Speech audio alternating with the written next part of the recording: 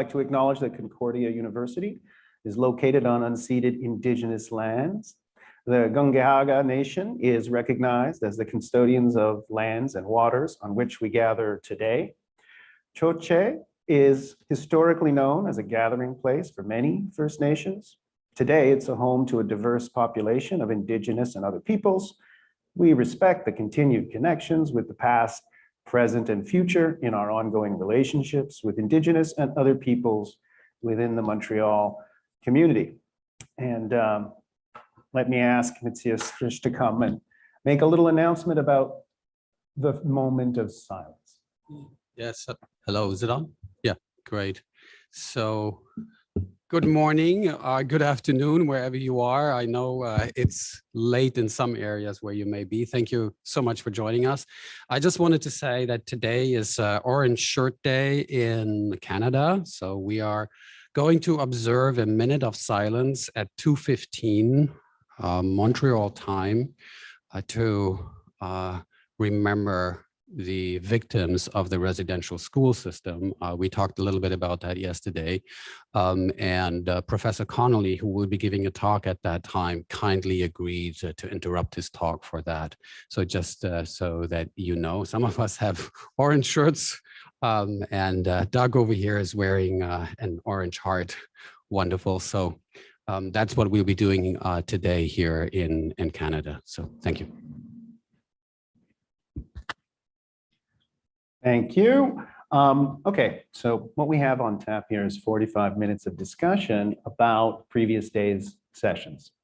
So I'll just briefly rehearse the topics of the last three sessions to remind us, and then I'll just ask for comments. If you're Zoom, please feel free to put comments in the chat, or if you want to, just raise your hand and we'll ask you to speak directly. Okay, all right, let's just briefly rehearse. So first, see if I can get it here. First talk we had was Professor Huldequin's talk, Confucianism and Intergenerational Ethics. In this talk, Professor Huldequin explored what resources Confucianist thought might have for dealing with intergenerational justice issues. And there were a number, in all of the papers, there were too many interesting concepts to rehearse right now. But I want to point to at least one fascinating turn in every paper. And the one in this first Confucian paper that fascinated me was the idea of the relational individual in contrast with what we might call the atomic individual. That is, the individual conceived of in Enlightenment thought on social contract versus the Confucian individual that is more relational, that is ontologically a matter of relations up and down the linear scale, up and down the time scale. I think that concept is fascinating, and perhaps, I mean, there are other things in the paper, but perhaps we can visit that. The second talk, Professor Fritsch, talk, Indirect Intergenerational Reciprocity in Indigenous Philosophy and its Relevance to Climate Ethics. Again, this talk there were so many concepts in here. Let me just rehearse a couple of the important ones. Asynchronous reciprocity. So this is the view that justice might demand reciprocity, where we understand vanilla, regular old reciprocity as the returning of good for good or evil for evil, it might understand reciprocity as non-bilateral, as multi-point, right? So returning good for good, but not to the originator of the good, right? It's not a dyadic relationship, it's open-ended. The result is a sort of web of interconnected reciprocal actions. And again, there were a number of other concepts, spiraling time, nonlinear time, and so on. But the one that I'd like to just point at as we go by is the concept of gift and gifting. Here, we're to understand the nature of the bounds of justice between generations as a matter of a gift that both, is bountiful but enthralls and in debts. This is a very complex concept, but it serves as the sort of central conceptual apparatus for understanding the bounds of justice between the generations. It's fascinating. Okay, and then moving along at a breakneck clip, Professor Workineh and her paper toward an indigenous intergenerational ethic, Manakitanga and Kaitaikitanga. Sorry. Again, too many fascinating new concepts to rehearse thoroughly here, but let me just say this. The view is that these traditional Maori concepts of intertemporal justice, they come to us already fully formed as concepts of intertemporal justice, right? Unlike our tradition, the Maoris have a deep and complex cupboard of concepts to deal with this. What's fascinating about these is that their application is so plastic. That is, the concepts are designed to adapt to changing circumstances. As a result, they're perfectly formed to, right, adapt to our new changing environments in the punning and non-punning sense, literally environments, but also the milieu that we've made. This is, again, fascinating. I can't do it justice here, but also the actual epistemology of this, it seems as if a lot of this thinking is rehearsed through epic narrative. And we should be somewhat familiar with epic narrative as a guide, right? Because our traditions have it as well. But it's a really rich method, right, for encoding concepts. So that's also fascinating. Okay, that's enough of my blah, blah, blah. Let's turn it over to our panel or our audience. And if anybody has a comment or a question to start, just raise your hand. And similarly, for those on Zoom, just raise your hand. Becky? Becky, yes. Please. So I wander over this way. Yep. And I can take my mask. Take your mask. There you go. Oh, okay. I feel as if I'm turning my back to you, but okay. That's the camera there you said. The little silver box. Oh, this Yeah, one. yeah. Okay. All right. Okay, I can keep you all in my peripheral vision. So my question is actually primarily for Marion. I was very interested in something that you touched on. Sorry, having my back to you. Very interested in something that you touched on to do with the way that atomization has implications for our relationship with our material realm and our environment, and that an atomized society is one that a society in which human relations have degenerated is one in which human relations between humans and the land has also degenerated. I think in the Western world, we seem to be fairly far along a trajectory of increasing degeneration in both departments. And it seems to me that simply being aware of that doesn't in itself give us the tools to address it.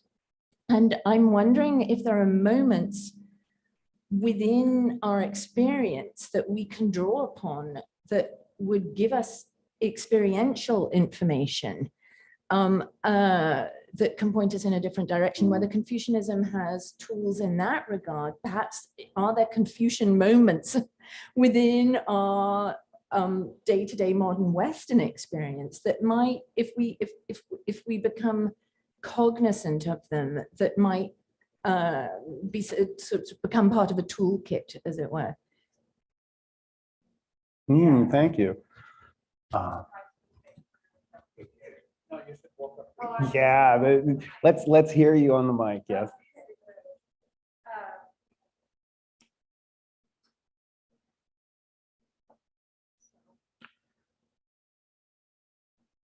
So yeah, hopefully I captured your question. Why don't you just grab the mic? Just grab the mic. Mhm. Okay. There you I go. feel like I'm on a talk show. There you go. So close to my mouth. Okay. Yeah, I don't know where to stand. Okay. Yeah, I like to be able to see you while I'm speaking to you. So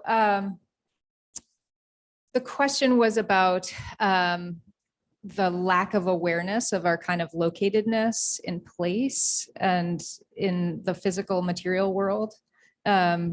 And whether there might be sort of some Confucian strategies for raising awareness about that locatedness. Am I capturing your question right? Yes, but if as we are already atomized,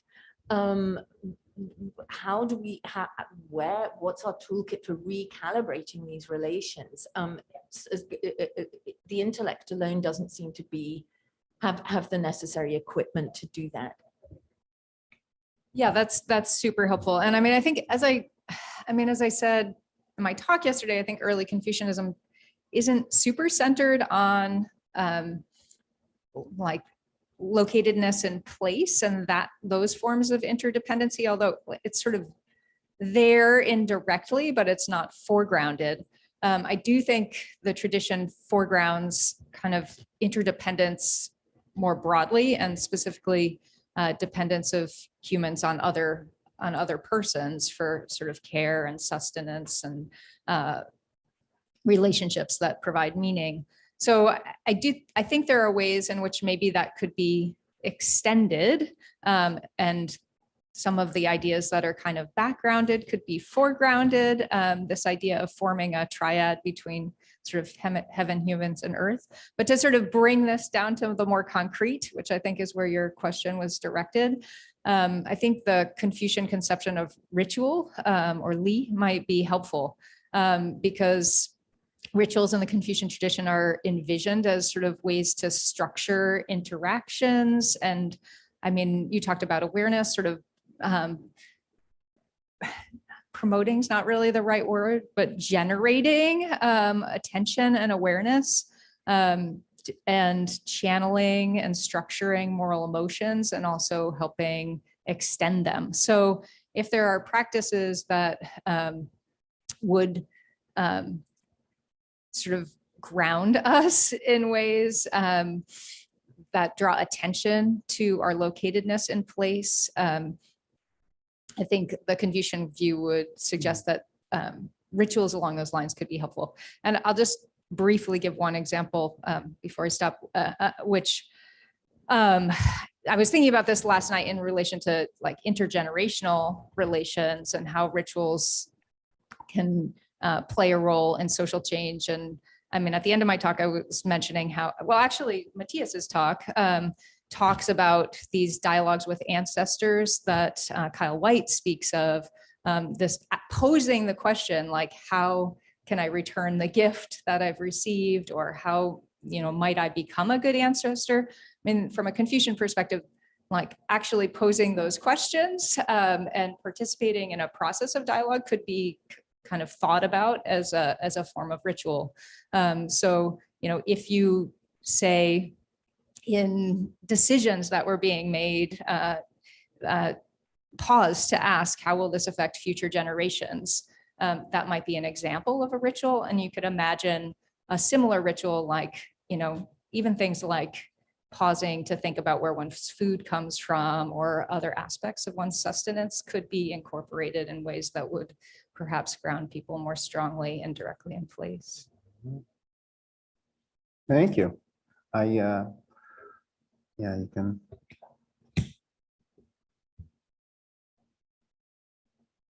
I was taken by the pro-social nature of the Confucian thought. I've zero acquaintance with Confucian tradition, but I have some acquaintance with Buddhist tradition, Taoist and Buddhist, and they are, in comparison, so centered on the individual, right? The teachings are about how to make yourself the way you ought to be. And from what I hear, Confucianism isn't like that. It's socially focused. It's about making the culture in the community. It's just very different. I didn't know. Okay. Let me not dominate the conversation. Okay, so does anybody else have a point on that before we just throw it open? No? Sorry. Oh, see, I'm just ignoring. So we have a question for Matthias. Here, let me read it. First, this is from Shelby Nalwid Meisner. Meisner? Sorry, Shelby. Okay, here's the question. Let me read it out. Found your talk very interesting. Thank you. If Western interpretations of the 7 generations teaching were broadened to include non-heteropatriarchal conceptions of family and ancestors and non-human ancestors, does that expansion in any way interest the obligations, change the way obligations of intergenerational reciprocity work? Sorry, I garbled that, but did you hear, right? Non-heteropatriarchal familiar structures, how might that change the relations of intergenerational obligation? Yeah, thank you, Shelby, for that question. Find this way? Which way do you want me to turn? There's a camera there. The camera, okay. I think that's a very good question, and I'd be happy if we could all think about this. That is, when one talks about, I think, intergenerational justice in the sense of parents, children, relations, grandchildren, and so on, and that appeared in my talk. There is, of course, a very legitimate concern that we are presupposing a heteronormative family structure, and then we're building intergenerational relations on that basis. So I think your question is pointing us to the dangers that are inherent in that, and I want to acknowledge the importance of that. I think this also applies to Marian's talk about early Confucianism and so on. So my response, generally speaking, and it may not be concrete enough for what you're looking for, but my general response is that I don't think that asymmetrical reciprocity, the way I presented it yesterday, depends upon biological relations. It can easily, in my view, extend to non-biological relations, and in fact already does. So the crucial point of the source of the obligation in what I call the inappropriable or the unpossessable has to do with what Kushan in her talk so wonderfully addressed under the heading of relationality with the land, with the waters, and but also among people and different peoples. And it's that relationality, very broadly conceived, I think, that is critical here, that is both spatial and temporal, and so has intergenerational relevance. But it need not be a family relation. On the other hand, so I mean, that's what I'd like to say. On the other hand, though, I do think it is significant that we are all born of mothers. And so there is, biology doesn't just disappear entirely. We can, of course, imagine lots of different structures that are not heteropatriarchal, not heteronormative, and I'm very open to that. But it is also true that we we are bodies that come from bodies. And so there is some biology there if we want to accept that, but of course not endorse a heteronormative, heteropatriarchal structure. I think that's about what I wanted to say in response. Oh, thank you. Well, let me just ask Shelby, if you have anything further, you can chat or raise your hand. She says thank you, but okay. Okay, good. I was wondering about how we demarcate, right? Like she is, the groups that are part of the gift relation, right? So there's a simple way to do it, planet-wide. Okay, everybody, all humans. But you have a much more sort of precise and sophisticated view where different parts of the, right? Different parts of the polity have different futures, different gifting relations. So how do you demarcate, right? How do you pick out which group is the gift recipient of, right? And well, not biologically, apparently, right? Or not necessarily biologically, am I right? Right, right. Okay, please. There are huge issues here, and they're political, they're historical, they have to do with family politics, even tribal politics, and so on. So, and I don't imagine addressing or solving here. So what I think is that what I find interesting about asymmetrical reciprocity, indirect reciprocity, some call it transitive reciprocity, and so on. So that it has different sources. It pops up in different forms of literature, in different communities, in different traditions, and I don't claim to know them all or draw on all of them. So I think it is, on my account, it is a social ontological account pertaining to the human condition. So in that sense, it's universal. However, it is accessed always from within particular traditions to which the concept itself refers us.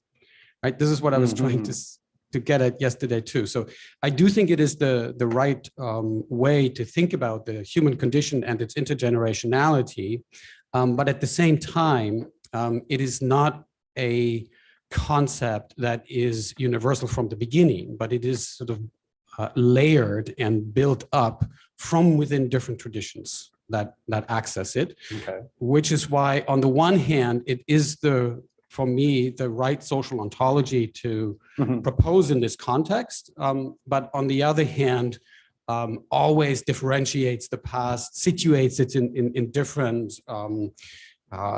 communities, histories, and so on. So that's very generally the answer I'd like to give.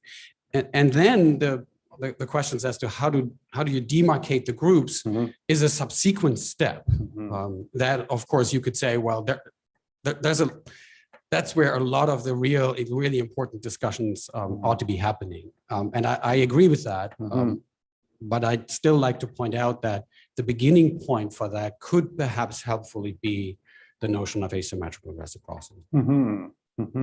Yeah, so initially I thought that the demarcation problem would be solved by the initial gifting, that somehow the destination would be in the gift, but not apparently. Like the gift relation is a little more plastic, right? It might obtain with different future groups, right? Yes, precisely. And so part of what I called the inappropriable aspect of the gift that we also talked about in our exchange in the Q&A yesterday is that there is an element in the gift that doesn't allow the recipient to claim a specific donor exclusively. Right? I mean, in the sense that, there's an ancestor, but that ancestor depended upon previous ancestors, who depended on previous ancestors, and so on. So at some point, the line becomes untraceable. And that doesn't mean that you cannot say, well, this was gifted to this community, this land was given to this particular community, but it does mean that we need to rethink concepts such as property, for example. So property and title may not be the right way to go here, right? Yeah. And I mean, this is an issue that comes up in North American discussions around indigenous titles to lands quite a bit. And in this context, I'd like to recommend Robert Nichols' recent book, Theft is Property. I think I recommended that to you before. So it's kind of a retroactive claim as to why indigenous peoples have title to the lands, right? It is, you know, as Kushan did in our discussion yesterday as well, when she was talking about where the gift comes from in response to a question from Lisa Gunther, she said it doesn't come from title, it comes from belonging, right? I just want to remind us of that discussion. It comes from belonging. And it doesn't come from an original title. It doesn't come from the claim that, well, we were here first and that's why we own it. Right? That's often what indigenous peoples don't want to say. They don't want to say, well, we have the same concept of property that you have. It's just that we were here first. And so that's our title. No, I mean, that's my understanding. They want to say, no, we don't have the same concept of property, but that opens them to the objection then, well, then you can't complain that there were others that came after you and took it and occupied it and so on. I mean, there's of course the question of genocide and so there are other problems associated with that historical violence that we also addressed yesterday to some extent. But the need to claim title is only in response to the dispossession. Right? Otherwise, this is my understanding. Otherwise, the source of the gifting of the land is understood differently. For example, belonging. That was one of the proposals in a relational sense.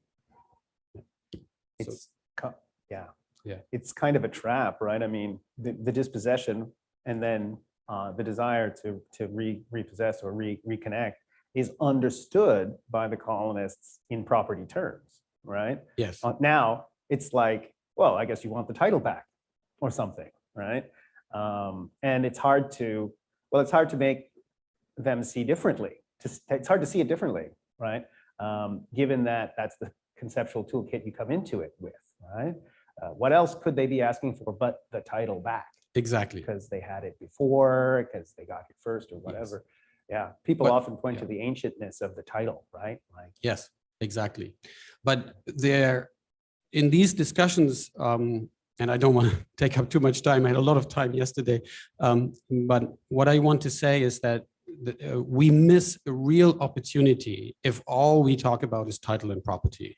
We miss an opportunity also for intergenerational justice and for climate ethics, I think, to understand the relationship to ancestry, land and environment differently. For example, in belonging. So I'm just picking up this concept because it came up in discussion and sort of a shorthand for the many wonderful and beautiful things that Kushan's talk gave us. And so I'm just trying to say we should not miss this opportunity just because we squeeze indigenous conceptions into a position where they have to claim title. Yeah. Yeah. So that's what I'm trying to say. Excellent. Okay, we have some. I think there was Mario. Yes, so there's Mario in the queue, and then we'll go to the audience. We'll try and go back and forth. Mario, are you with us?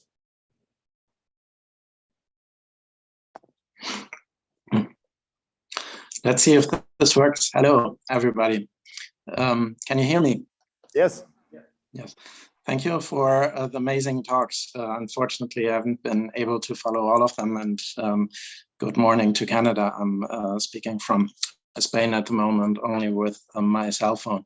And those parts of the talk I was able to hear, I very much enjoyed, and especially the talk about Confucianism. And Matthias, I would also like to raise a question. I think for Marion's talk, it was quite important to introduce the family as a basic unit, but also introduce the teacher-student relationship as a different relationship. And I was wondering if she could say a little bit more about this Yan Hui episode and Confucius overly excessive mourning, and what exactly was it that the students of the other students of Confucius who didn't have an untimely death found objectionable in Confucius' overly mournful attitude? Was it that it wasn't a family relationship, or was it that it wasn't properly ritually orchestrated, or was it the fact that it was directed at a student and therefore at the next generation? So I'm wondering her interpretation about this, and maybe building on this, also building on the previous questions. My worry, both in the gift-giving scenario that Matthias lays out and in the Confucian scenario, is that familiarity as a starting point for these kinds of intergenerational relationships that we find, I assume, both in the Maori example of the 3 previous and the 3 following generations, and also in the Confucian example, whether this may make it difficult to have this kind of expansion. I know that both of you emphasized that this could be a universalizable notion, and in Confucianism we have these ripple effects.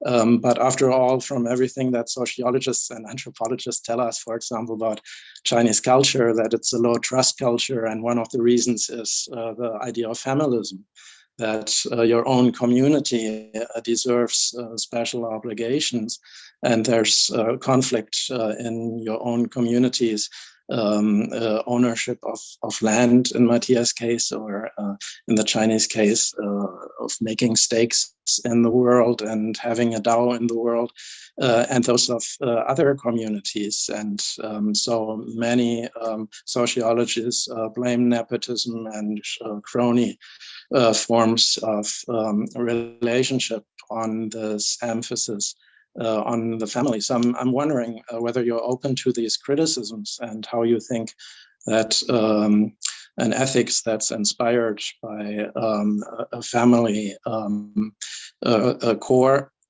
basis, is actually able to open itself up to other forms of being open to newcomers and non-familiar others. Thank you very much.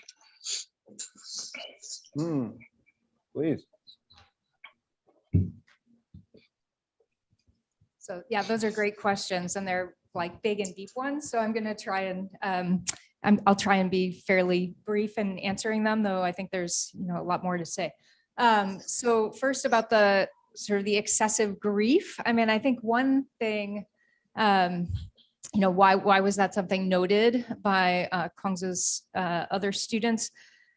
I mean, there are fairly elaborate rituals of funerals and mourning in the Confucian tradition, and I think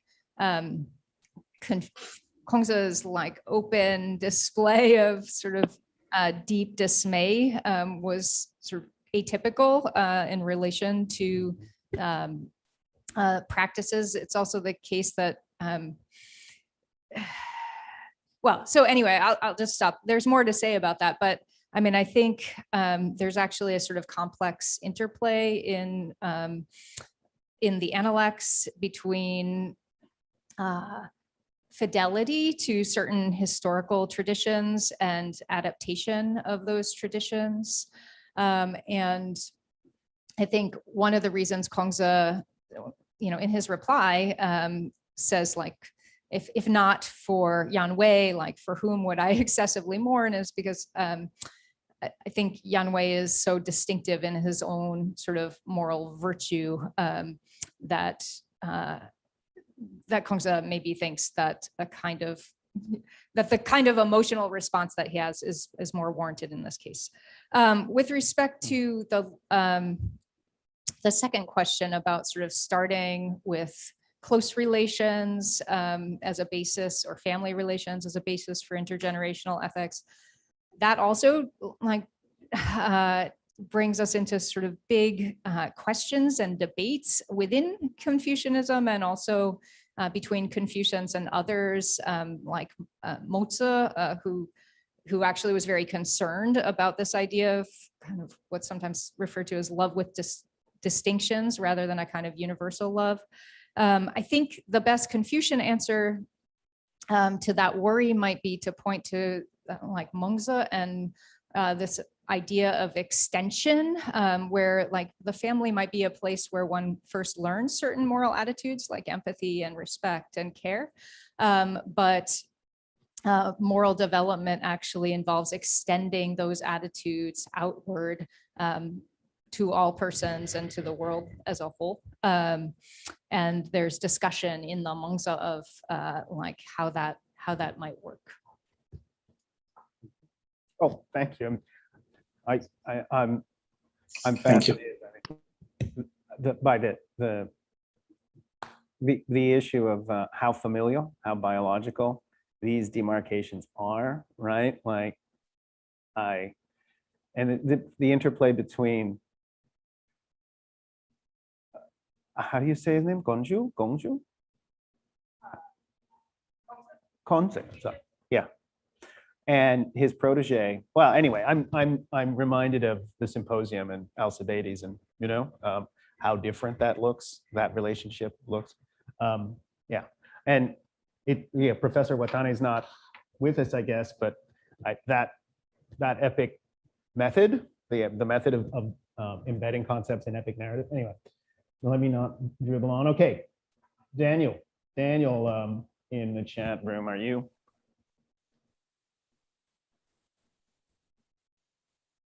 Oh, you're on mute. You're on mute.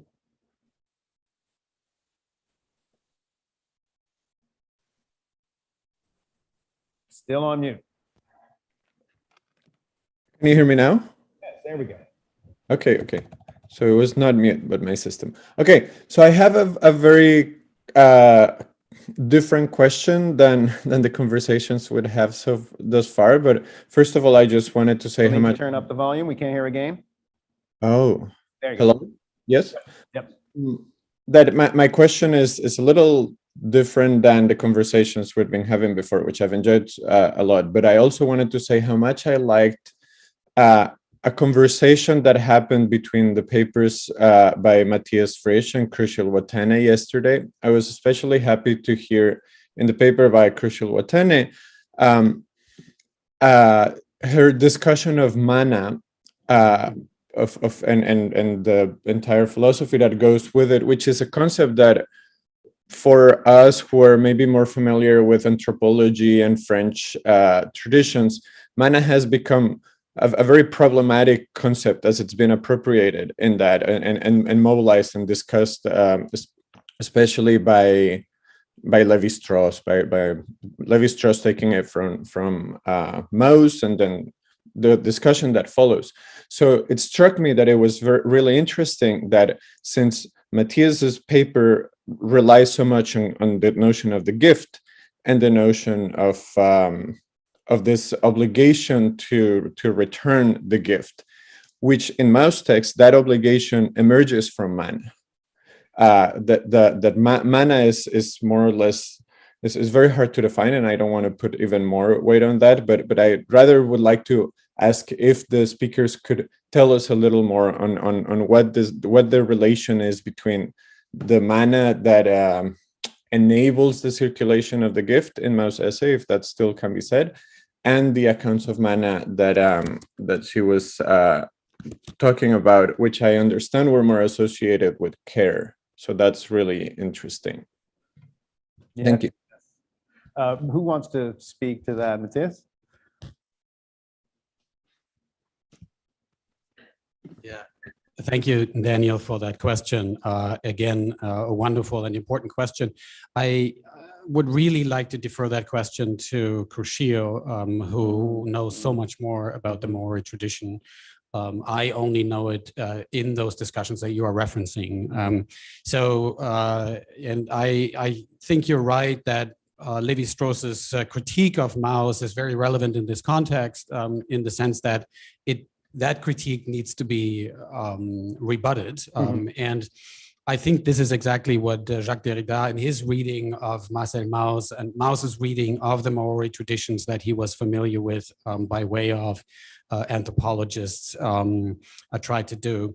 But briefly, we're really out of time here, but Lévi-Strauss rejected the notion of mana as an explanation of the return obligation on the gift, saying that Mauss should not have relied so much on what he called a magical notion. So it's just magical, and you don't really have a sociological explanation here. You're just resorting to some voodoo concept, is basically what Lévi-Strauss said. And there's been a lot of literature responding to that and saying, no, mana has some real significance here. And including, as I said, Derrida, but also others. It would have been great if Crucio was here and could explain mana better to us and maybe reinsert it into this context unfold the relationship between mana and relations of care as she was explaining them yesterday in their relevance to intergenerational ethics. So I'm going to leave it at that, but thank you for that question. Like Matthias said, we're out of time. We have to make room for the next panel. Let's have a hand for our speakers. Thank you, and I'll decamp. Awesome. Thank you, Alan, for that great moderation. We are setting up James Miller now. I know James is there. Hi, James. Welcome in. If you'd like to go ahead and if you have any slides to share, we can kind of practice that now with everyone here. Jing is here to moderate the session. What I wanted to say is for the participants here, during your coffee break, we'll probably fix this camera where to look issue. So I think what we'll do is put the camera there so it can see the whole audience, and we'll pass the microphone around since you're all passing the mic around anyhow. So this will hopefully fix this issue. So James, welcome in. Hello, good evening, good morning. Hi there. Are you going to be sharing any slides for us to look at? No, I'll just do this old school, if that's okay. Wonderful, excellent. Well, in that case, then I'll pass it over to Jing. Are you okay with your mic? I think so, okay. All right, so now I'm unmuted. Hi, James. Hello. Thanks for joining us all the way from Shanghai. I hope everything is, I hope the evening is nice. Yes, great, thank you. Great, so we're taking a minute or two until our audience are settled here.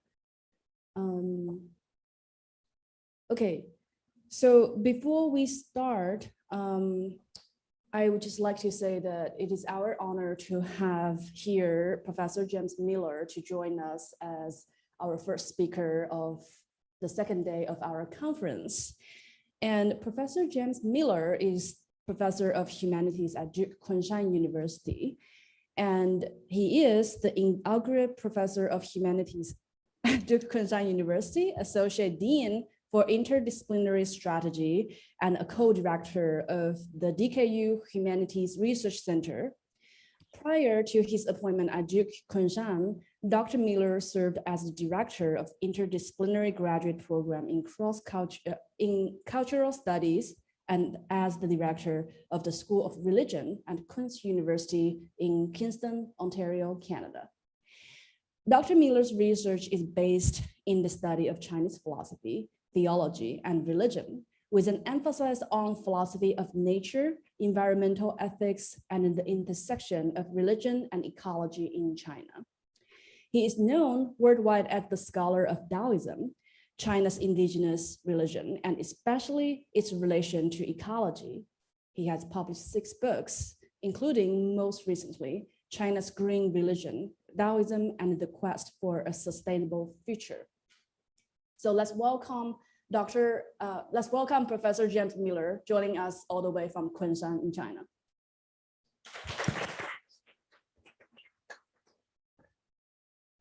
Thank you very much. It's wonderful to be with you all today. I apologize for my slightly louche appearance.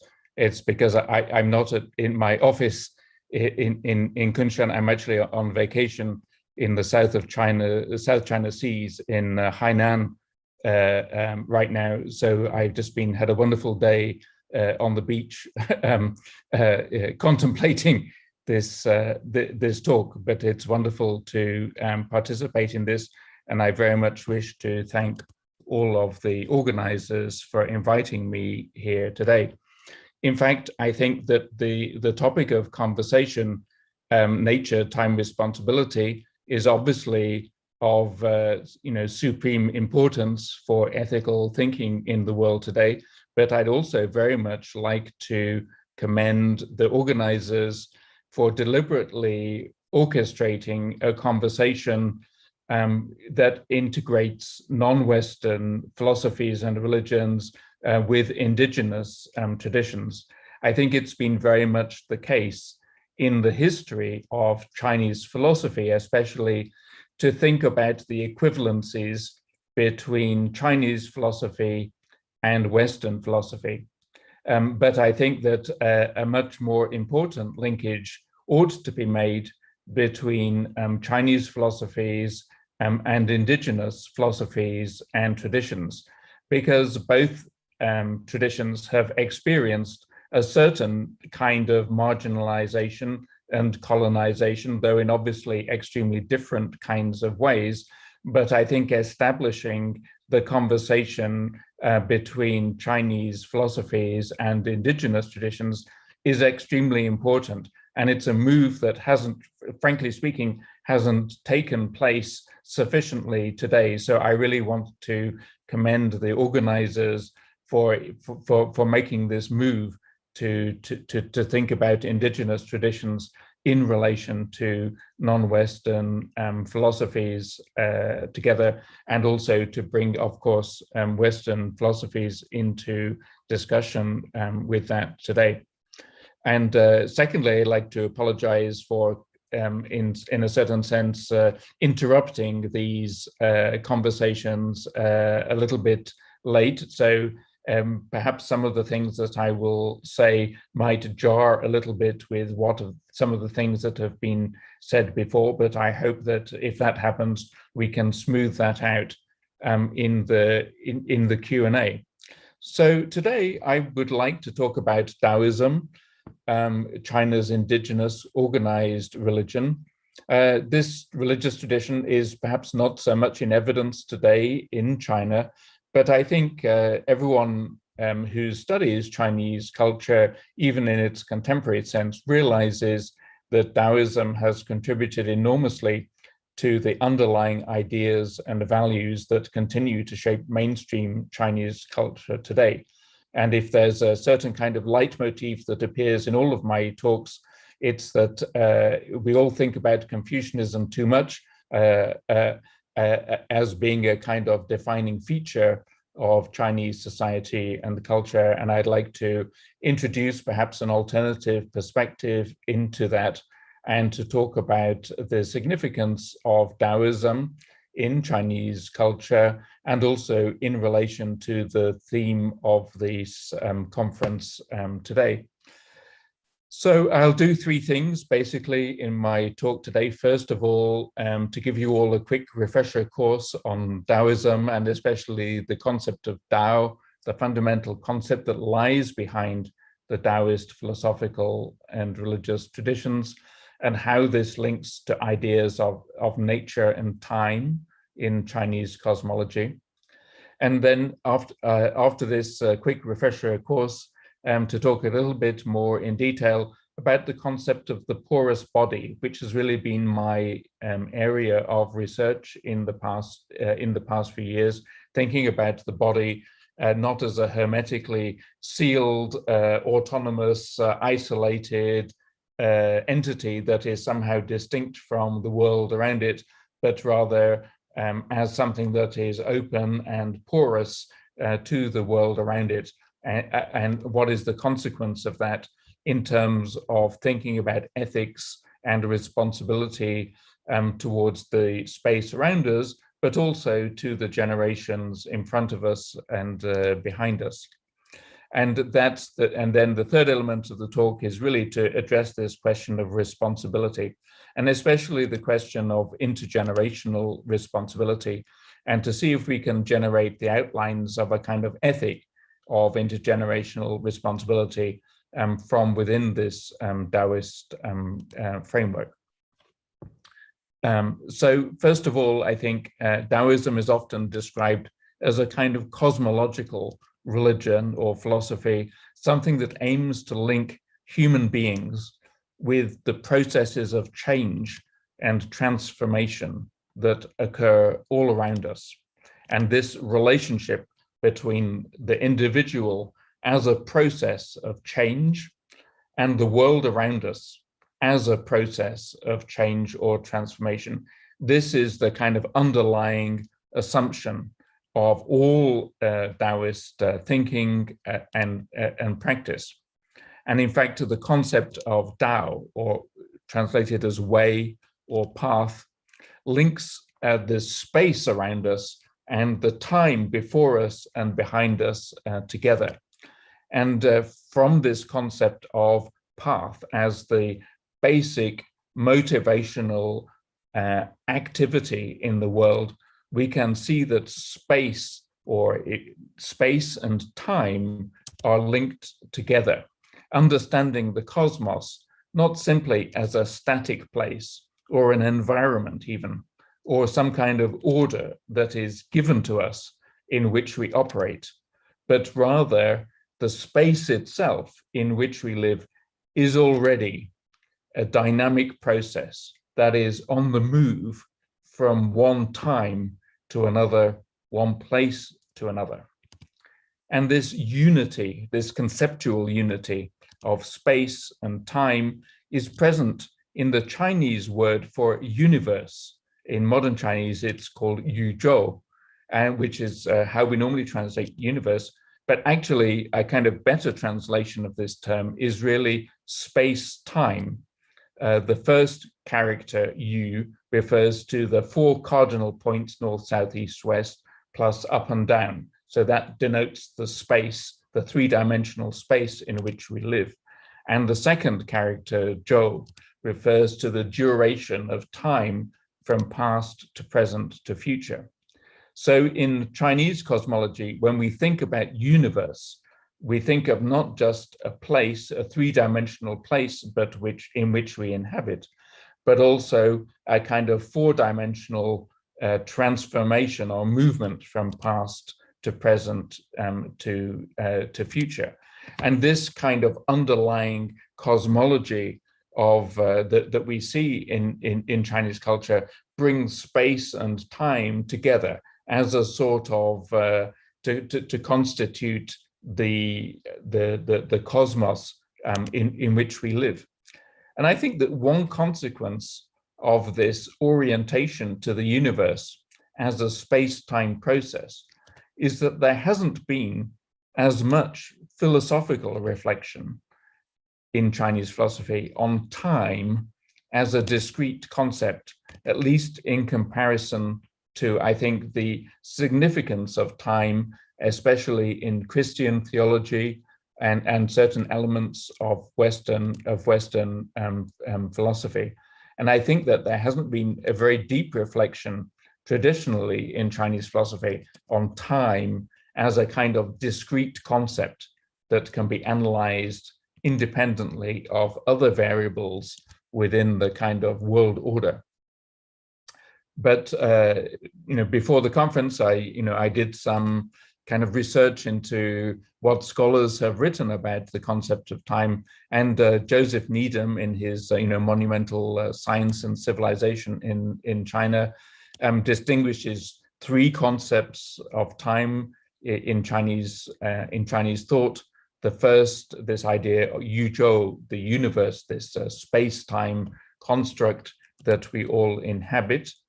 The second is the word in Chinese shi, which means time in modern Chinese, but it also means timeliness or doing things at the right time. Another translation for this is seasonality. And I think this is actually for those, for people I think for Westerners who come to live in China, this is one of the kind of aspects of Chinese culture that people come to appreciate as being quite distinctive in China as compared to other places. It has a deep impact on food, medicine, ritual, doing things at the right time, making sure that human affairs and cosmic affairs are aligned. My own personal experience living in China, we're soon coming to the national holiday in China. This is the October 1st day when Mao Zedong proclaimed the independence of China after the victory against the nationalists in 1949. And this is a period in China when suddenly everything becomes controlled more strictly.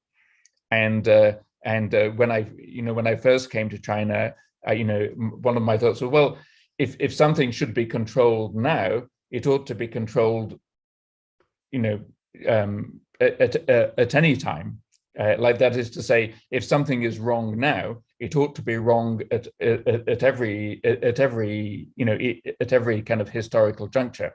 And I think one of the things that I kind of soon learned when I was a student who first came to China is that no, that's not the case.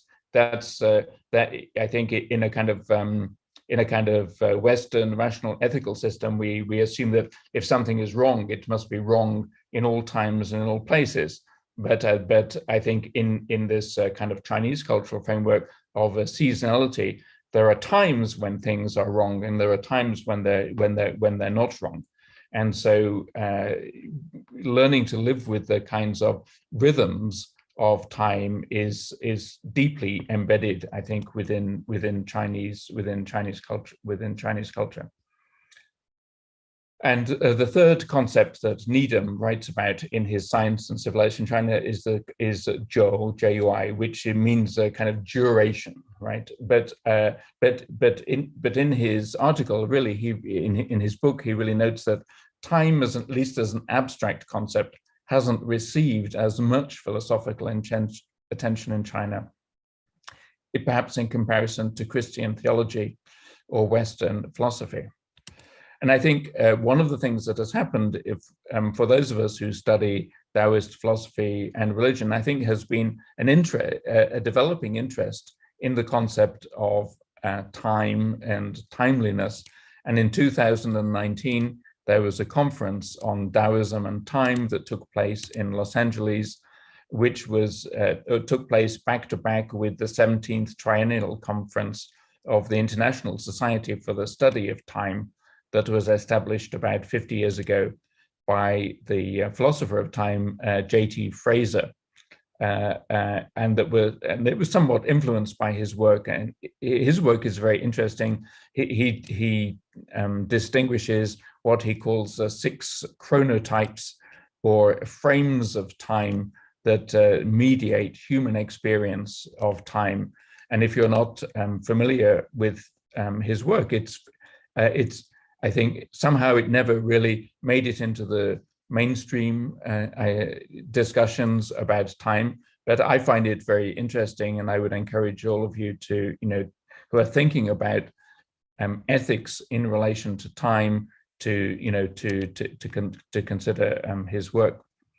But there's one concept that he brings up, which is understanding time as transformation. And I think this is really key to understanding the Taoist experience, and because the concept of transformation is such a key word in Taoist philosophy and religion. And I think it gives us an orientation towards thinking about responsibility to past and future generations as well. So I think a common understanding of time that we see in some Western philosophies and also in some Indian philosophies is that time basically is associated with change, and change fundamentally means decay or loss. this means time means the transformation of something that is now into something that is not in the future. And this transformation of what is now into what is not in the future is perceived negatively. It's a loss of identity. So we imagine our identity as something that is constructed in the present, and when it transforms into something that is not what is there now, we think of this as a loss of this identity. And what we crave really is the permanence of this thing, the continuous or infinite extension of the thing that is now into the future. And one of the contributors to these discussions in Los Angeles, Jing wrote, trying to describe this phenomenon, he said, the transience of time originates from a sense of loss. It's a sense of loss that the passage of time is most clearly and painfully felt. All present and the future is inevitably becoming the past. Everything that is gained in time will eventually be lost. Moments are given and then is gone. Life is given to us and we are running towards death every minute. All beings have already, are becoming, or will becoming non-being. And I think this is a very profound and significant thinking through the experience of time as the loss of identity and becoming nothing in some way. But I think the difference in the Taoist context is that this transformation, this change of identity in the present to some kind of non-identity or changed identity in the future is also viewed positively. Taoists think about this basic understanding of Tao as a wellspring for cosmic transformation, a path of space-time. And what we see is that the passage of time, alternation, transience, things becoming what they are not, is precisely the source of life. That is to say, change, transience, or impermanence is precisely what enables life to take place in the first place. Biologically, we know that the processes of evolution could not take place without the deaths of individual animals. In fact, it's death or loss that enables life, growth, and evolution to take place. So rather than viewing transience with a sense of loss or regret, Taoists tend to celebrate the transitory nature of life as intrinsic to vitality. To move, to change, to alter is to be alive. To remain the same or unaltered is in fact a horrifying prospect. Those of you who are familiar with the stories of Zhuangzi, one of the most celebrated and well-known and well-translated early Chinese philosophers, know that he has many stories about people who have suffered loss in some way. They have become disabled, they have lost limbs, they have transformed in some way that is perceived by society as being negative. But from their point of view, this experience of transformation is not disabling, but rather is viewed positively as part of the process that enables people to have life in the first place. And in the animal kingdom, there are many stories of transformation of animals that become other kinds of animals, or the chrysalises that become butterflies and so forth. And this process of extraordinary transformation, which also means loss, is also vitality. So that's the kind of basic, I think, philosophical orientation that we have to think through in order to understand the question of responsibility from a Taoist perspective. And I think this, so I think what we have to understand from this is that the origin of what is ultimately considered to be good is not based in something that is eternal or impervious to change or utterly transcendent, that cannot be transformed or changed by human activities. But rather we have to start from the point that all of this change and transformation is what enables anything good to exist in the first place.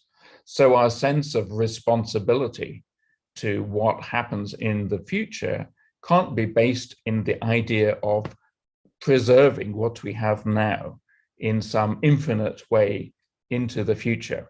So it can't be quite about conservation in a kind of deeply conservative way, or even sustainability. And if what that means is sustaining the kind of life that we have now as being the best possible kind of life, and we want to somehow preserve that infinitely into the future. I think that's really a misunderstanding of the processes of change and evolution from a Taoist perspective.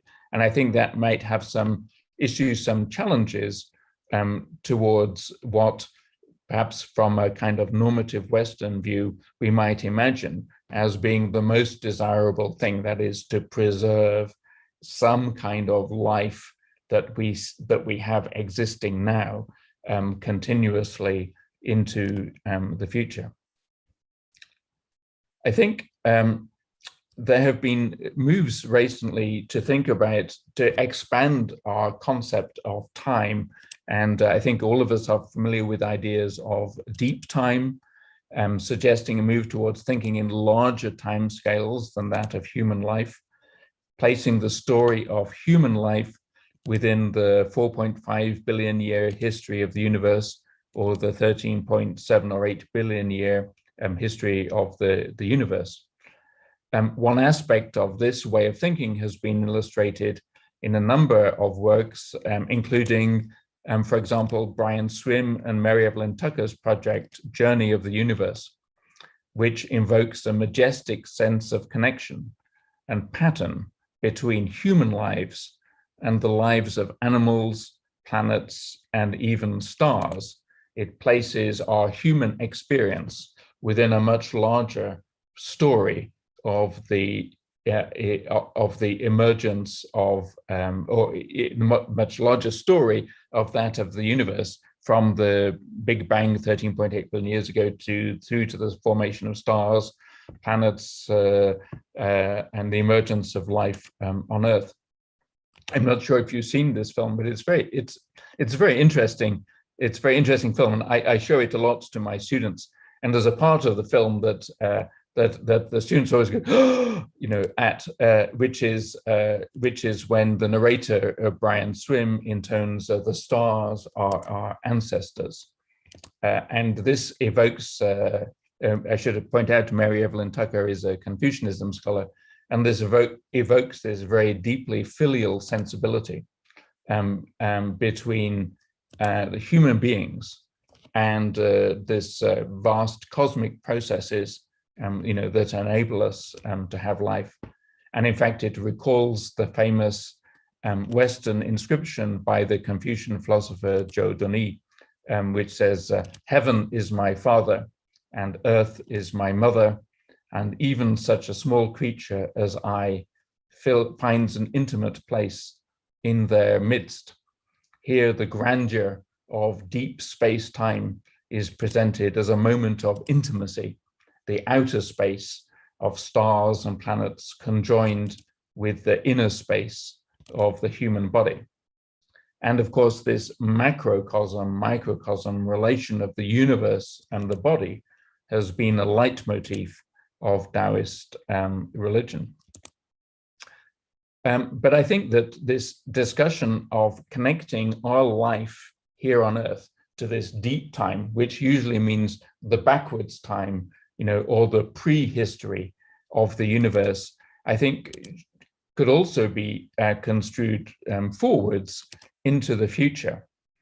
And I'm not sure if you're familiar with the work of David Farrier, but he has written quite a lot about the importance of thinking into the long term, construing deep time, not in terms of the prehistory of what has enabled us to be here, but conversely, what are the deep time effects of contemporary human life into the future?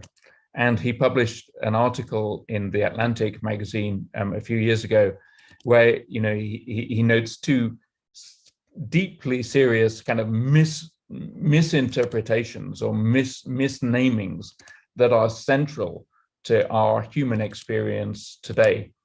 The first of these is the word plastic, which of course in its proper meaning means something that is malleable or transformable. But of course, as we know in the world today, plastics are anything but plastic. They are things that persist into the deep time of the future and will last much longer than we do as individual creators or possessors of things that are plastic.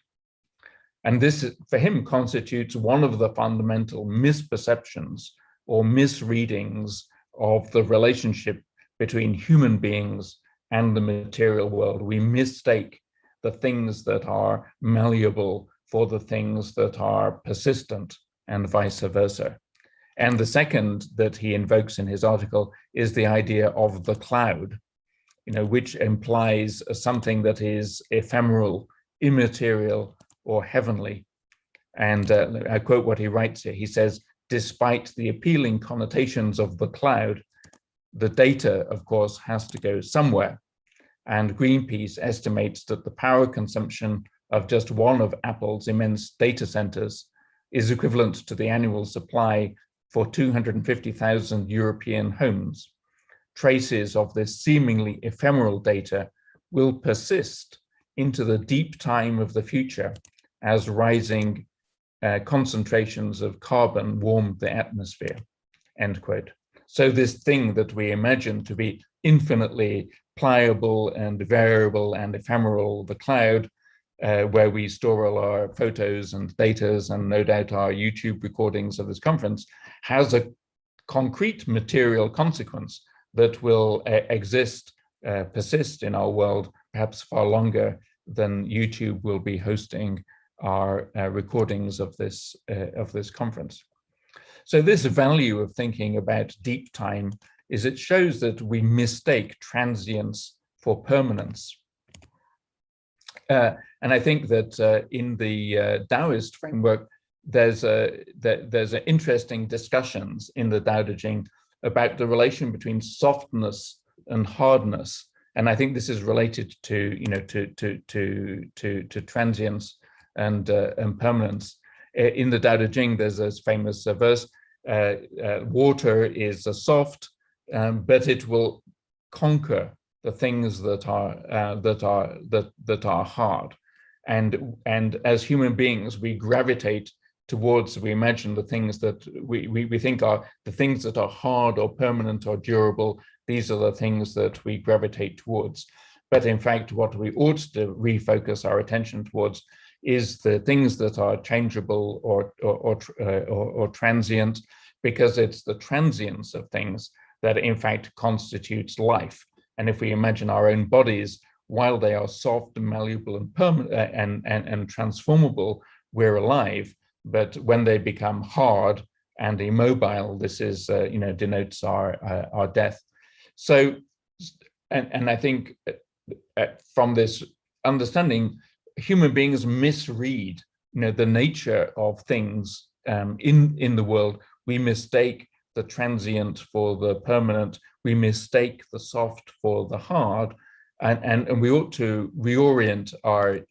We ought to somehow reorient our our direction in these ways. The second kind of reorientation that I just want to mention briefly, which is basically the argument I make in the book, China's green religion, which is that we think of the environment as something that is outside of us rather than something that is inside of us. And so we have this trope of saving the environment or taking care of this thing that is outside of us. And I think that it's this idea of saving the environment is a kind of misguided concept in the same way that we misread soft and hard, transience and impermanence. We misread what is inside the body and what is outside the body. So that's the idea of saving the environment preserves the notion that the environment is a thing that somehow exists in this space outside of our bodies, and it presupposes that our bodies are these kinds of hermetically sealed things that aren't actually directly connected to the thing that is outside of them. But Taoist art and imagery is famous for its depiction of the body as a landscape using images of mountains, clouds, and stars to show this Taoist experience of energy flowing through the meridians of the body. So rather than thinking about the environment as something outside of us, I prefer to refer it as the environment, not environment, something that insists deeply within our bodies that informs our existence. The environment is not a backdrop on which human actions take place. Rather, it informs, insists, and indwells our bodies, enabling us to have life. And we can think the same way about time. If from a deep Taoist perspective, the world indwells the body just as much as the body indwells the world, so also time inscribes itself in human history just as much as human history inscribes itself within cosmic time. The result of this mutual imbrication of the body and the world, human history and cosmic time is not, from a Taoist perspective, transience as loss or death, but rather transformation as creative power. To think through space-time is not to imagine human life as a transitory flash within the majestic unfolding of the evolution of the cosmos over 13.8 billion years, but rather to see our transience and the transience of the cosmos itself as complex, undetermined processes of creativity. And inasmuch as human actions enable that transitory creative process to continue, they should be celebrated. But inasmuch as our actions inhibit the flourishing of the world through ossification, they should be deprecated. Our error comes when we mistake one for the other, when we treat what is plastic as disposable, when we treat the data clouds as immaterial and ephemeral, and also when we treat the environment as something that is outside of us and not inside of us. So that's my framework for then thinking about the question of responsibility. And I think there's been a lot of research about Taoism, the environment, ecology over the last 20 years, but this is largely focused on nature and environment, if you like, the space element of things rather than the time element of things. In fact, perhaps I'm also guilty of this. I previously wrote that one way to think about the difference between Confucianism and Taoism in Chinese thought is to think of Confucianism as taking care of the time aspect and Taoism as taking care of the space aspect. And so, as I think you've heard previously in your conference, Confucianism is basically concerned with patriarchal genetics, and anchored in the concept of filial piety. Filial piety is the foundation of Confucian ethics, which means the obligation of one person to his or her genetic creator. That's the foundation of ethics in Confucianism. If that is your ethical foundation, then it's principally the responsibility of younger generations to take care of older generations and not the other way around. Confucianism is founded on intergenerational ethics, but it is ordered absolutely the wrong way around from the perspective of thinking about long-term responsibility for the Confucians. Perhaps you've heard Confucian scholars in your conference yesterday or today who will try to talk you out of this, But if they do, I think this will be due to their sophistry and casuistry. I really don't think it's in the DNA of Confucians to worry about 7 generations into the future. Rather the reverse. Descendants have the obligation to take care of their ancestors 7 generations into the past. So I think Confucianism is absolutely the wrong way to go about constructing any kind of ethics of intergenerational justice for the future. I'm sure Mario will disagree with me later on. But can Taoism remedy this, what I see as a kind of defect in Chinese philosophy, an indifference to the future? And I think this is precisely what is captured by Marxist reformers in the early 20th century in China. They see that the basic orientation of Confucian philosophy is not actually to worry about future generations. It is to worry about the past. And so from their point of view, in order to bring about the birth of modern China, it's important precisely to overthrow Confucian thinking with Marxist thinking, precisely because Marxism is a future-oriented philosophy.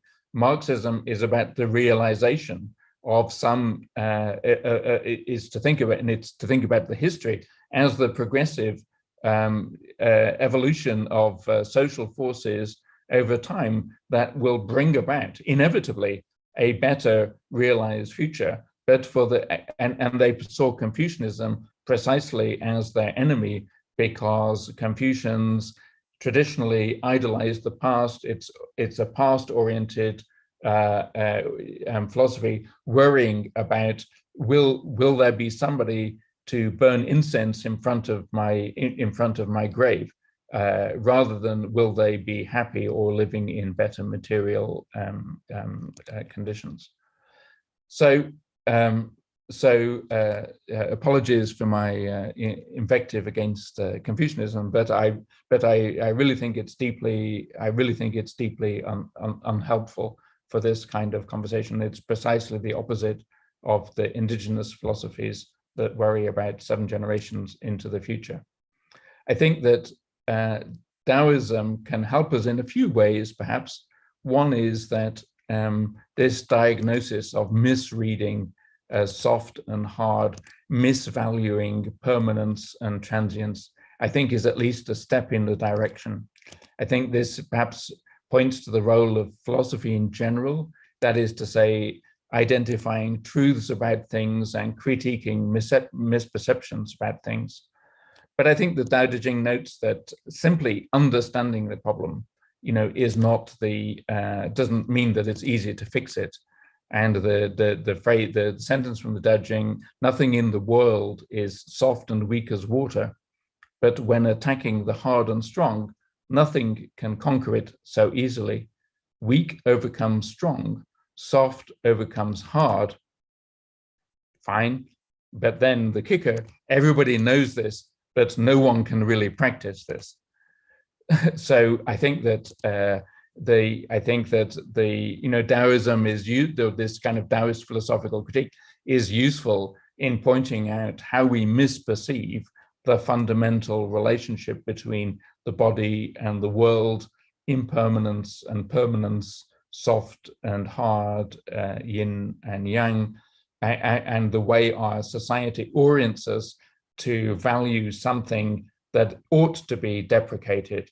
And I think Taoism has always presented this counter-cultural or counter-mainstream view that I think is very valuable in the world today. But in terms of what do we do about this, it's perhaps less, it's a consciousness raising, but less so much of an organizational kind of framework.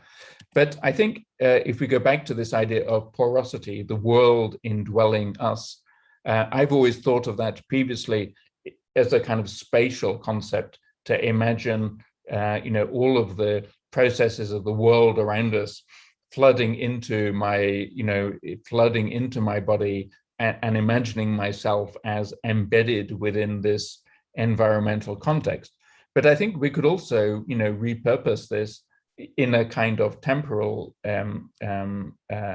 space that is of thinking about myself as something that is receiving these vital forces from the past and transmitting them forward into the future. And I think that's the basis for constructing a kind of intergenerational ethics. Frankly speaking, however, Taoists have not really been deeply concerned with imagining the futures of their children, let alone their children's children. And they've rather sought to cultivate ways of living in the world that maximize the flourishing of the self. But I think this ethic of self-care is not selfish care. The ethic of self-care can only be realized in the context of this porous body, porous spatially and temporally.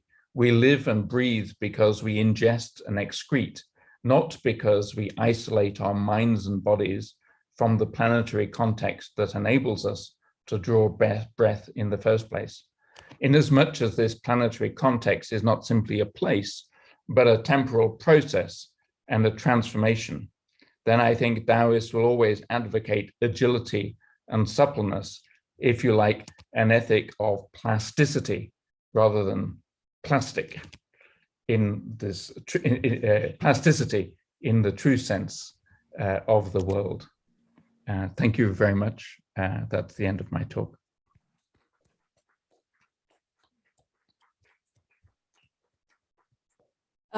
Thanks, James, for this very rich talk. And so we have about 30 minutes left, and then I want to remind our participant to keep your questions or comments short so we can have more people participate in this discussion. So our audience here or audience over Zoom, if you have a question, raise your hand electronically or yes, Becky, you can.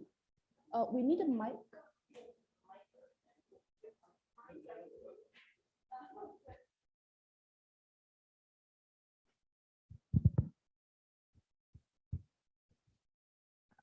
Thank you so much. I can't see James anymore. He's disappeared. So I'll just, oh, there you are. Hello. Are you, I'm not sure if you see my face or the back of my head.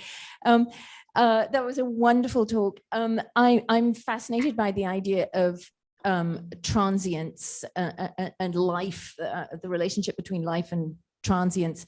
And I'm thinking about the porous body, and I'm thinking about the way in which we're porous, not just to these sort of massive sort of cosmic forces, but to the microscopic and the minuscule, and that actually our bodies are astonishingly transient. I mean, I think more than 60% of my body mass is bacteria who have already replicated, I don't know how many times over in the time that I've just been talking to you. And but we've tended to, we seem to mistake our friends for our enemies because we tend to repudiate the minuscule. We have a very messed up relationship with bacteria, with insect life and the microscopic forces that life depends on. So I'm wondering if Taoism has, I'm very new to so many of the things you're talking about. So I'm just wondering if Taoism has anything to say about very small life forms and our relationship with them. Thank you very much. I think that the question, I think the issues you raise about understanding the bodies in terms of all of these processes of life that I think are something that's very fascinating. I think has been taken up quite a lot in philosophy and ethics recently. I would, of course, Taoism is a very old way of thinking that has no access to knowledge about these kinds of that has these kinds of things, and has largely been kind of directed upwards, like many axial age philosophies and religions, to thinking about the stars and the heavens, things that are somehow above us rather than below us in some way. I think there are two things that I think that are relevant here. One is that I think that in a lot of Taoist texts, especially in Zhuangzi as well, there's attention paid to all kinds of small creatures. And these are maybe not, bacteria or things inside the body, but butterflies, centipedes, these kinds of things, which are understood as conveying information or even the values about the way the world works, which it would be useful for human beings to pay attention to. So I think at least the concept of paying attention to the non-human, I think, is definitely there within the Taoist tradition. There are things to be learned from the way that non-human animals do things that are relevant for us. And then secondly, of course, in the Taoist religious practices, like also many Tibetan or tantric yogic practices, the focus is on the inner body, but this is usually understood as in terms of the energies that flow within the body, and of course there's no scientific understanding of what this of what this might mean, but there is at least the realization that there's something going on inside our bodies that makes us live, and that this thing that goes on inside our bodies is also connected to the thing that goes on outside of our bodies, and that perhaps I think this new understanding of our microbial nature and the way that is connected to the environment around us, I think is something I think that could be an area of possible synergy or relationship in the future. So I think that's definitely a very fascinating area to explore. So thank you very much for your question. I think next is Matthias.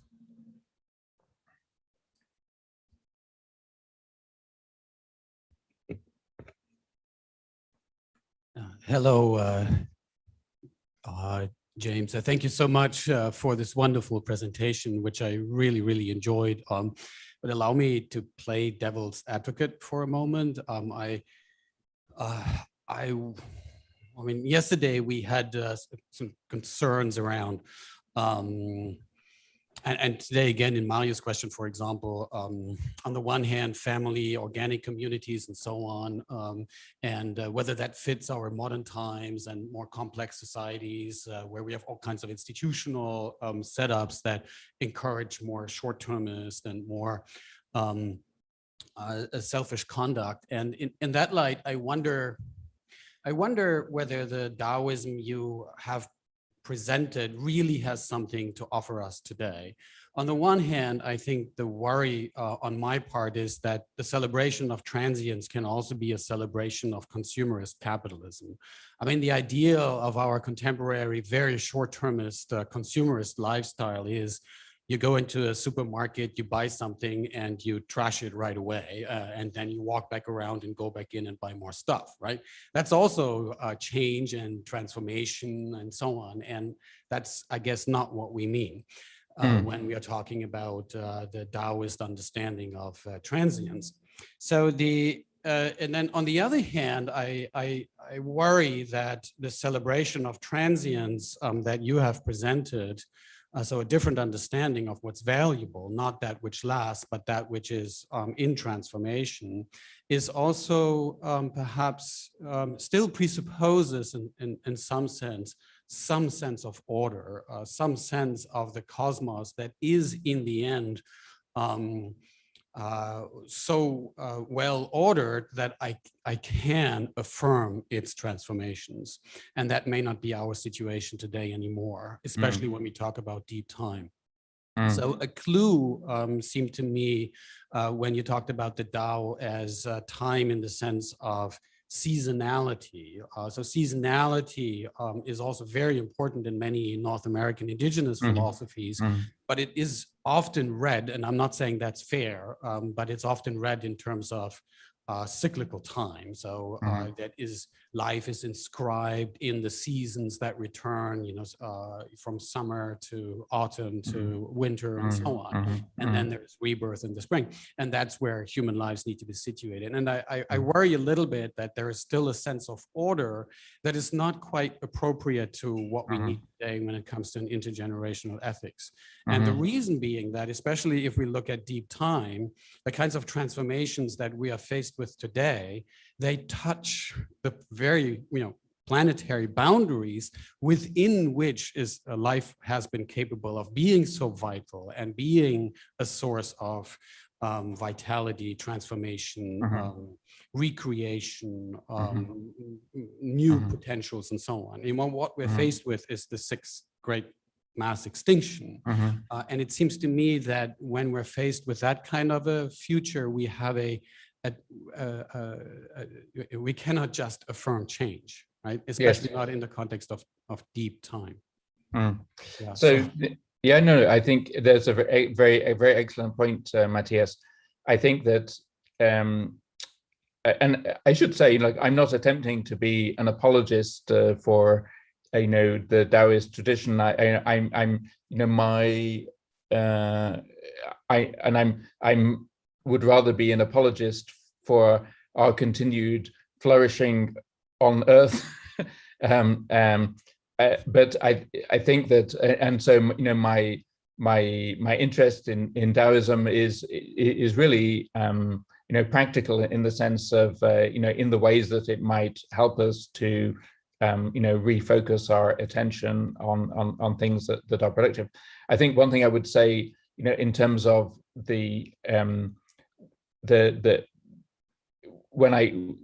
I think when Taoists talk about transience, what they mean is transience or transformation that produces flourishing.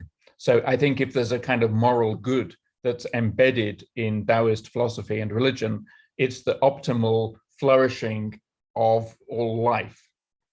And so I think that the consumerism of let us buy this thing that makes us transiently happy, but we throw away the plastic wrapping and it lasts forever. That's precisely the kind of mistaken understanding of transience and permanence that is a kind of flaw in our society today, because the ultimate outcome of that is that it does not produce flourishing, or the optimal flourishing of life, in as much as it produces unrecyclable plastic waste. I think the second point that you make is the time in which we live unanalyzable in terms of the philosophical or theological, if you like, traditions that we have inherited from 2,500 years ago. I think that is a very serious question. I often think that there is, I think there's a very strong argument for saying that what we are experiencing now is so unprecedented that there is very little that we can really draw on from the past that can help us to think through this moment right now. And if we look to Taoism or Confucianism or indigenous wisdoms, it's as much out of desperation as anything else. So I definitely want to. I'm definitely not the kind of person who says, "Oh, if we all just thought like this would solve all of our problems."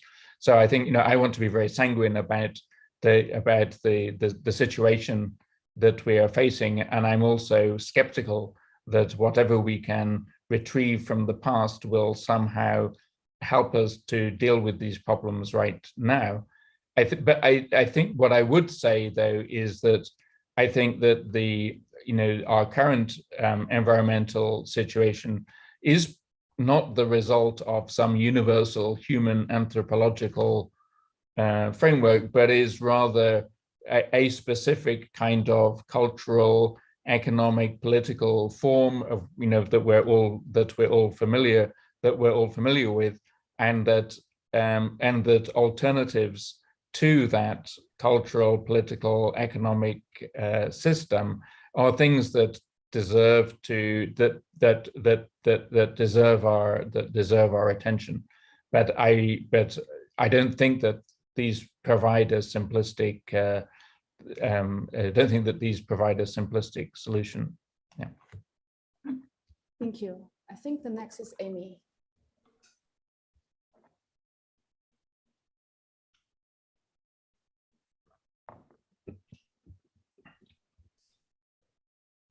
Hi, oh yeah, so hi. So hi, James. It's a very wonderful lecture. It's not a question, it's more like a comment. Like in your lecture, you say Confucius in this sense is wrong, but Taoism is maybe right in this sense. But I think, yeah, there's some kind of confliction in this aspect, but I think over time, like Taoism, Confucian, and Buddhism converge over time, and we Chinese are very good at reconciling this conflict. Like we can see 生居庙堂之高，其心于山林之外. I don't know how to translate this, but it's more like even though you are ministers or empires, you are in a high position, but your heart is always in the nature. So it's more like Confucians and Taoism or Buddhists that just have a different perspective or approach or attitude towards the life, towards the nature.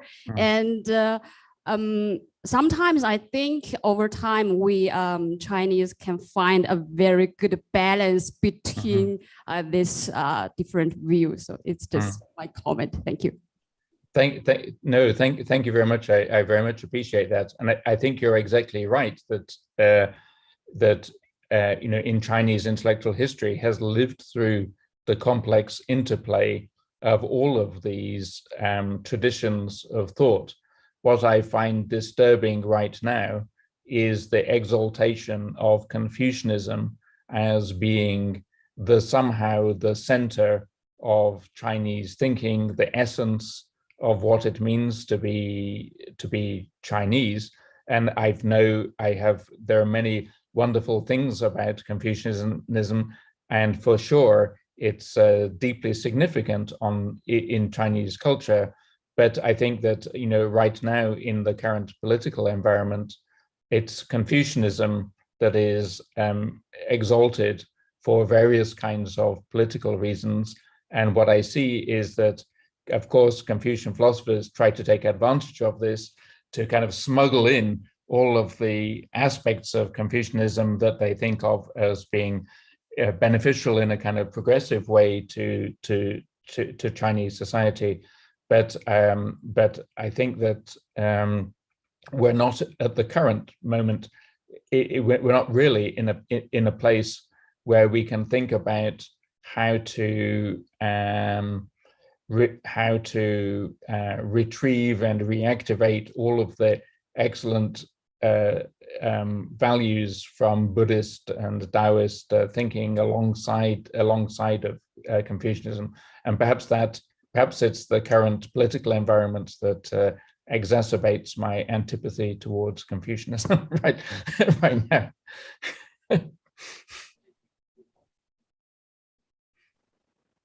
Okay, thanks for that question and that response. Anyone else in the audience or over the Zoom have a question? Please feel free to raise your hands. Yes, Mario. Yeah, so my question kind of follows up on Amy's question. Oh, yeah. So yeah, my question kind of follows up on Amy's question.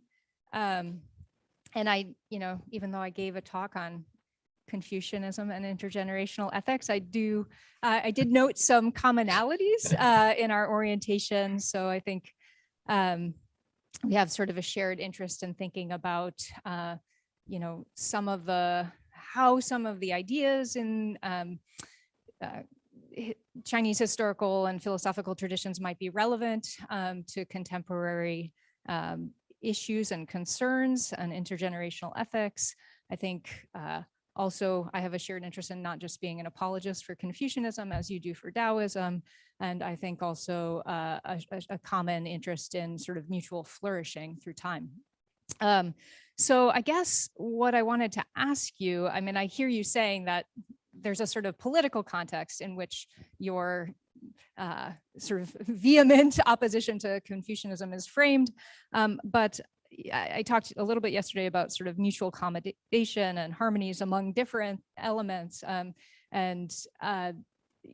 actually quite interested in the sort of complementarity that Amy was describing. And so I guess I'm just interested in hearing whether you think that Taoism and Confucianism are sort of conceptually speaking mutually exclusive, or whether there are ways in which they're complementary. And I mean, I guess I'm thinking that Taoism seems to emphasize sort of person-world relations or persons embedded in world, as you want to maybe describe it. And Confucianism tends to emphasize the social more strongly. And just curious your thoughts on those things.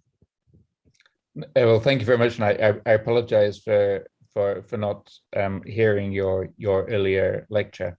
I think one of the great things in China is that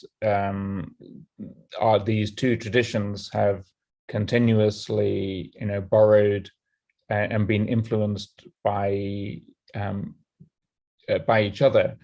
I think that if there is a core distinction to be made, I think it's really in the issue or in the area of gender, because I really think that Confucianism, I think Confucianism is inextricably patriarchal, and that the core value of Confucianism is filial piety, which is really, I just can't imagine it as being construed as something other than a heteronormative, the preservation of the male of the male line, and in as much as Confucianism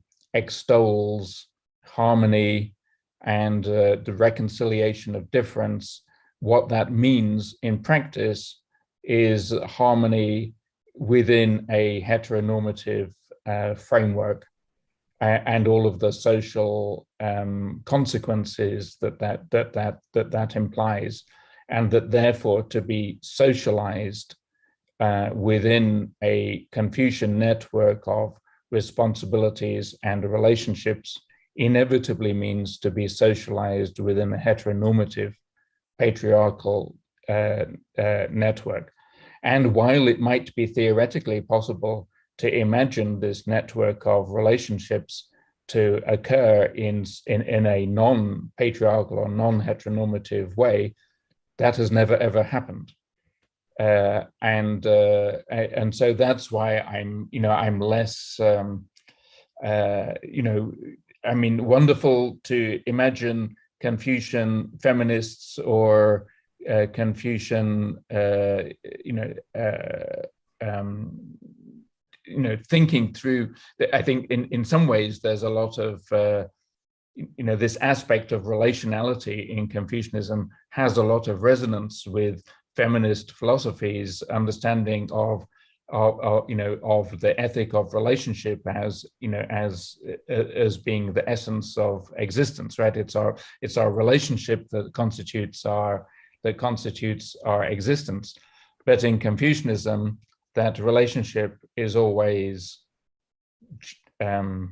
patriarchally gendered, at least so far as it seems to me. And so I I can't imagine Confucianism ever escaping that deep, what from my perspective at least is a deep flaw, right? And whereas on the other hand,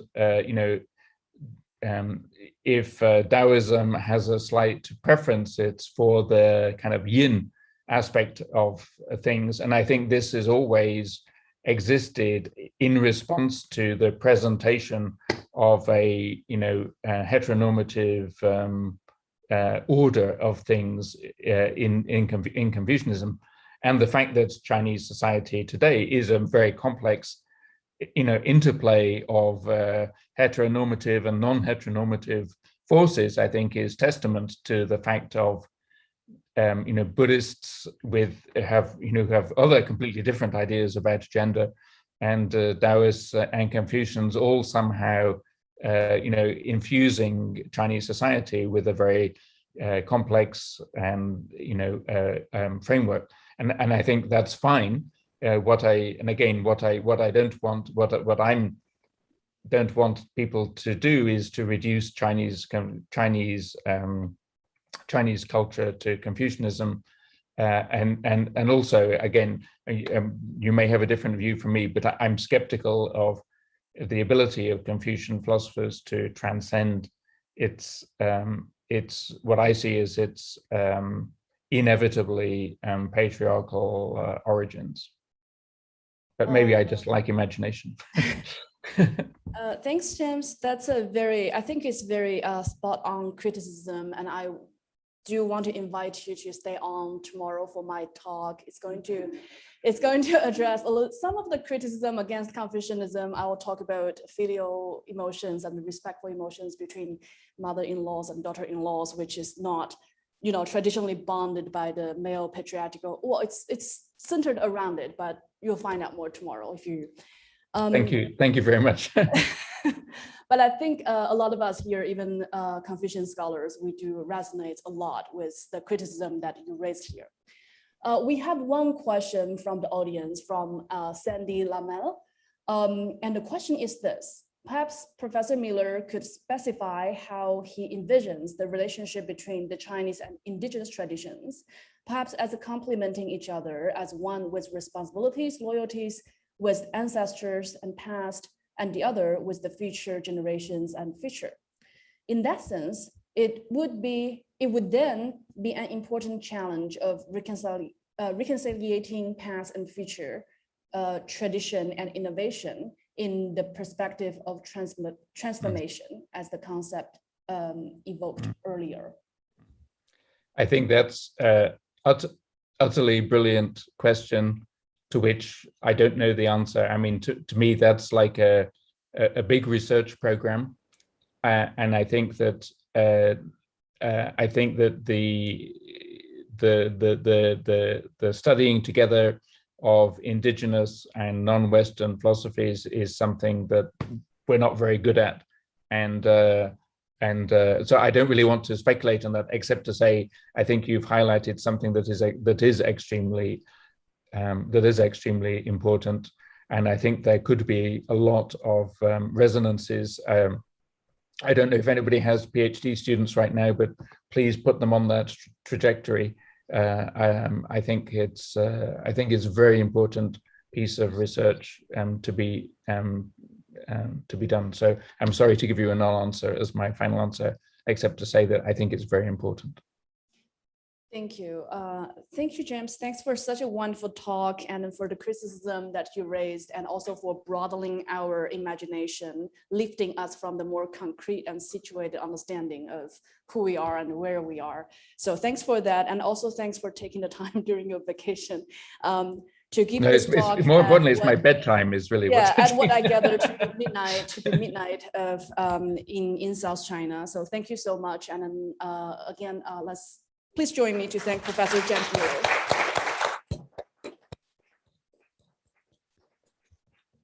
Thank you.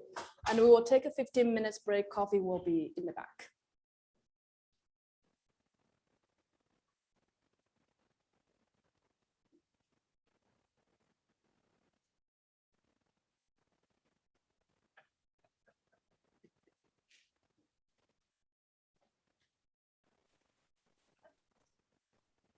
Hi there, Workineh, and I know you're in the audience. If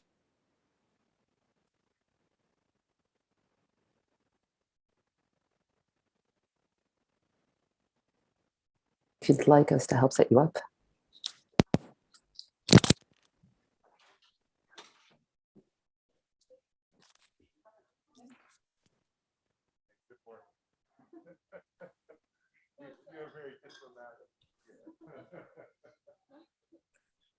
I'm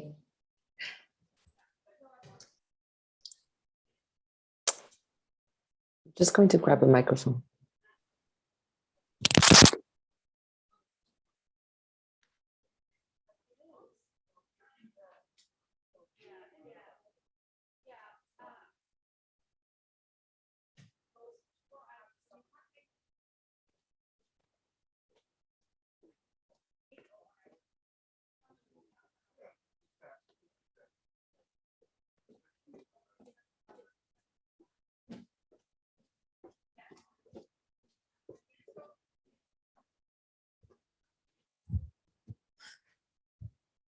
Hi there, Workineh.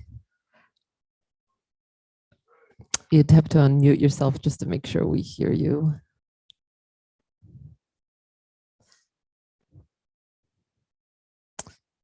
No, you're still muted.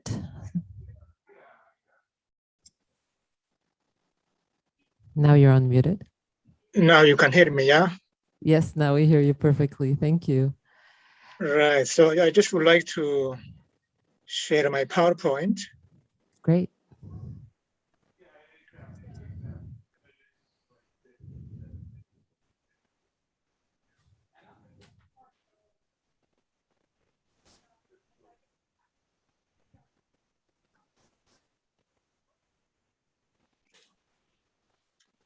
So can you see my PowerPoint? Yes, we're seeing it. Very Yes, good. if you wouldn't mind just going full screen, we'll make sure that it looks good. Okay.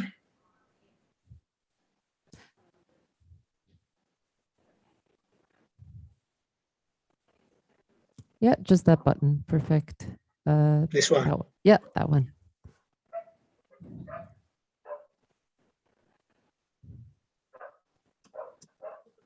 Is that okay now?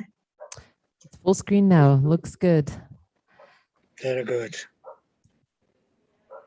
So we can keep that on until you're ready to start if you prefer, or you could stop screen share Yes. now and start again when it's time for your talk. I don't know if you wanted to have it up there during the Yes, introduction. so I'll come back later, yes. Okay. Thank you. That sounds good. Well, thank you for setting up. So we will see you in about 10 minutes. We'll get going then. I'm just looking at the schedule, making sure. Yes, that's absolutely right. So we'll see you very soon. Thank you for being here, and you could just leave your screen share on. Thank you.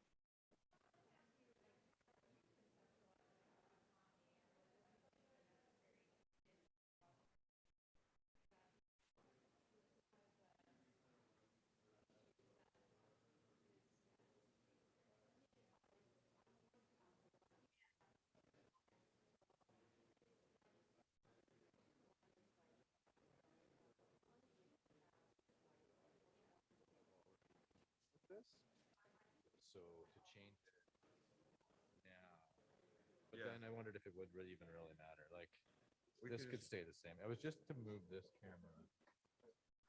There. Is it there?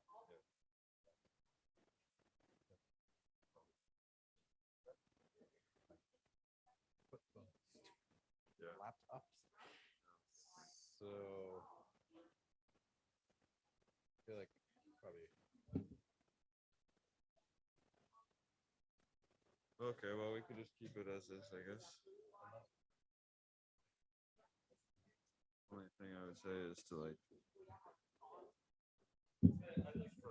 That video of Jing was just blowing my mind. Every time she appeared big on the screen, I was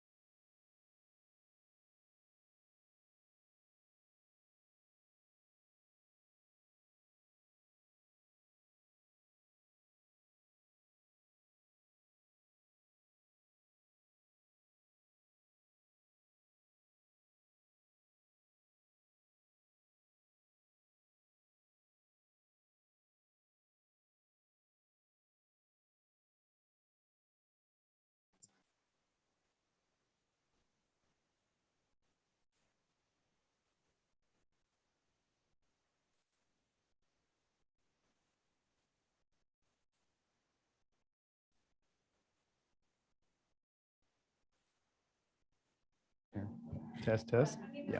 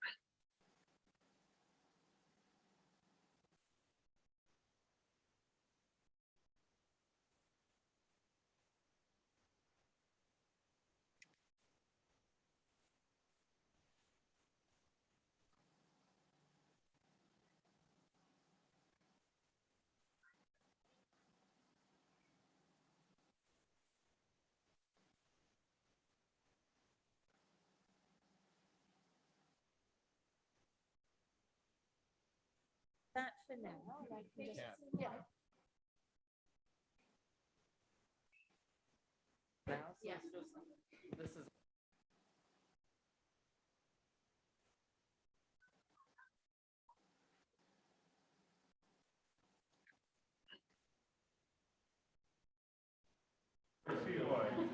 Outside of the internet we're working on something together.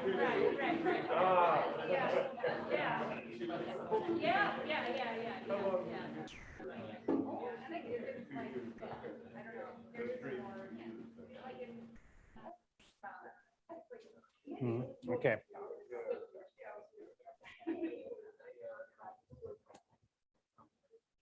Oh, okay.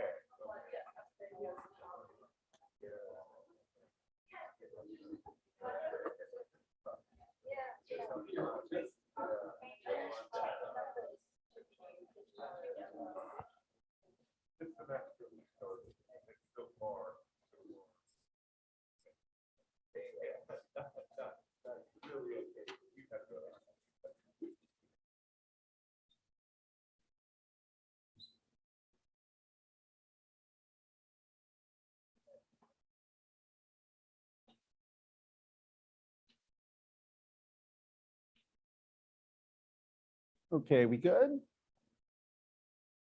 All right. Okay, welcome back. And we're going to start the next session. Our next speaker is also on Zoom. I'll introduce him briefly and pass the mic to him, and then we'll do our question session at the end. Let me just note that the following session is the lunch session, so we'll be offline. I'll come back to that at the end of the session.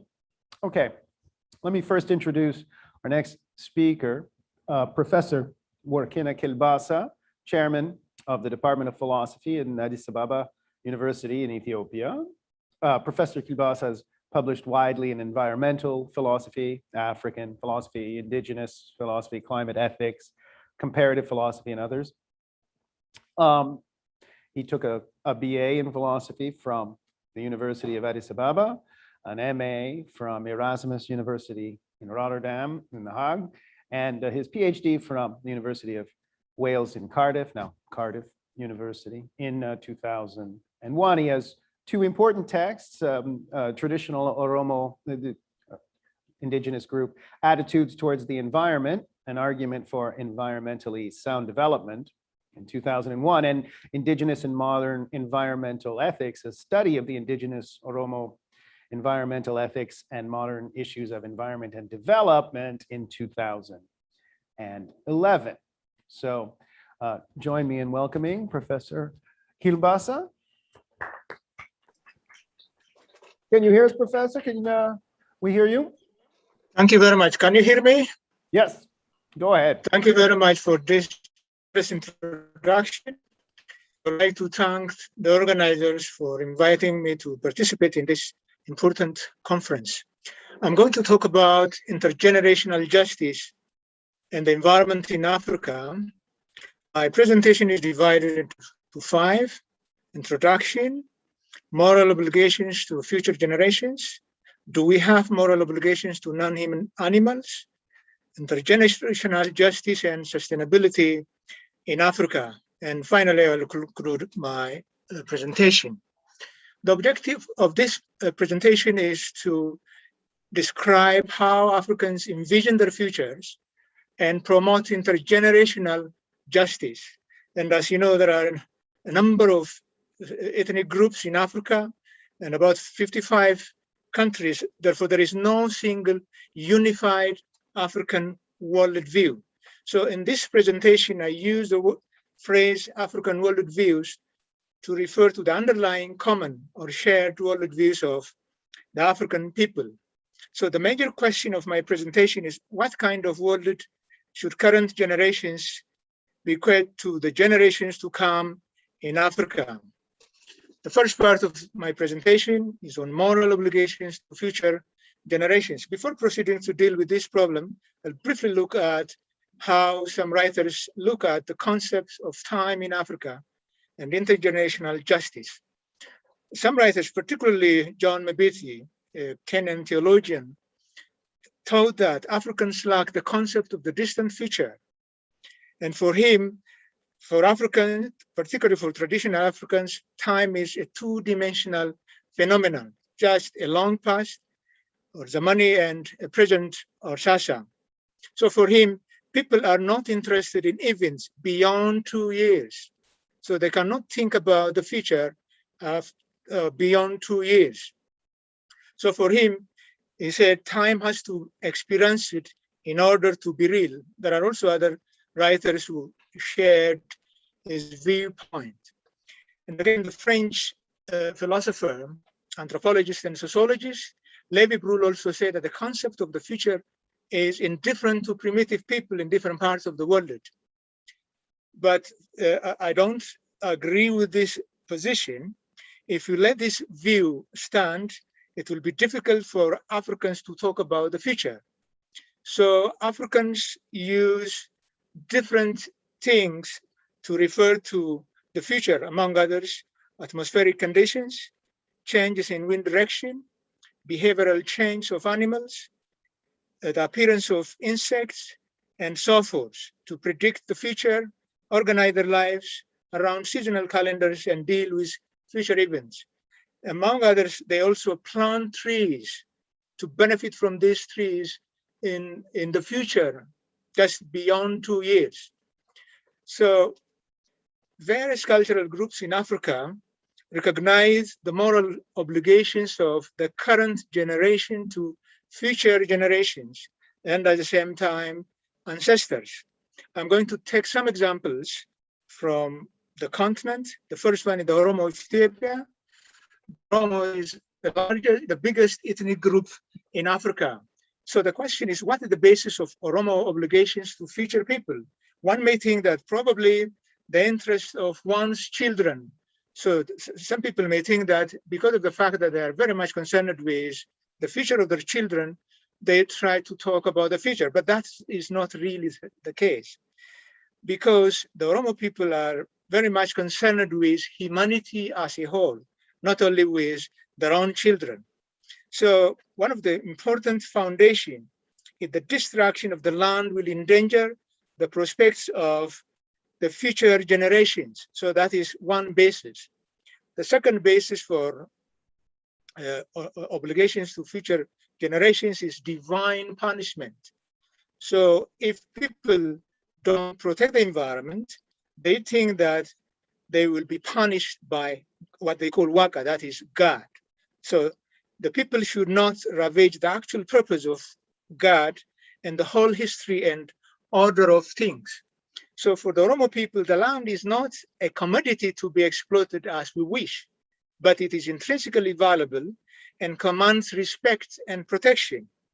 But there is one problem, that is the problem of identity. The question is, because we don't know the identity of future persons, how can we talk about the responsibility of the current generation towards future generations? But the Oromo people don't bother about individual persons in the future, but they're very much interested in the rights and interests of future generations, future communities. So they rely on generational communities. So this is not new. Likewise, for example, Addis also stated the following, quote, international planetary rights may be regarded as group rights, as distinct from individual rights, in the sense that generations hold these rights as groups in relation to other generations, past, present, and future, end of quote. So because of this, therefore, we can avoid the so-called problem of identity. And another important concept is the term Hanura. Literally, Hanura means umbilical cord. So in Oromo tradition, the father gives his newborn baby a heifer during the name-giving ceremony. And the father will never reclaim this heifer. Therefore, this baby will use this heifer in the future. So he will rely on this. That is one important responsibility of the current generation to future generations. And again, to talk about intergenerational solidarity in Africa, particularly for the Bantu people and for many other sub-Saharan African people, community includes three elements: the living dead, what others call ancestors, but Africans would like to use the living dead, and the living and the generations to be born. So in Africa, as Dolamo stated, quote, so whether at birth, conception, and days, Africans are always in community, end of quote. So we belong to the present generation, the future generation, and at the same time, the previous generation. So for Africans, in African tradition, life and days are not separate and discontinuous. So in African worldviews, the present generation has moral obligations to the ancestors and future generations. So these moral obligations are both direct and indirect.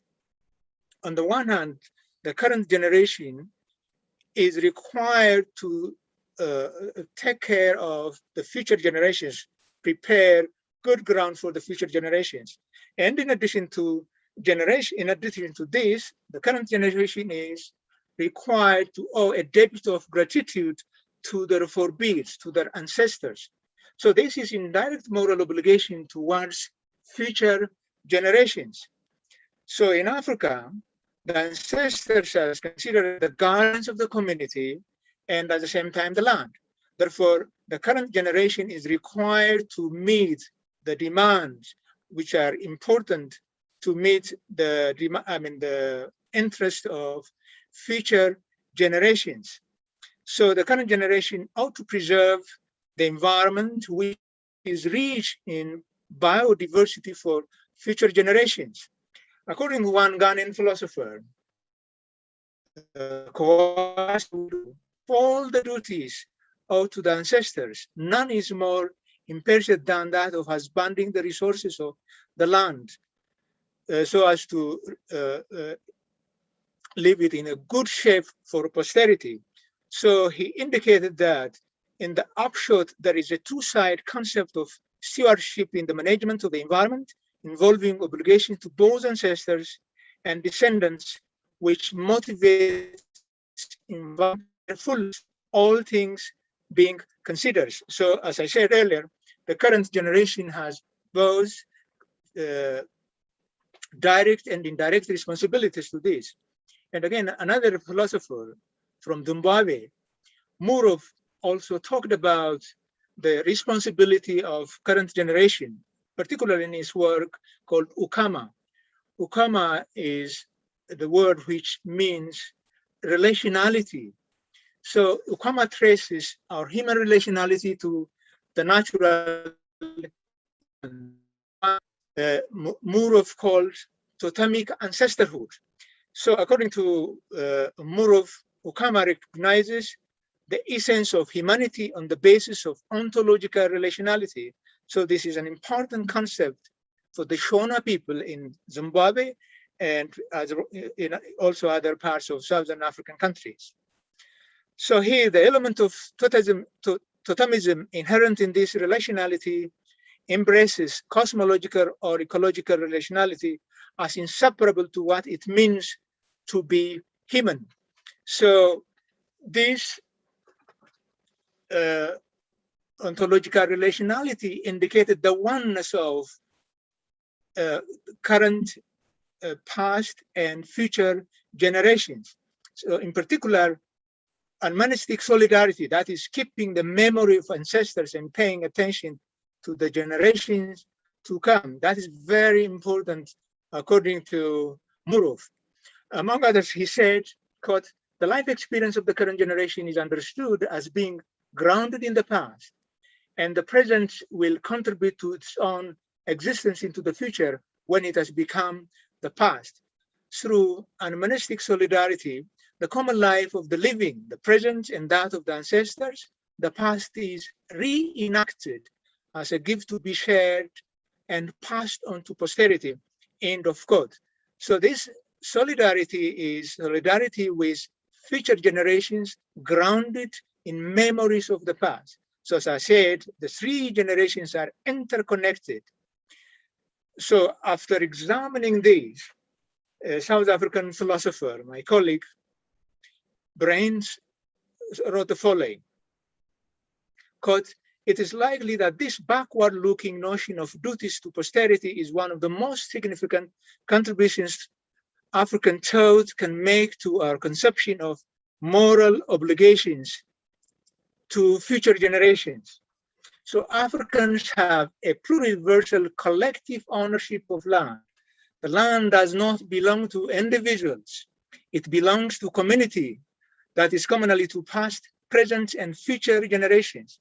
And one generation does not have, therefore, absolute control over the land. So all generations are required to pay attention to the land. So Africans use the land under the constraints of some ethical, moral, and religious principles. That doesn't mean that individuals cannot privately possess some parts of the land. Individuals may privately possess livestock and movable possessions. That is possible. But the point is they should pay attention to the well-being of the land, which is very important for all generations.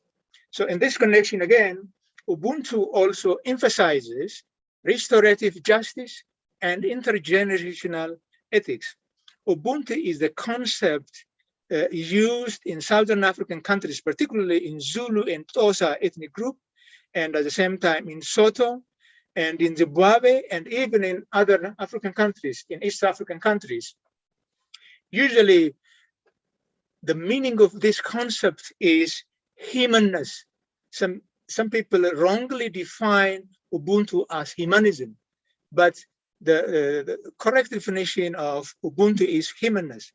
Ubuntu states that I am a person because of other persons. We are what we are because of what we all are. I am what I am because of what we all are. So in Ubuntu ethics, one becomes a person or human because of other persons.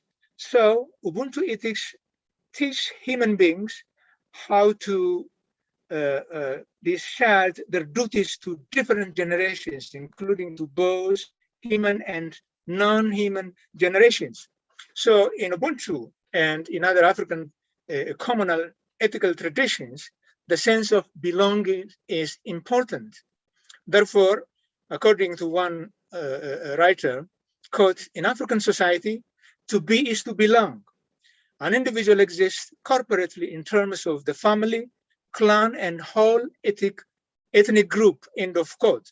Therefore, an individual belongs to his family and his tribe, his ethnic group, his country, and to and at the same time to nation, and at the same time to the world. So in Africa, to be means to belong. So in this connection, again, one of the ethical axioms of Ubuntu is avoid killing and promote living. As a matter of fact, this indicates that the living has a responsibility, that is an ethical obligation, to make life livable for the next generations. But the point I would like to stress here is that intergenerational ethics is not unique to Africa.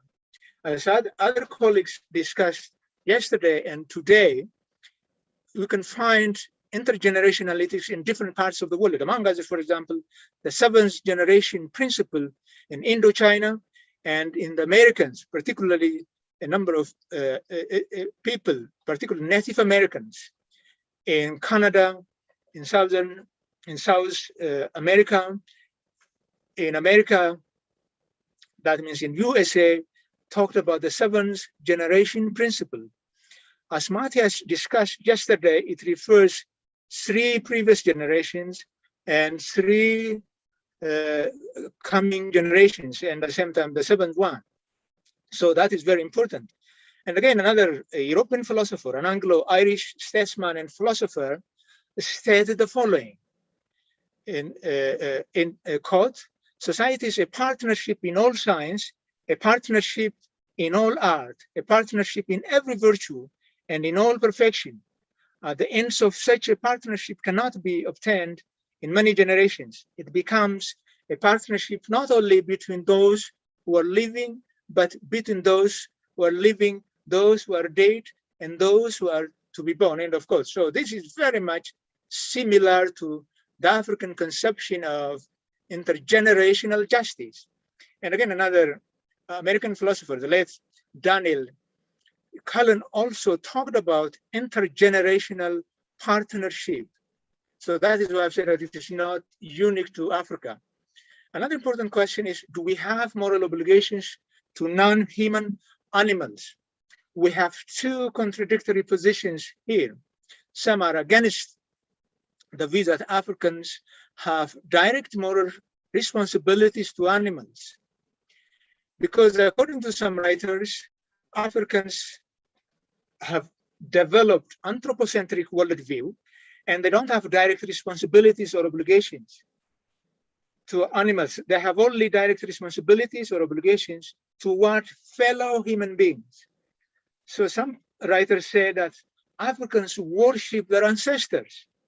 Even the concept Ubuntu, because as I've said earlier, Ubuntu means I am a person because of other persons. So at the surface, it seems to indicate that it is anthropocentric. For example, some writers, Enslin and Kai Horschmeck, wrote the following, quote, "In focusing exclusively on human beings, Ubuntu is by definition a speciesist. That is, it promotes the interests of human beings over other non-human species." So that is the conclusion of this group. But there are others who question this generalization about African worldview. So some writers argue that Africans have direct moral obligations to animals. Among example, well-known African philosopher, South African philosopher, Ramose, Legrange, Etiobo, and other scholars stated that Ubuntu ethics does not exclude non-human animals and the natural environment. Particularly, Ramose stated that when we talk about Ubuntu, which refers to the care of human beings, it also extends this care to non-human beings, to the natural world as a whole, because without speaking or talking about the natural world, you cannot simply talk about the existence of human beings. And again, another American philosopher who is based in South Africa, Med said that African modern relationalism, he calls Ubuntu ethics as African modern relationalism, he said is not speciesist, precisely because he said, quote, the reason for favoring human beings in cases where their interests are at stake is not the mere fact that they are human, end of quote. So for him, it is not really speciesist, it is also concerned with the well-being of human beings. So again, one should also raise the following question to the previous group. What do Africans do when the livestock was ill? Do they simply get rid of these animals? Do they simply get rid of, for example, hunting dogs when they're in a difficult situation? No, that is not really the case. Africans do their best to treat their animals, even when they are sick. So that's a very important point. And particularly for some Ethiopians, particularly the Amara of Ethiopia and even the Oromo of Ethiopia usually do not sacrifice the animal they raised because they consider these animals as their own children. If they are really required to use these animals, what they do is they sell these animals and they try to buy other animals and try to sacrifice them if they're required to do so because of their tradition. And again, the Oromo people developed their animal ethics and at the same time laws long before Western societies. And at the same time, long before the 1970s, when environmental philosophers for the first time have attempted to develop environmental ethics and at the same time animal ethics. So particularly the Oromo Gada Assembly tried to formulate animal laws and at the same time formulate animal ethics. So just for information, the Gada system is a democratic egalitarian system that has its own leaders who conduct government, political, economic, social, judicial, legislative, ritual, and military affairs of the Oromo society for non-renewable 8-year terms. In other words, the Oromo Gada Assembly make laws. Laws are not fixed, they are not eternal. Laws are subject to change. Therefore, the Oromo people have been changing their laws in response to new happenings, in response to new problems. Similarly, they also revised animal ethics and at the same time, different laws.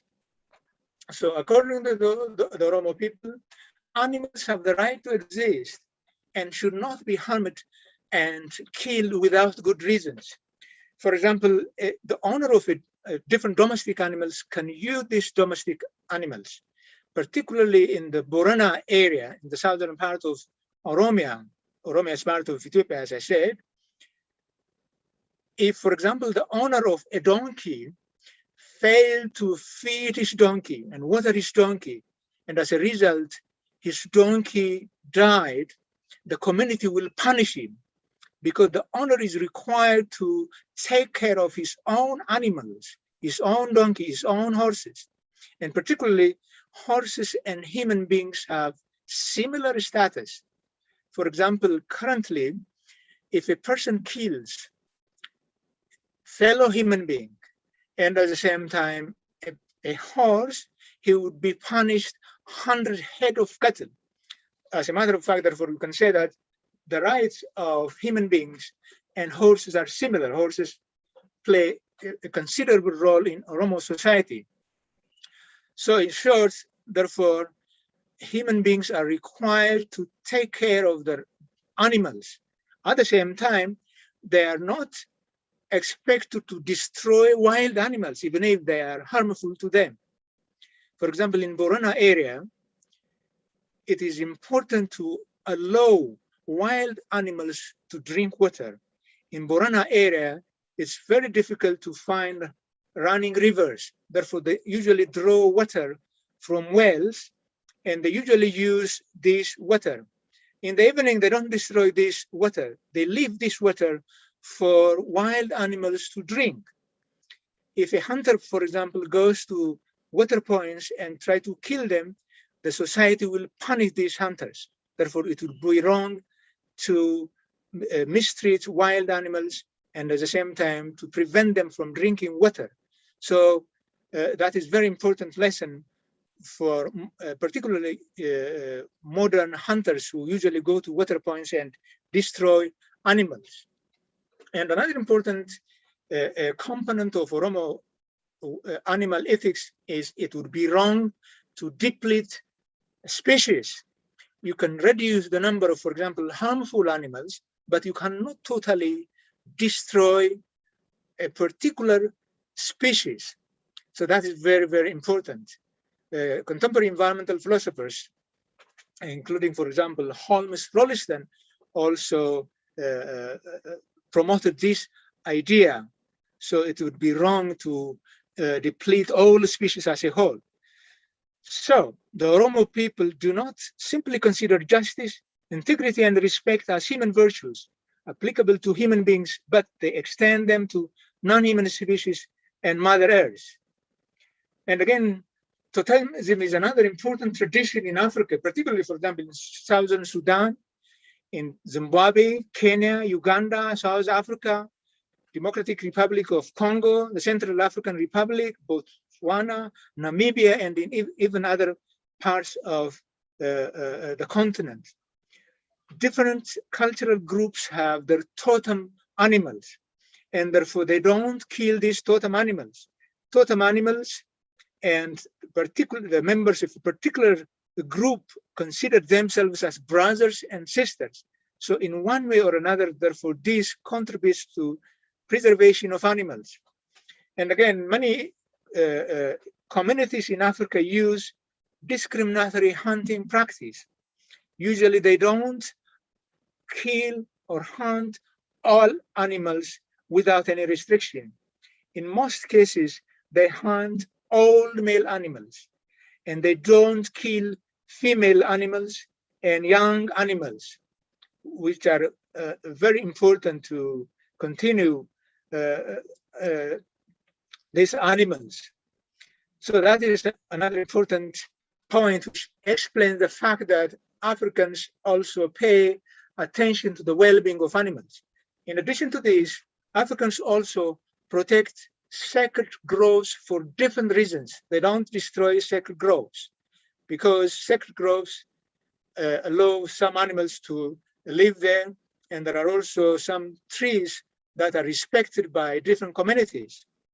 So for Africans, all elements in nature are expressions of God. So for that reason, therefore, usually nature is considered as sacred. Therefore, it is important to protect nature. So Ali Mazuri and his collaborators say the following about this tradition. Quote, traditional African culture had started from the premise that the whole universe, not merely man, had been created in the image of God. And so many African societies made some trees sacred, some hills holy, some animals totemic siblings, some forests the abode of ancestors. African cultures made no sharp distinction between the human race and other species, the human life and animal life. While some monkeys were sacred, some humans were evil. So that's very important. Therefore, African worldviews rejected anthropocentric worldview, ethnocentrism, racism, and so on. So in general, African worldviews emphasize the interconnectedness and interdependence of human beings, non-human species, and ecosystems. As I argued elsewhere, quote, African worldviews regard human beings and the non-human world as extensions of each other. They don't consider Earth as a commodity, as the source of survival, but they consider it as the source of survival. So in African worldviews, the well-being of humanity cannot be achieved without the well-being of the Earth. They are related. They are part of the same whole. In African worldviews, human beings are in nature and part of nature in balance with the whole. So reality is a holistic community of human beings, non-human beings, and the natural world as a whole. So the responsibility of human beings to future generations also goes beyond different generations to go to the natural environment. So the interconnected web of life is the basis of our environmental moral obligations to future generations. So we have also a moral obligation to protect the environment, not only for the present generation, but also for the future generations. So the next part of my presentation is intergenerational justice and sustainability in Africa. Usually when we talk about sustainability, usually various writers and groups refers to the UN World Commission report in 1987. So this report states the following: sustainable development, it defines sustainable development as development that meets the needs of the present without compromising the ability of future generations to meet their own needs, end of quote. So the question is, does this definition capture the views or the concerns of African communities, African societies? So let us try to look at this. African worldview usually discourages the overexploitation of fellow human beings and natural resources beyond the considerable limits. Among others, for example, the Oromo people have their own laws. They have what they call safu. So according to this ethical principle, it would be wrong to overexploit fellow human beings, even when they conquer their enemies. And even they don't consider war captives as their slaves. What they do is finally, they try to allow them to join the Oromo society through name-giving ceremony. So finally, the Oromo people and these war captives will be equal citizens of the Oromo community. So according to one writer, he correctly said that an African community would take out of nature only what they needed and not what they wanted. So in other words, therefore, they don't overexploit natural resources. So Africans have coined some proverbs to try to teach their children about the sustainable use of resources. I'm going to give you some examples.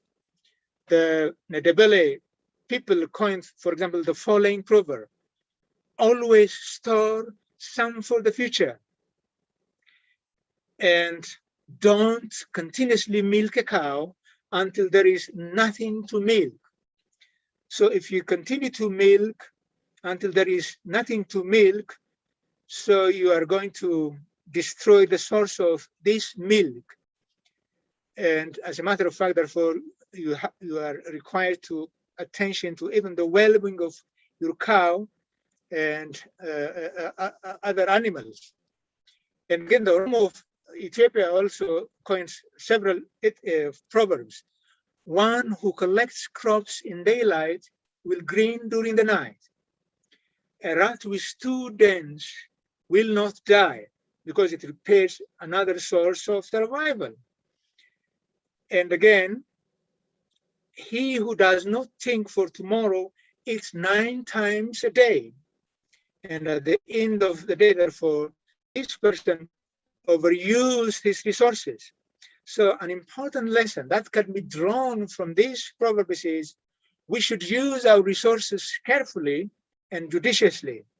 We should not make the life of future generations worse by overusing natural resources. In this connection, we can also talk about the ethics of sharing. Different cultural groups in Africa have used the ethics of sharing to address particularly intragenerational justice in their communities.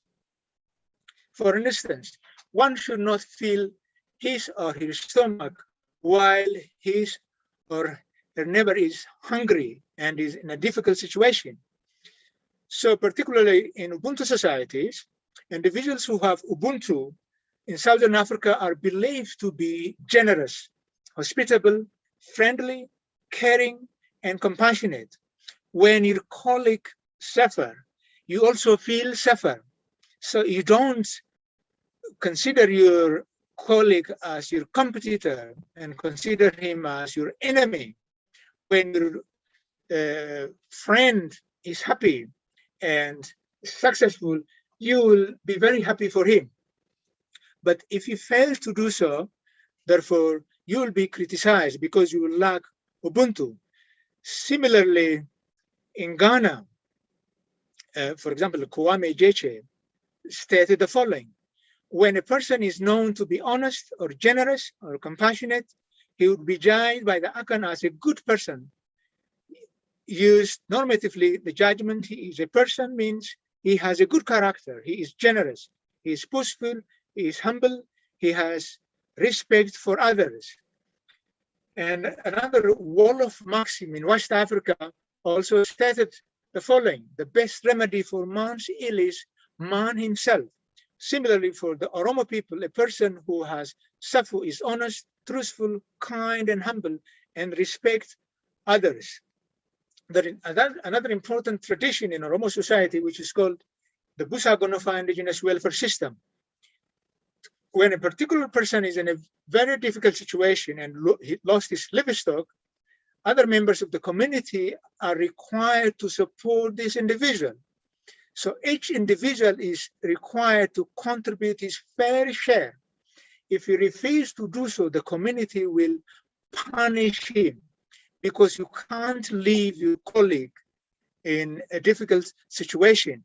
So the members of the community are required to support these individuals. So generally, African worldviews emphasize human development and environmental well-being are the major goals of development. Economic growth is not really the end of development, the end goal of development. So traditional Africans consider development as a process that was in harmony with all the forces of nature.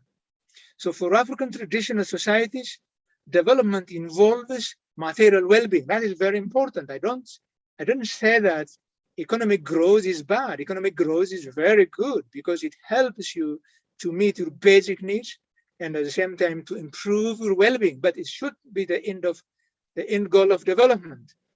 So development also includes physical well-being, mental well-being, spiritual well-being, social well-being, and environmental well-being. So Africans use religion to make their life meaningful. So therefore, religion is not really bad. It makes their life meaningful. In this connection, Dennis Goulet, who is considered as the spiritual father of development ethics, also stresses that qualitative human enrichment rather than growth in production or material well-being is the true indicator of development. So for him, good life does not necessarily mean having abundance of goods. So for Goulet, being should come first before having.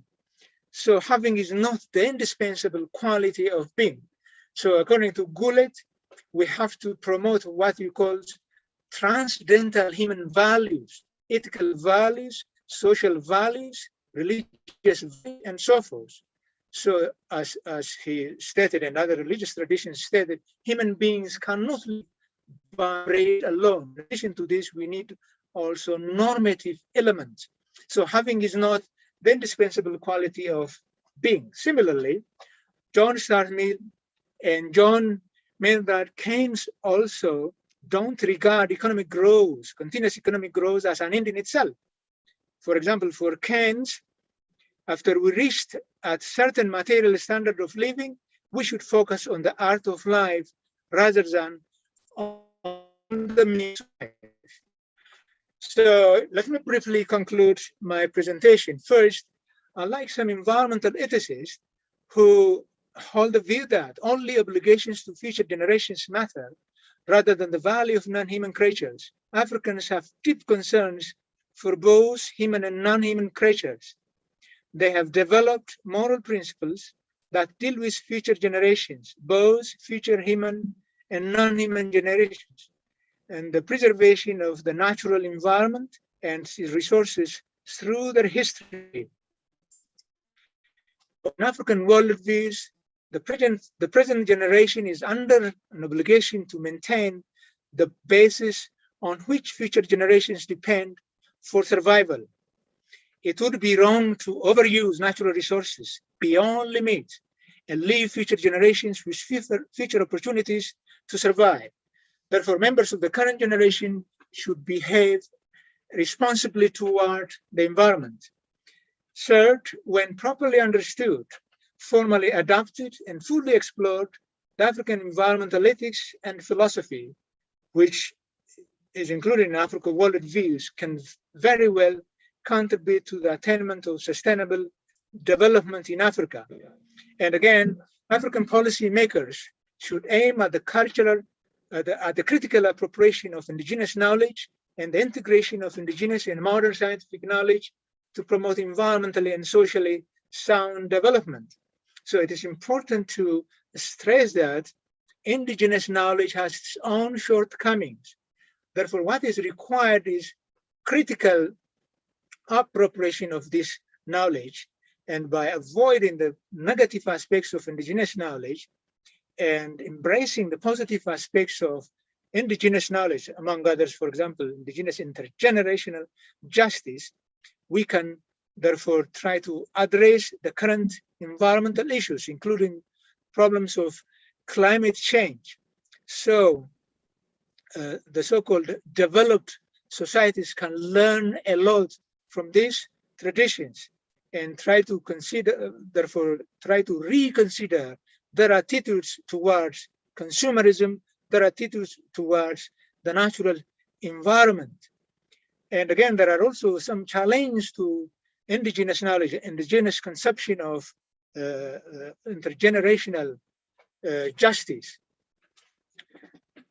Because of, for example, lack of resources, it's very difficult to maintain, therefore, some indigenous traditions. And there are also some weaknesses of indigenous traditions. Sometimes, for example, in Africa, we give priority to the community over the autonomy of individuals. So sometimes, therefore, the interests of individuals can be compromised. So because of this, sometimes it is also important to reconsider, therefore, the position and the interest of individual human beings. And thank you very much for your kind attention. Thank you.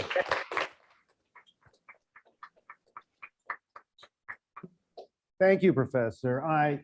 So we have half an hour for the question and answer session, and I'll field the questions because of the difficulty seeing the hands on Zoom and so on. But let's throw it open to members of the audience here as well as the Zoom audience. If you have a question, raise your hand, we'll get to you.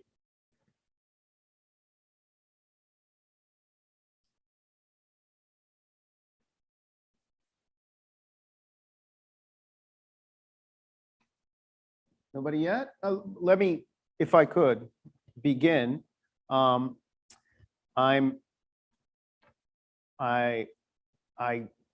fascinated by the number of different principles at work that are future oriented.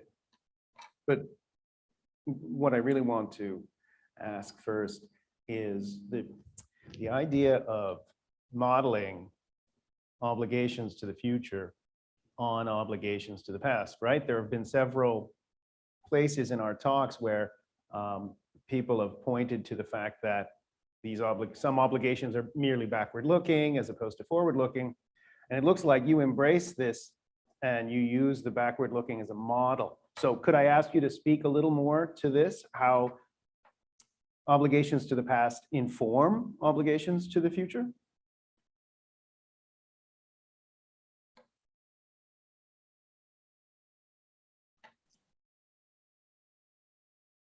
Still on mute. There you go. Can you hear me now? Yep. Yeah, very good. So, as I said earlier,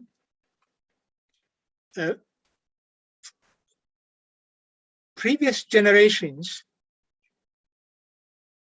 did different things to preserve natural resources for the coming generations. So, because of this, again, the current generation is also required to follow this generation and at the same time do the same thing for the coming generations. But it doesn't mean that what the past generation did, all things are correct and so forth. So as I said earlier, indigenous knowledge is dynamic. It is not fixed and unchangeable. Therefore, it is subject to change. So on the basis of, therefore, the current generation, we can also try to introduce new models that can be very important to protect the interest of future generations in the future. So on the basis of, therefore, the new happenings, in, for example, in relation to climate change, we need new proposals, we need new methods to solve these problems. And at the same time, we should also learn from modern science. We should also learn from modern environmental ethics, because particularly traditional societies are not familiar with the so-called global environmental problems, because it is beyond the purview of these people. Therefore, on the basis of, therefore, previous experience, and at the same time in relation to what we learn from other societies, not only modern scientists and modern philosophers and so forth, so we can try to formulate the basis of our obligation to the coming generations. Similarly, again, the coming generation will also try to develop its own model, and in fact, by learning some important lessons from the previous generation, it will be able to solve the problems of the coming generation. So indigenous knowledge involves past experience, knowledge which is borrowed from other traditions and from other scientists, and at the same time, which is adapted from different traditions. So on the basis of this, therefore, I think we can try to develop our methods to deal with problems which will occur in the future. Yeah, thank you. Thank you for that. That's oh, we have a question here. I'm sorry, I didn't hear your name. Amy. There's the mic right there. Go. Okay. I think I can just look over here. Yeah, I think that's good. Yeah, that's good. Hi, Professor. When I saw your title, and I'm sorry, I'm working on free will and moral responsibility and moral obligation. So when I saw your title, you talk about the moral obligation of current. I'm sorry. The moral obligation of the present generation to future generation. In the beginning, I was wondering how you understand of moral obligation, and in your lecture, I just found your understanding of moral obligation is very Christian and Western culture embodied, because Anselm in her article Modern Moral Philosophy, she argued that moral obligation or duty requires a legislator as the source of moral authority. Christian God is the legislator. He creates the law, and we are bounded by the law, and the justification of punishment is the violation of moral obligation. So you also mentioned the divine punishment. So in this sense, I feel like Africa ethics is very Christian. I don't know many things about Africa history and culture. Is it possible to give you a very short summary of how Christian culture influence Africa ethics? And also, is there any pre-Christian ethics in Africa? I'm asking this question is that China has a long history. We have a different system than Western culture, and we have a different approach to the punishment or reward. So it's there is no particular concept to correspond to moral obligation, duty, and freedom. It's until in the beginning of the 20th century that we have some translator translate freedom as 自由 in Chinese, and then we gradually accept this kind of system to discuss moral obligation, more responsibility, and the freedom. So yeah, that's my question. Thank you. Thank you very much again for this interesting question. So you seem to indicate that, so what I presented and discussed is based on Christian ethics, and you seem to argue that ethics is missing in Africa. I don't know if I correctly understood your question. No, that is not really the case. So as you may know, some writers also say that Africans lack philosophy. They don't have their own philosophy because they have simply rely on religion. So philosophy is European by nature, and other non-Western traditions lack philosophical thinking, including ethical thinking. But that is not really the case. I would like to disagree with this conclusion, because Africa has its own philosophical tradition, which is largely based on oral traditions. As I said earlier, for example, among others, proverbs are the sources of knowledge.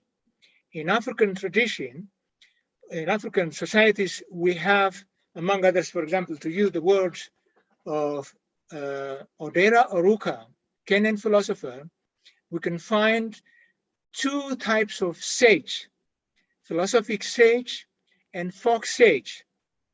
Folk sage have the communal knowledge of the people, but philosophic sages are independent thinkers who have their own views and who defend their views on the basis of reason.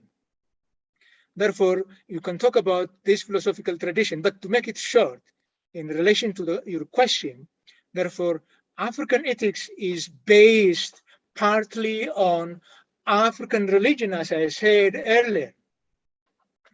Therefore, different cultural groups in Africa believe in God. They believe that God created the whole universe. That is why I've said that for many African communities, reality is composed of, it is a holistic community of human beings, non-human beings, and the natural world as a whole. So because of this, therefore, in Africa, what is real is not only something that is visible. What is real is the spiritual component of reality, and at the same time, the physical part of reality, and so forth. The spiritual and at the same time, the physical aspects of reality are interconnected. And again, other scholars said that even African ethics is based on the basic problems of human beings. Even they said, for example, Wuredu and others said that human relationship with the environment is the basis of African ethics, African environmental ethics, intergenerational ethics, and so forth. But for me, African ethics is based on both African religion and at the same time, African views about the world, which is based on practical experience. So both can serve as the sources of knowledge. It doesn't mean that African ethics is not or was not influenced by Christian ethics and at the same time Islamic ethics. Yes, for example, the Oromo ethics is partly influenced by Christian ethics and at the same time Islamic ethics. But as I said earlier, Africans have their own views, their own attitudes toward the environment and develop their own ethical principles. And as I said earlier, for example, the Oromo people formulated animal ethics, which is based on practical experience. That is why I've said that the laws are not fixed. They are dynamic. They are subject to change. Human beings make laws. Laws are therefore subject to change, and they keep on changing and revising these laws. So that is why, therefore, we can say that Africans have also their own indigenous ethical traditions, indigenous philosophy. So that is why one can talk about, in addition to Western philosophy, African philosophy, Asian philosophy, and the like. Okay, thank you. Thank you for your question, Amy. Okay, Matthias.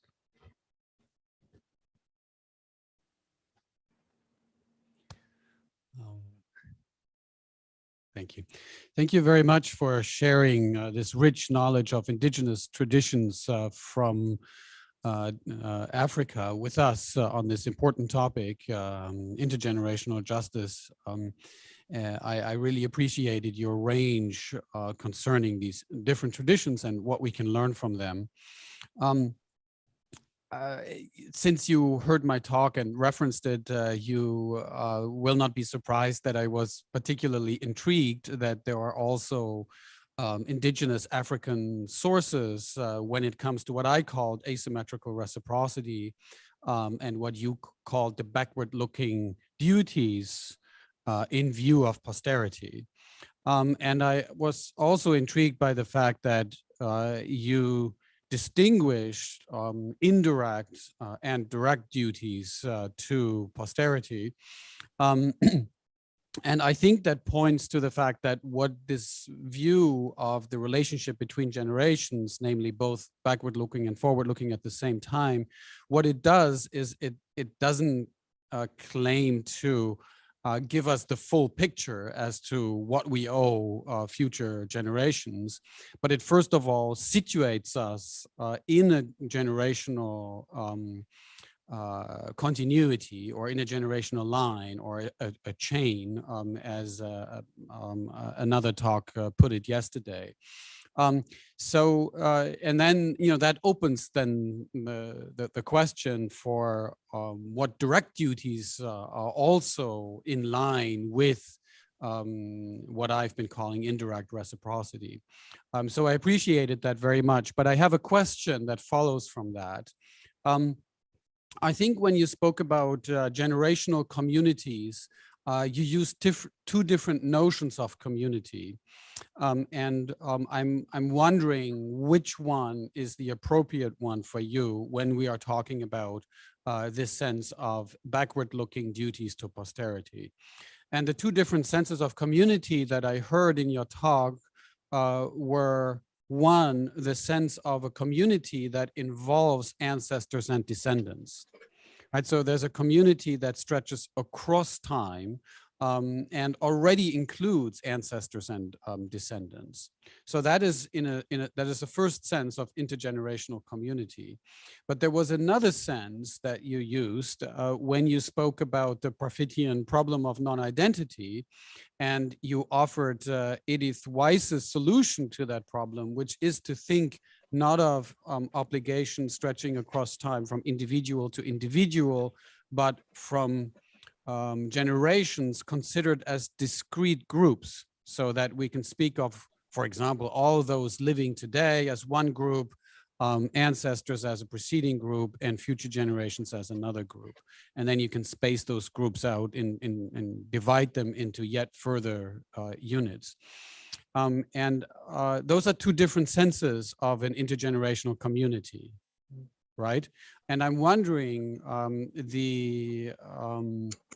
forward-looking, the backward-looking duties to posterity, to which community do they apply?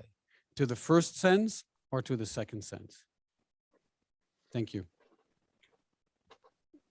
Thank you very much again for this excellent question. So as you remember, when I talked about the problem of identity, Western philosophers argue that we should not bother about the rights of future persons because we don't know the identity of these persons. So we cannot recognize individual persons in the future, therefore why we should bother about them? So when we bring this problem to the Romo people, I said that the Romo people don't bother about individual persons. They think that future people are like the current people. So whether we like it or not, we are concerned with, as you correctly said, generational continuity. Therefore, what we should focus on is on groups. So whether future persons include Mr. John, Mr. Martin or so, it doesn't matter. So we know that human beings will continue to exist in the future. Therefore, we should try to fulfill our obligation. We should try to leave livable land, usable land for the coming generation. So here, when I talk about generation, I'm talking about groups, individuals who will come in the future. And again, it doesn't mean that when we talk about generations, for example, the Bantu speaking people divided community. Community is composed of 3 elements. Usually, as I said, they use the phrase, the living dead. That is why I've said that life and days are not separate in African world view, and they are not discontinuous. So the living dead will have impacts on the behavior of the current generation. And therefore, when we talk about community for the Bantu people, it includes the living dead or the previous generation and the current generation, the present generation, and at the same time, the generations to come. And as I said earlier, on different African scholars use different cultural concepts to indicate the interdependence of these communities. Moro, for example, a Zimbabwean philosopher, used important concept I mentioned earlier, and other philosophers of Ubuntu use the concept Ubuntu. So these indicate relationality. So the point is, as I said earlier, for some people, when you talk about Ubuntu, because of the very meaning of Ubuntu, I am a person because of other persons. I am what I am because of what we all are. So some people wrongly think that it is simply anthropocentric. It is simply concerned with the well-being of human beings and ignores non-human beings. But that is not really the case. It also includes the well-being of non-human beings and the non-human world as a whole, because human beings cannot exist outside the non-human world being. So Ubuntu itself indicates relationality. As a matter of fact, therefore, we are concerned with, at the same time, the well-being of human beings, non-human beings, and the natural world as a whole. So for the Bantu people and for many other African cultural groups, the past generation, the current generation, and the generations to come are interconnected.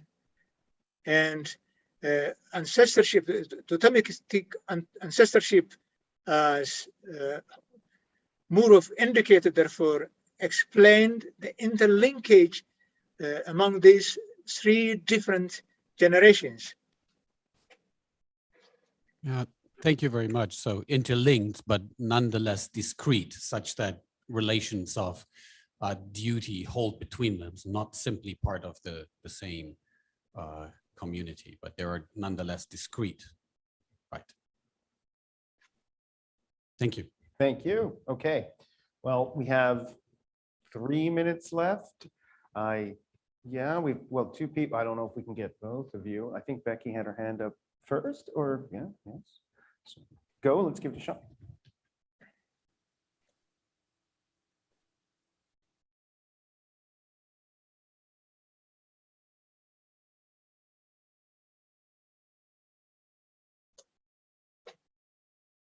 I can't hear you. Sorry, can you hear me now? Yes. Wonderful. I'm very happy to see you prioritizing the future of non-human generations as well as human generations. And I wanted to ask you to what extent there is an underlying worldview that incorporates the non-human world into the dimension of the social within African philosophy, or whether the social is strictly a human concern and the non-human is external, or whether actually there's a porosity between the human and the non-human in terms of the concept of the social and the way it's imagined and experienced. This is another interesting and difficult question. But as I said earlier, in African traditional belief system, there is no absolute boundary between human life and non-human life. As I said, they are interconnected, but it doesn't mean that human beings and animals are one and the same. So that is not really the case. Because compared to animals, you might say that human beings are conscious beings and they use reason, and therefore they are more responsible than non-human beings, for both human beings and non-human beings. But it doesn't mean that some non-human animals probably do not think, they do not also take care of their the members of their species.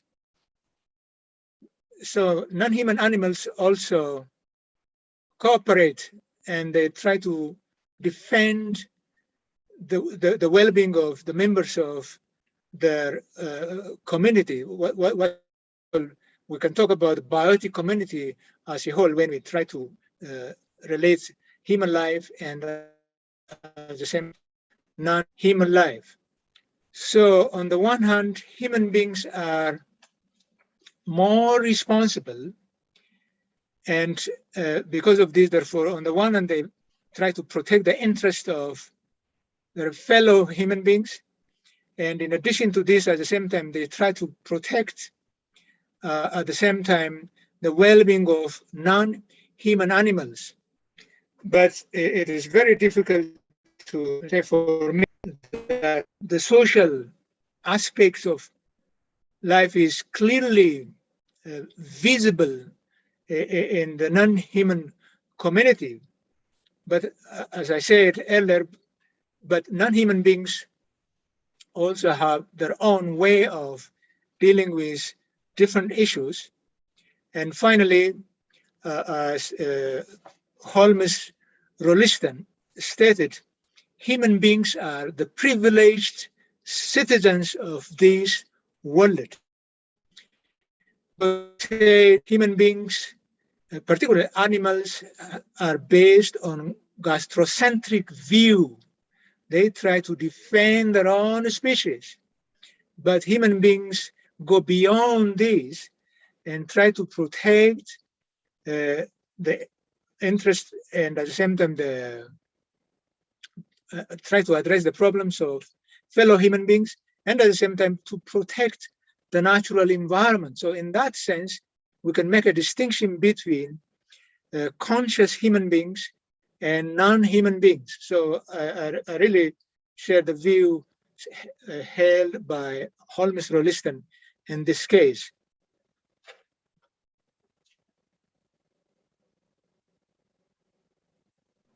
Okay, we're already at, I'm sorry, it's already 30. We'll get you the next time though. Okay, first of all, join me in thanking Professor Kelbessa for his. Thank you. Thank you. Okay, that's the close of this session. And what follows is lunch for an hour and a half, I believe. We're off air for an hour and a half. So please come back with us at 2 o'clock our time, 2 o'clock Eastern Daylight Time, let me see what the name of the next session is. Tim Connolly's talk, Confucian Approaches to Intergenerational Ethics. All right, I'll see you then.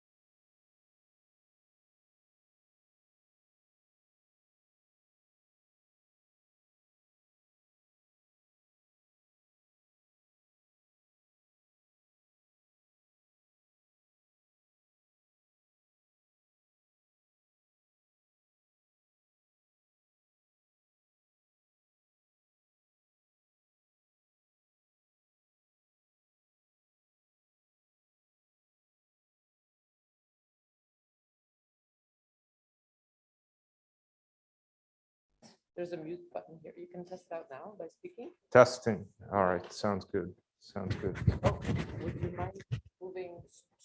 No problem. No problem. Yeah. All right. So I can mute myself. Yeah, you can, just the top right here where I'm pointing. There you go.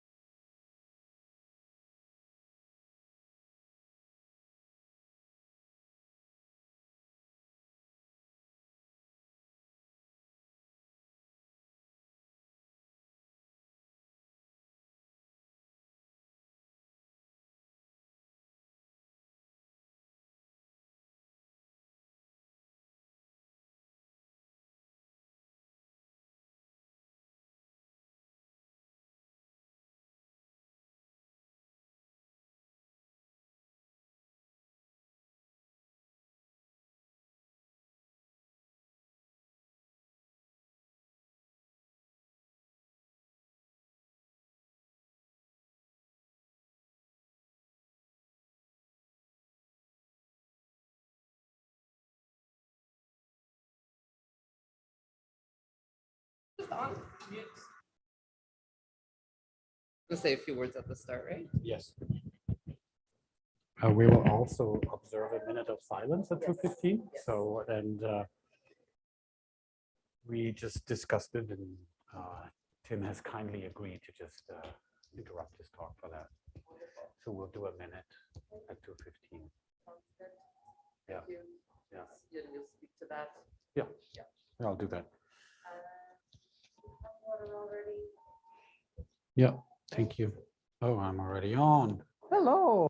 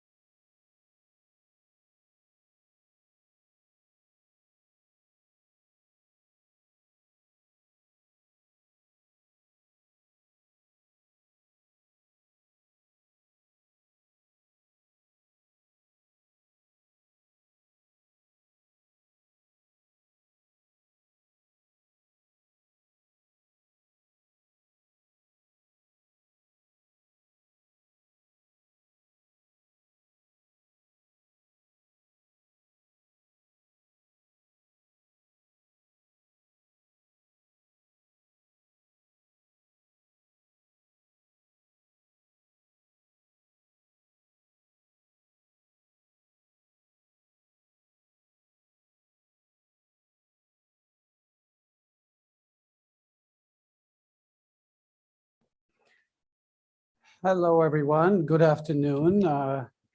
Wherever you are, it could be in the morning, could be in the evening, could be at night. Thank you so much for joining us again. Justice Between Generations. We're continuing our lineup of speakers.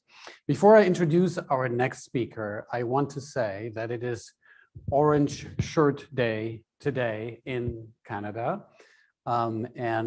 This is in memory of the victims of the residential school system in Canada.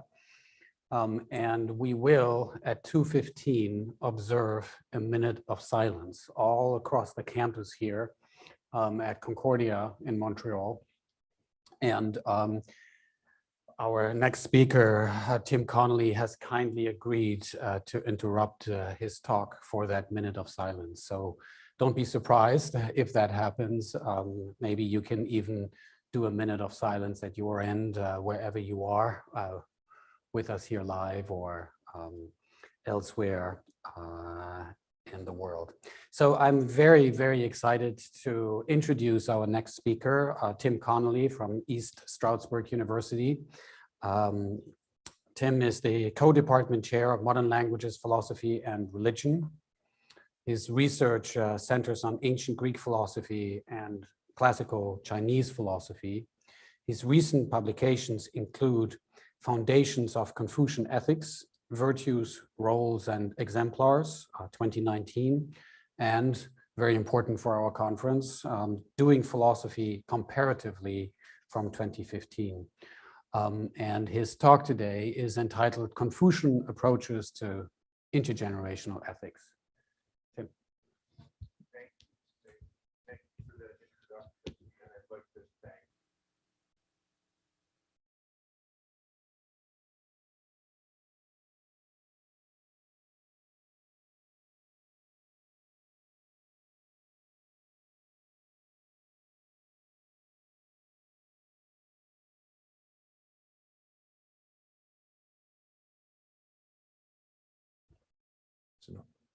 now.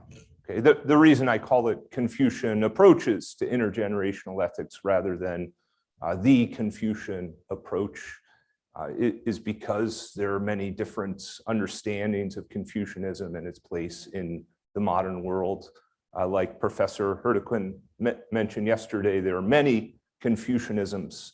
And also I think that one can learn something from looking at maybe one or more interpretations individually and then trying to juxtapose them with one another and see what you can get from that process.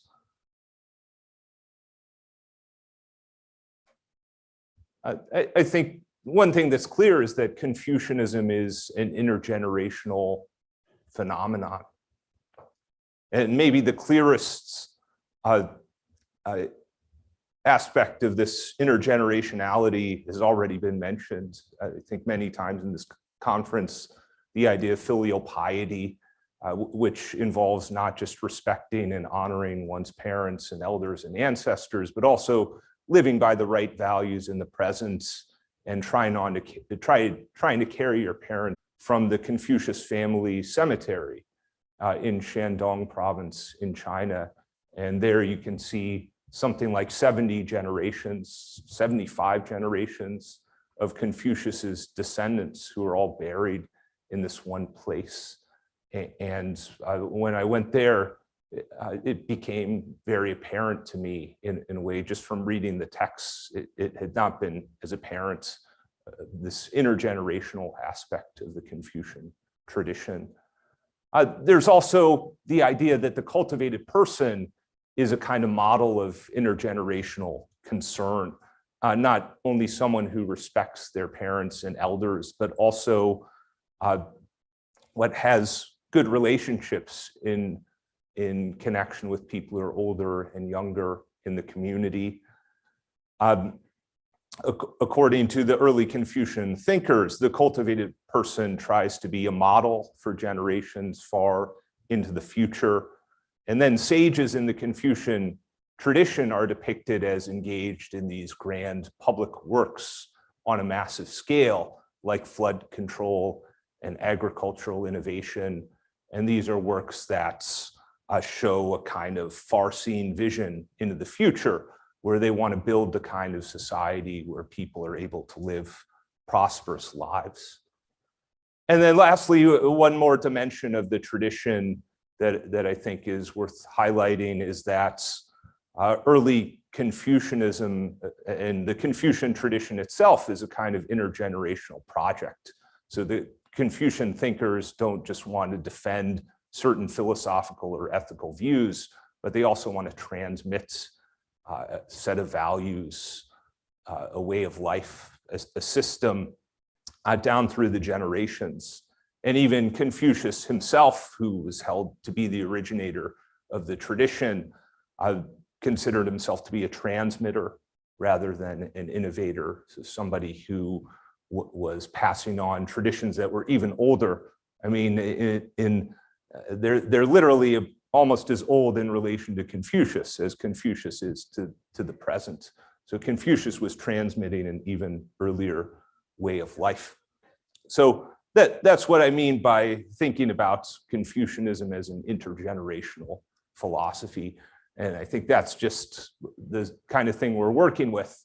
And the question is how to understand these dimensions of the Confucian tradition, how to organize them and systematize them and make them relevant to contemporary life. So in this talk, here's what I want to do. First, I want to talk about two contemporary Confucian approaches to intergenerational ethics that I just find out there in the contemporary literature. One is based on political institutions, and it's defended by a contemporary Chinese Confucian named Yang Qin. And I'm going to talk a little bit about his approach, which has very clear intergenerational aspirations. And then I'm also going to talk a little bit about the social role-based approach that Professor Hartigan talked about yesterday, that's defended by a pair of North American thinkers, Roger Ames and Henry Rosemont. So I'm going to talk about those two approaches. And then I want to develop a third alternative approach that's based on virtue ethics. And this is the part I really would appreciate your feedback and your comments about on how to make this part of it stronger, because this is the parts I'm still working out. So I want to look at some passages from early Confucian texts that talk about intergenerational concern, and that I think show the relevance of a virtue-based approach to understanding the Confucian tradition and its value. And then I want to, this is really the parts right here that I want to get your comments on. I want to think a little bit about a notion that we might call intergenerational virtue, these kind of habits of thinking and feeling that make us respond to intergenerational concerns, intergenerational issues. And I believe early Confucian thinkers, they want people to cultivate this kind of sensitivity, and they reinforce it through ritual practice, and then eventually becomes part of your character. So I think they take a character-based approach to looking at issues of intergenerational ethics. But as you see in the contemporary scene, there are a lot of different approaches. So this is just the one I think is most promising that maybe no one has articulated yet, and that I want to defend. But there are other approaches that could be defended. All right, so I'll start with the first the first approach from the contemporary Chinese Confucian, Yang Qin. And in his book called A Confucian Constitutional Order, which was recently translated into English, and it came with a set of commentators who critiqued his approach and then his responses to the commentators. He defends a Confucian politics that aims to restore the connection between past, present, and future generations. He criticizes Western-style democracy for prioritizing the will of presently existing people above all else, saying that this imbalance is what has led to ecological disruption And it's meant that democratic countries are enabled to do much more than tinker with looming environmental problems. And in order to achieve a balance between past and present and future generations, he argues that we need to replace democratic structures with a different political structure that answers to more than just the interests of presently existing people of voting age. So he proposes a Confucian political order that balances legitimacy based on the popular will with two additional sources of legitimacy, that of heaven, or tian, which refers to a transcendent basis, and that of earth, or di, which is derived from history and culture in his view. And I think that this idea of the connection between heaven and earth and human that Confucians want to establish has already been mentioned. And he also uses this connection between heaven, earth, and humans. But out of it, he develops a three-part political structure that each body in the structure responds to a different dimension. But the whole thing, he says, is based on, I should read this quote. So he has this critique of government that's based merely on the will of presently existing people. He says the will of the people is simply endorsement by the current population of the state at a particular time and place, while the legitimacy of history and culture is the endorsement formed by many generations over hundreds and thousands of years. And he argues that heaven's will is the basis of the proper political order. He quotes the Han Dynasty thinker Dong Zhongshu, who says, "The way is great, its origin is in heaven. Heaven does not change, nor either does the way." So his Confucian constitutionalism is based on this idea of the sovereignty of heaven. And in the passage that's quoted on the slide, he says, "The sovereignty of heaven means that the origin of the legitimacy of the highest political authority comes from heaven, not from the people. Heaven is the higher law background of Confucian constitutionalism or its transcendent value." All right, and I think I will pause there.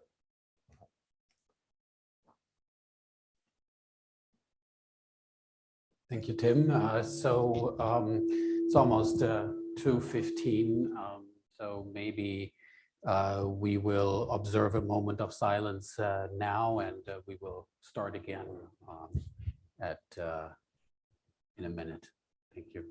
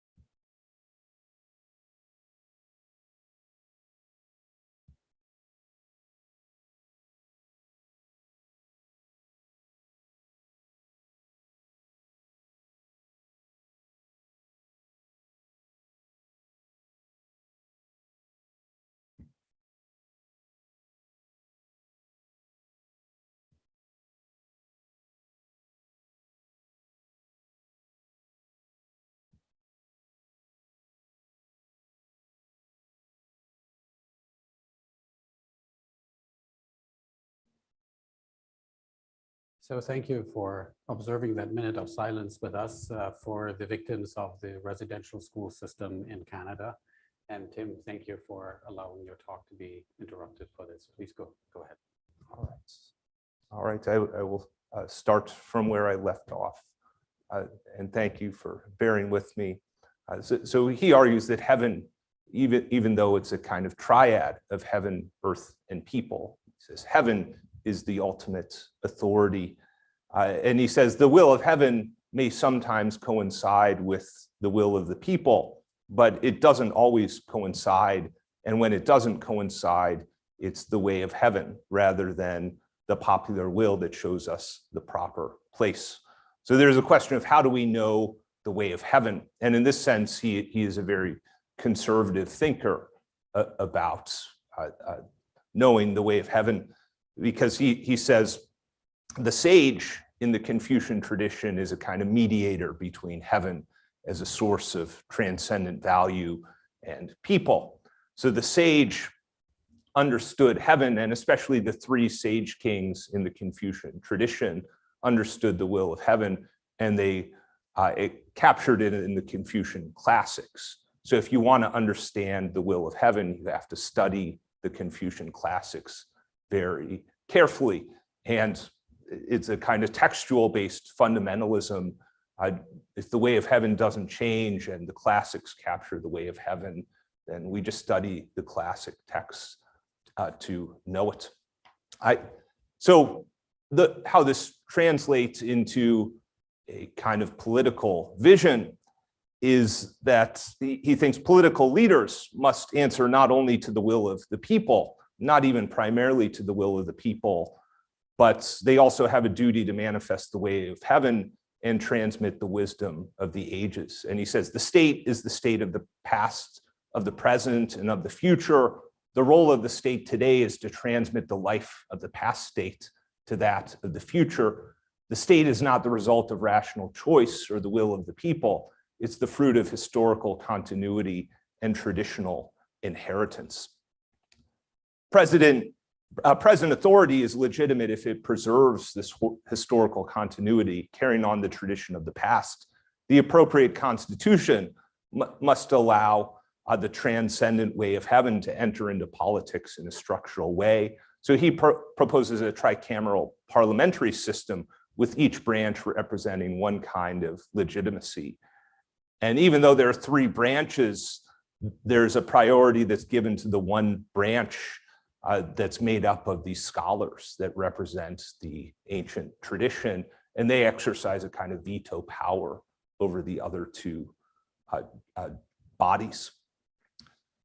Besides political institutions, though, Jiang also sees the ecological crisis as being attributable to deeper vices that afflict people who are living in modern societies: selfishness, hedonism, materialism, individualism. He mentions a whole litany of vices. So in addition to political structures, he also focuses on moral values like filial piety. And he says filial piety is supposed to provide a deeper connection that goes beyond these political structures, not just between ancestors and descendants or descendants and their ancestors, but between past and present members of the society, between human beings and the natural world. And he has this very rich, nuanced understanding of filial piety, where it has these 5 different dimensions. Usually people talk at most about the first dimension, or maybe the first and the third dimension. But he says serving one's parents is one dimension, and it doesn't mean merely obedience, but you have to manifest and preserve the values your parents have handed down. Running the state with piety means leaders have to express transcendent values in their civic roles. Respecting spirits with piety means you have to perform the proper rituals with regard to your ancestors in order to thank them for the gift of life. Sacrificing to sages with piety similarly involves gratitude to the ancient sage kings for the good things in our society that we have received from them. And then lastly, he has this idea of treating things with piety, which has an ecological dimension of respecting the natural world. And he says these different dimensions have an organic relationship together, which captures the basic nature and spirit of Confucianism. All right, now I'm thinking of some critical remarks about this approach, even though I think the ideas about filial piety in this approach I want to develop a little bit. I think one possible criticism is the same critique that he makes of democratic governance, that is, impotence in the face of looming environmental problems, could also be applied to his own view. While it tells us a great deal about how to relate to the past, it doesn't say very much about how to respond to challenges that will affect future generations. Problems like climate change are unprecedented in nature and scope, and the classic Confucian texts don't really develop a systematic approach to these issues. There's just not a lot there. So the same criticism that this system might not be able to deal with the problems of the future, I think can be put back on him. And besides being the passive recipients of inherited culture, what status do future generations have in their own rights? There's also questions about viability of this approach. Probably it would only be viable in societies that have a long-standing Confucian tradition. There's only a few places in the world, and maybe even in those societies, they're way past that point where this kind of Confucian constitutionalism could occur, or could be relevant to people's lives. All right, so now I want to talk about a second approach, and this approach was already mentioned in the talk yesterday. Sometimes it's called Confucian role ethics. And the reason I like to talk about these two approaches together is I see them as two very different understandings of the Confucian tradition. So the first one is very conservative and traditional, and the second one is very pragmatic and open-ended. Right, and this one, they very much want to resist the criticism that we heard earlier this morning that Confucianism is just a backward-looking tradition. So Confucian role ethics, it shares in common the critique of modern Western individualism. So that's one idea that they both have in common. So they take their starting points as this problem of the individualistic way of life that they see as a fundamental feature of modern Western societies. And they think it's the basis of many of the social problems that beset us. And then they look to the Confucian tradition to develop an alternative perspective. And what is of primary importance for Confucian role ethics is not developing a new political structure, but it's a change in our perception of how we're connected with people around us. So as Professor Hurtican mentioned last time, it starts from a notion of the self as relational, with the person defined in terms of the roles and relationships they inhabit in connection to others. And this is a quote from Henry Rosemont. I don't know if you can see, I guess you can see the title of his book back there, Against Individualism, which came out a few years ago. He says, "I am my roles. Taken collectively, they weave for each of us a unique pattern of identity. When all of my roles have been specified and their interconnections made manifest, then I've been specified fully as a unique individual." And according to proponents of this view, Confucian role ethics, the roles that we have provide us with norms for living that are more clear and more meaningful than abstract ethical principles. And when we live our roles with virtuosity, we make a contribution not just to our own realization, but to the realization of our fellow family and community members and to the world. So they see roles, social roles, as key. And here's a passage from the Analects where Confucius has this famous set of aspirations that might be characterized in terms of roles in relation to people of different ages in the community. He says he aspires to bring comfort to the aged, to inspire trust in my friends, and to be cherished by the youth. So that might be some kind of evidence in the text for this role-based view as it applies to intergenerational ethics, or at least a start of such a view. And they also talk about the idea of filial piety only in a very different way. So one of the phrases that Roger Ames uses to capture filial piety is as intergenerational reverence. It's a kind of gloss that he has on the term. Intergenerational reverence, not just from child to parent or child to elder, but a kind of thing that links together whole families and communities over time. So in making our own way through the world, we have to respect and honor cultural and familial models from our past who embody the tradition's values and pass them down from one generation to the next. And he points out that for the early Confucians, one's identity is from the very beginning inseparable from one's lineage. And here's the passage that's quoted on the slide. While persons emerge to become specifically who they are as individuals, the parents of and grandparents of such individuals, and we might even go even further back, continue to live on in them, just as these new individuals too will live on in their progeny. So it's not just your immediate, I guess you would call them synchronic roles that make you who you are, but it's the set of diachronic roles. I think that's how you were talking about it yesterday. And self-realization begins by cultivating your feelings of love and affection from within this inherited nexus of family roles. And that prepares a person to take their place as a responsible member of the community. And in contrast to Jiang's fundamentalism, proponents of Confucian role ethics have a view of cultural transmission and the inheritance of familial and social values as very pragmatic and open-ended. The corpus of knowledge that constitutes the Confucian tradition is open to revision.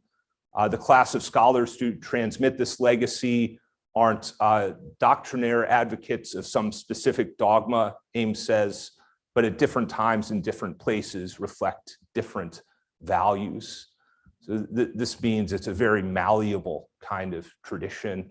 And Roger Ames says things like, if Confucianism can't address the problem of climate change in our time, in our lifetimes, we should just discard Confucianism because it wouldn't serve any value to us.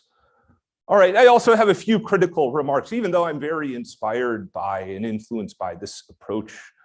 I think one critical remark, and I'd be interested in discussing this one, is our roles in relation to people living in the distant past or future are less clear than those in relations to our parents, children, friends, etc.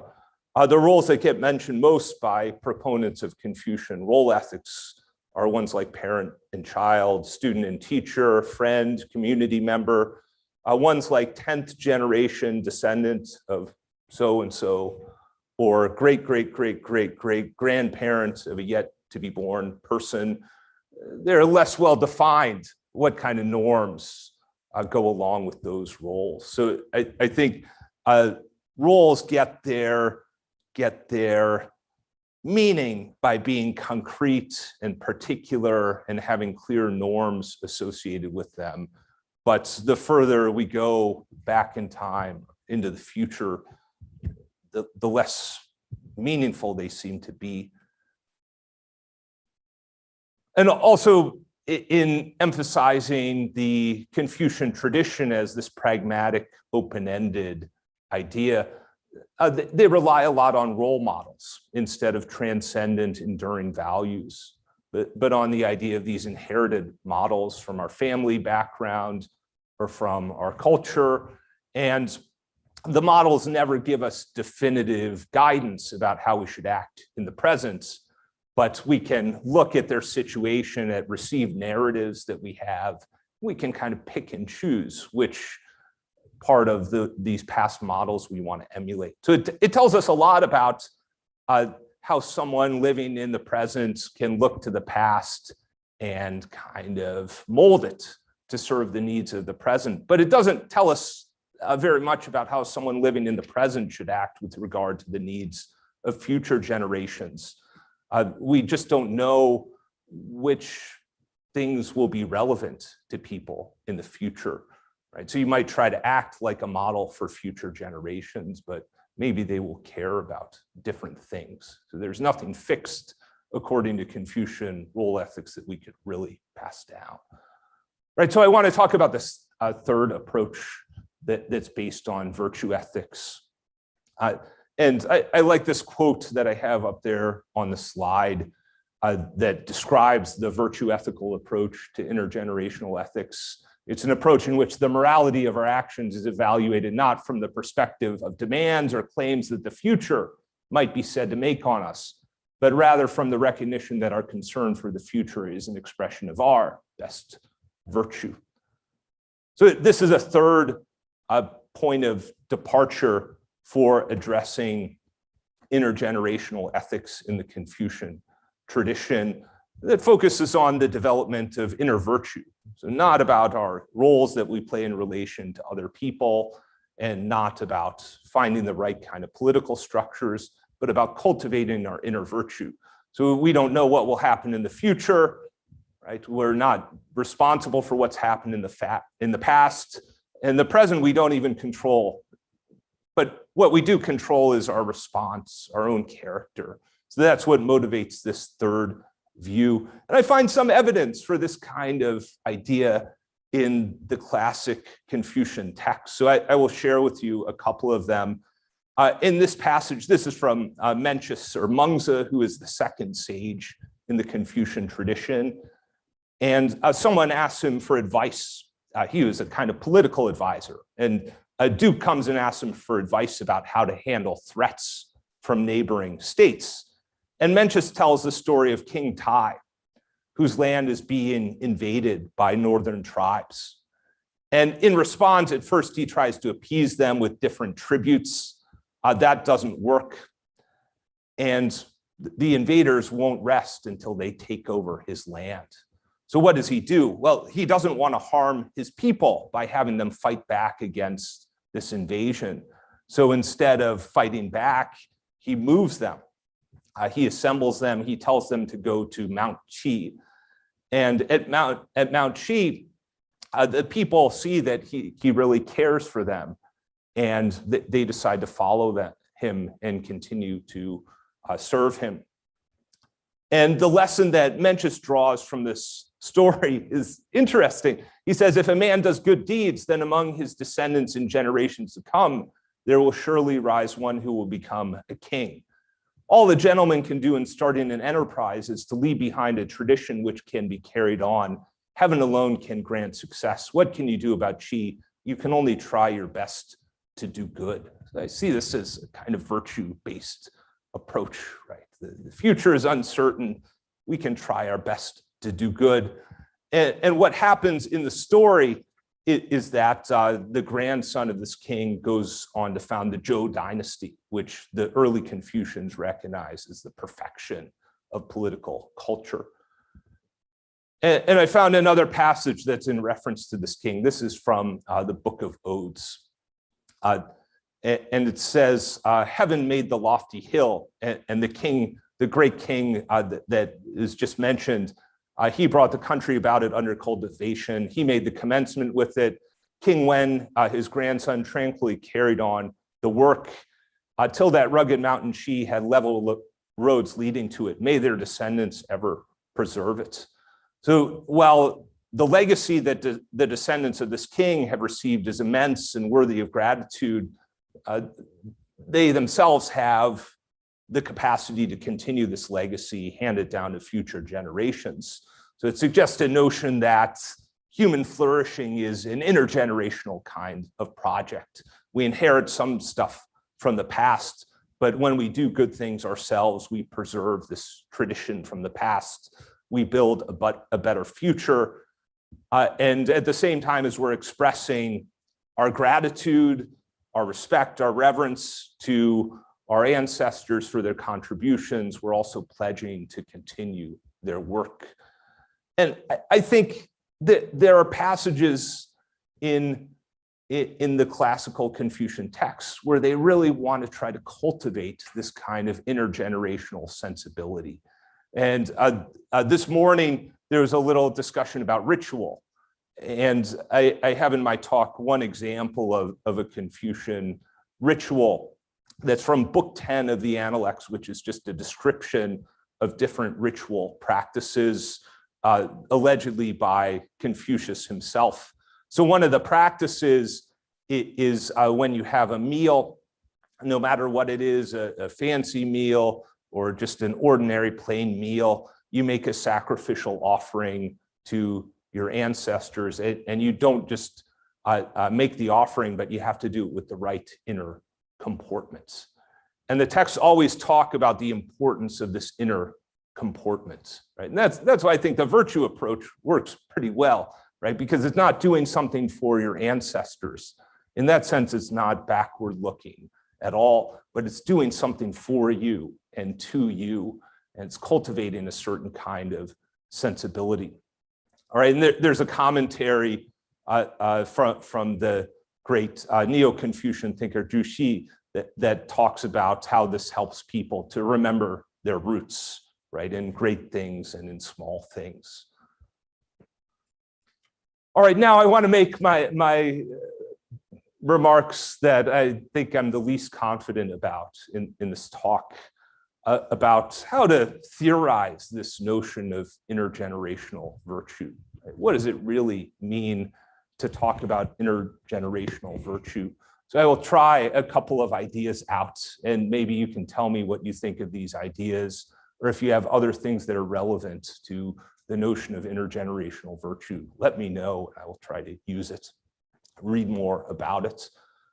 So first, there's this influential idea in contemporary virtue ethical approaches to Confucianism that is defended by Philip Ivanhoe, of filial piety as a virtue, not as an obligation that we owe to our parents, but a virtue that we try to develop on our own part. And if you think about it as something that can be owed, as a kind of debt, then you're thinking about it in the wrong sort of way. You have to think about it as something that develops out of naturally occurring feelings that are deeply meaningful to the person. So he says the true basis for filial piety is the sense of gratitude, reverence, and love that children naturally feel when they are nurtured, supported, and cared for by people who do so out of loving concern for the child's well-being. I think this is something that can be extended just beyond relationships between children and parents, or children and ancestors. And this is something that I think I was inspired by in the second interpretation, the idea of filial piety is a kind of intergenerational reverence. I think this is best understood not as a kind of role or a collection of roles, but a kind of virtue that you try to nourish and nurture, and it involves the same kinds of feelings that might be involved in the child-parent relationship, only to people farther back in time. And it's also forward-looking as well, because you not only want to look back and honor your parents and ancestors, but you want to carry their way forward into the future. Right? So I like to think about filial piety as an intergenerational virtue, a habit of thinking and feeling that helps one to see one's own good as bound up with those living in the past and in the future. So a kind of sensibility that a person develops that isn't an obligation, but it's a kind of character trait. Right, and here's my last idea. One other notion that I was inspired by was the idea of environmental virtue. And I think what I mean by intergenerational virtue, which is a phrase I haven't found really anybody who uses that phrase. What I mean by it is similar to what people like Ronald Sandler mean by environmental virtue. And he says, by emphasizing how ecological sensitivity, care, and concern and other environmental virtues can benefit their possessor, environmental virtue ethics provides a positive vision for the human-nature relationship, on in which human flourishing and environmental flourishing not only coincide, but also are intertwined with one another. And he quotes a range of environmental thinkers like Rachel Carson, who emphasizes wonder, and how wonder is not just good because people who experience wonder don't want to destroy nature, but it's also good for your own interaction with nature. So it's good for the person too. It helps them to enjoy and engage with the natural world. So it's good for both parties. And he mentions Thoreau as well, virtues like temperance and simplicity aren't just good for preserving our relationship with the natural world, but they're good for us. They're good for us. I think there's a similar sense in which intergenerational virtue is good for us too in the Confucian tradition. And I think it's very clear with relationships that extend backward. So when we are engaged in this ritual to honor our ancestors, there's a clear sense in the text that those rituals are for us, right? Just as much and probably more so than they are for our ancestors, right? And I'm not as confident that when we think about virtues in relation to future generations, that the Confucians really talk about this as much, right? How virtues in relation to future generations might not just be good for them, but good for us as well. But I think you can develop that kind of account in the same way Sandler does with environmental virtue, right? That's a virtue like let's say living within our means or living within certain limits or trying not to be destructive, right? Those aren't just good for future generations, but there's something about that that's good for us too, that makes our lives better and richer and more meaningful. All right, thank you very much.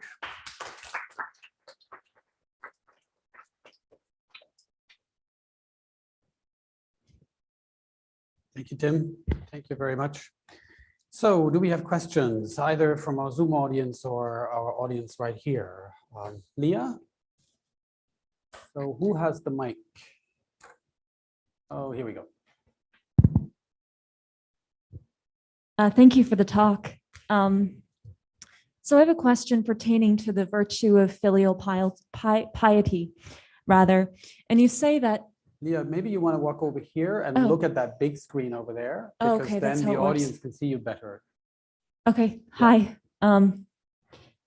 So pertaining to the question of, so the virtue of filial piety, you say that it grows out of natural feelings and we can come to engage in practices and have thoughts and feelings that all are entwined together. I wonder is there a problem with focusing only on positive feelings we have towards our parents?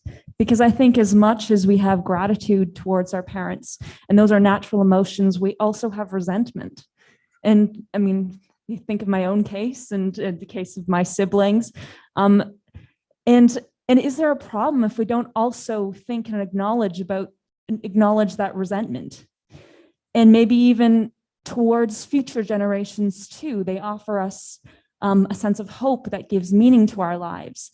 But and it's natural to have feelings of love and hope for one's children, but it's also very, very common to have moments of resentment towards one's children for, taking away from opportunities at other types of personal development. So thank you.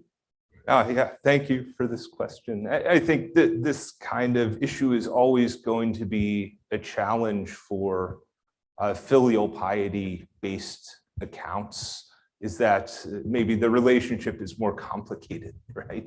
And in cases where it is more complicated, these accounts don't necessarily do the best job of dealing with that kind of complexity. So the most famous case in the Confucian tradition is of one of the sage kings whose name is Shun. It's transliterated in English as S-H-U-N, Shun. And his parents want to kill him. And they treat him terribly. They treat him terribly, but he continues to serve them with filial piety, continues to engage in the right ritual responses. And eventually their attitude is transformed, right? So that might not be the best approach for all of us, right? In our complicated relationships with our own parents. Yes, I think just like you could talk about intergenerational virtue is something that can be transmitted, you can also talk about intergenerational vices, right? And that's just as relevant and meaningful, right? But I think that the point is that this set of ideas, this conceptual apparatus of virtue ethics, I think has a lot of relevance to these issues of intergenerational relationships. Yeah.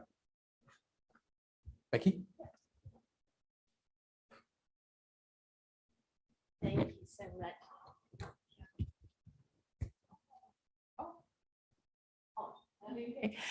Thank you so much. I'm fascinated by the idea of roles, and I'm also very troubled by the idea of roles, in as much as they, well, for two reasons. Firstly, they can suggest a domain outside or beyond the person that you have to somehow find a way to step into and inhabit, as a sort of pre-existing path, rather than as a path that emerges from your own being and your own experience. But in addition to that, I also worry that within a very atomized society, that more and more of us are finding that our roles conflict and are deeply like fundamentally in conflict with one another. And that even applies at the intergenerational level, that care for one's parents, and this is said, this is heartfelt at my end, that care for one's parents can be in profound conflict with the needs of one's own children. And I think that very often within an atomized society, the roles that we have to play have somebody in the middle of them trying to hold them all together, who has to multiply their own being in so many different ways in order to fulfill the needs and the requirements of these different roles.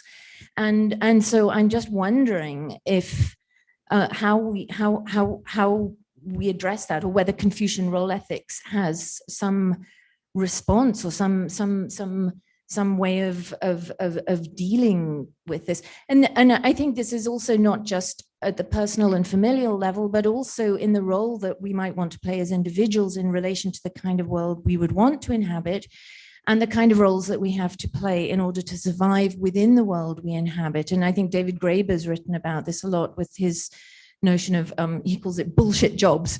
The work that so many people have to do that they find demeaning, ethically horrifying, and in utter contradiction to anything that they would hold to be good and that they would want to see in the world, that they would want to bring about. And so how do we navigate roles? I guess that's my question for you.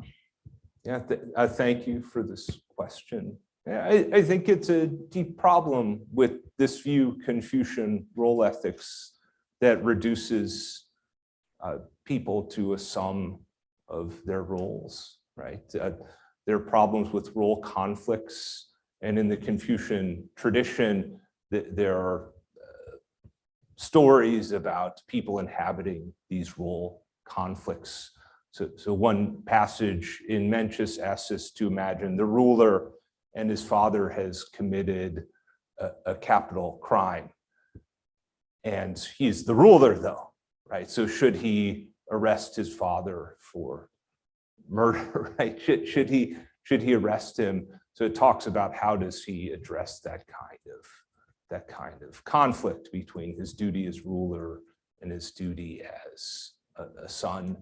And in the end, he absconds in the middle of the night with his father on his back and flees away, right? You wonder, is that the best way to address the problem, right? So do we have to give up one role in order to perform another role? And Confucian role ethics, what this system wants to resist is any codification.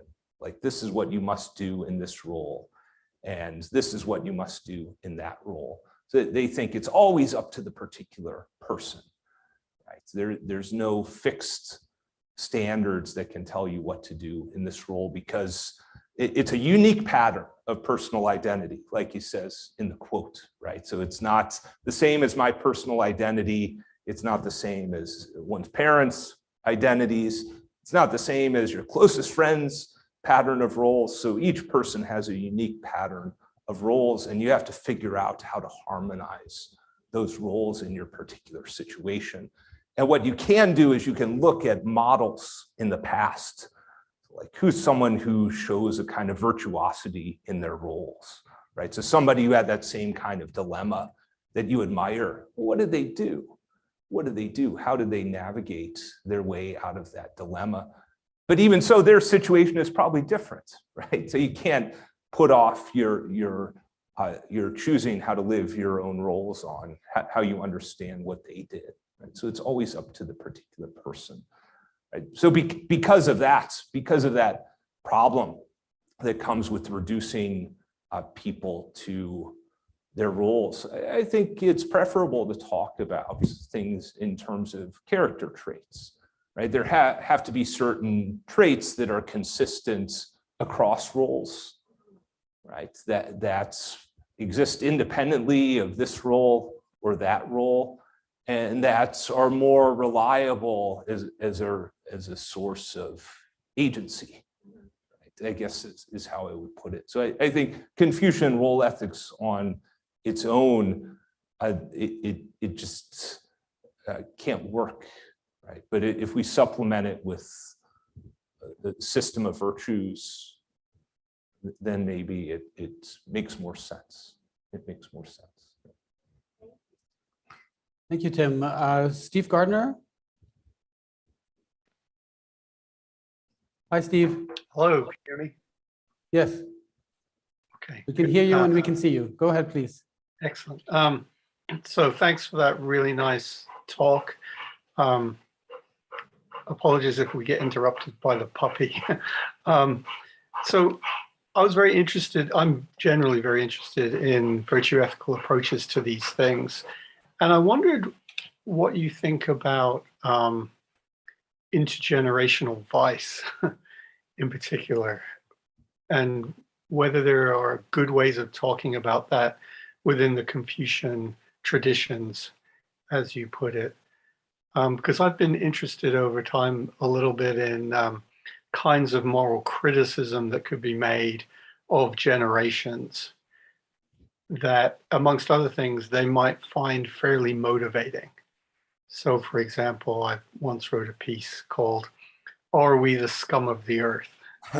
where the central idea is that one strong reason, in my view, we have to act on something like climate change is that future generations might see us as the scum of the earth.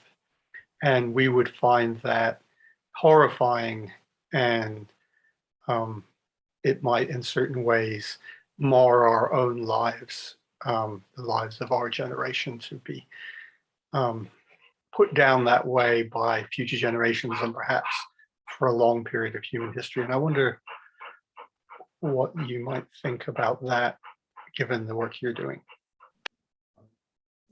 I don't have a lot of very developed thoughts about that, but just like there are passages that mention these kings of legendary benevolence and far-seeing vision that we can look to as role models and try to continue their work. There are these positive exemplars that are inherited in the Confucian tradition. There are also negative exemplars, people who might be paragons of vice. And I think maybe that's a way to get started with how to think about vice, right? Vice can also be transmitted down across generations. Yeah, I'm trying to think though of how that responds to your question in your paper, are we the scum of the earth? How would we know? How would we know? I guess I want to know a little bit more about that idea. How would we know whether we are virtuous or vicious or not on the account that you develop in that paper? Well, a quick follow-up there. I suppose my initial reaction, which may be a bad one, is to be puzzled by your response. I would have thought that in a case like climate change, if we put the planet on a pathway to a very quick by geological standards, massive rise in temperature, when it's fairly predictable that will cause massive. In terms of harm, so you're talking in terms of a harm-based account. No, actually, I mean, yes, I'm emphasizing that there, but I would say that putting future generations at that sort of risk bespeaks of, all sorts of character defects, perhaps, recklessness, callousness. Yeah. Let me try the question. I didn't mean how do we know? I guess what I meant is how does one know? How does one know? So a person living at any presently existing time, right? How does one know in that case? That's what I meant, I think. Yeah, I guess I'm not seeing the problem, or at least the problem as compared to any other situation around understanding one's own character traits and how they'll be viewed by others. But I'll let you go and answer the questions. But thank you, it was a great talk. Okay, thank you. Tim, I have a long speakers list of 5 individuals, and what I would like to do is group questions. So could we take 2 questions? Sure. And then you decide what you want to answer. All right, sounds good. Then we take another 2 or 3 maybe, you see what the time says, because we want to finish at 3:30 to have a 5-minute break for the technical setup for the next talk, which will be coming from Japan. So can we do it that way? Sure. Yes. Yeah. So I have Amy and Jason here from the local audience. So Amy, please go first, and then Jason, and then Tim will answer. Thank you.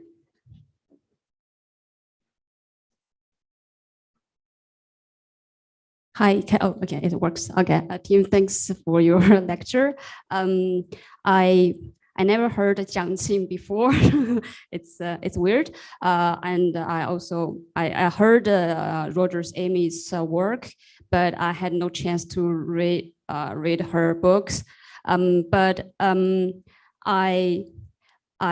think, or I assume that no matter approach they take, they still want to emphasize the cultivation of virtue, because according to the classical books, 大学, like 修身齐家治国平天下. So it means virtual cultivation is very important, and it's the start point to do anything. So in this sense, I was wondering, in what sense your approach, like your ethical approach, is very unique and special. Thank you. Can you hand on the mic to Jason, please?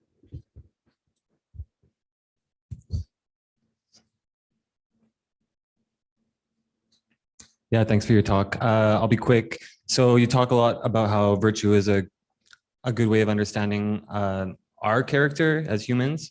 And for virtue ethicists, I think often we look at other humans as examples for determining what is a good character or a bad character.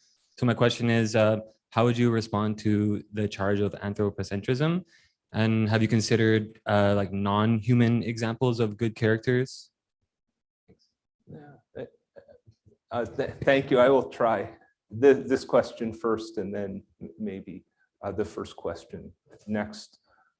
Yeah, I think it's interesting that in Jiang's approach to filial piety, he does have this dimension of treating things with piety, right? That just refers to things in the natural world. I think that gets developed later on in the Confucian tradition, in Neo-Confucianism, this idea of integration within the rest of the world. Yeah, so I think there's room to develop it in that direction. Yeah, I haven't really gone that far in that direction, right? But I think there's room for it to be developed, right? Because eventually in the Neo-Confucian age, that gets added to the account. Yeah. And Amy, thank you for your question. I think actually there are many people who are working with a virtue ethical approach. but none of them are really talking about intergenerational ethics. Whereas other approaches, they're not talking so much about virtue ethics, but they are talking about intergenerational reverence and things like that. So what I want to do is maybe bring these two approaches together. And the passage you quote about you cultivate the self, and then you regulate the family and take care of the country, and then the world is all peaceful, right? It's supposed to show that the basis of all of it is this cultivation of inner virtue, right? And I think because that's so important in the early Confucian texts, many people try to develop this approach to understanding Confucian ethics. And I just want to take it a little bit farther in thinking about relationships between generations. It's a very small contribution that I'm trying to develop. Thank you, Tim. So Ellen, you're next.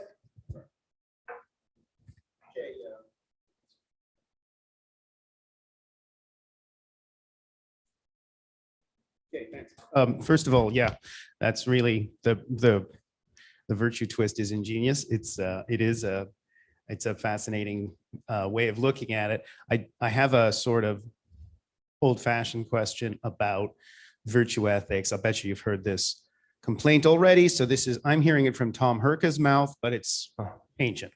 And it goes like, roughly, if I'm paraphrasing Tom, wrong, wrong, wrong, because you're aiming at the wrong person.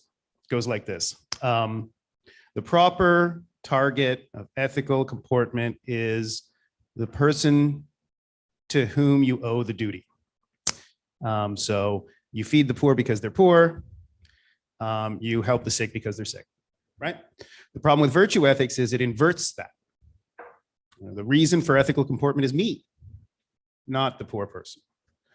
And that's just mistaken, right? It aims at the wrong target. What do you think? Yeah, you can take a minute because we had a question also from the Zoom audience. Suk Gabriel Choi, you raised your hand earlier. Gabriel, are you there? Yes. Can you hear me? Yes. Okay. Hi. Yes. Hey, Tim. Thank you for your presentation. Hello. Nice to see you. Nice to see you. It's been a long time. Yeah. It's been a while. The Professor Jing Hu introduced this great event to me, so thank you for her this great opportunity.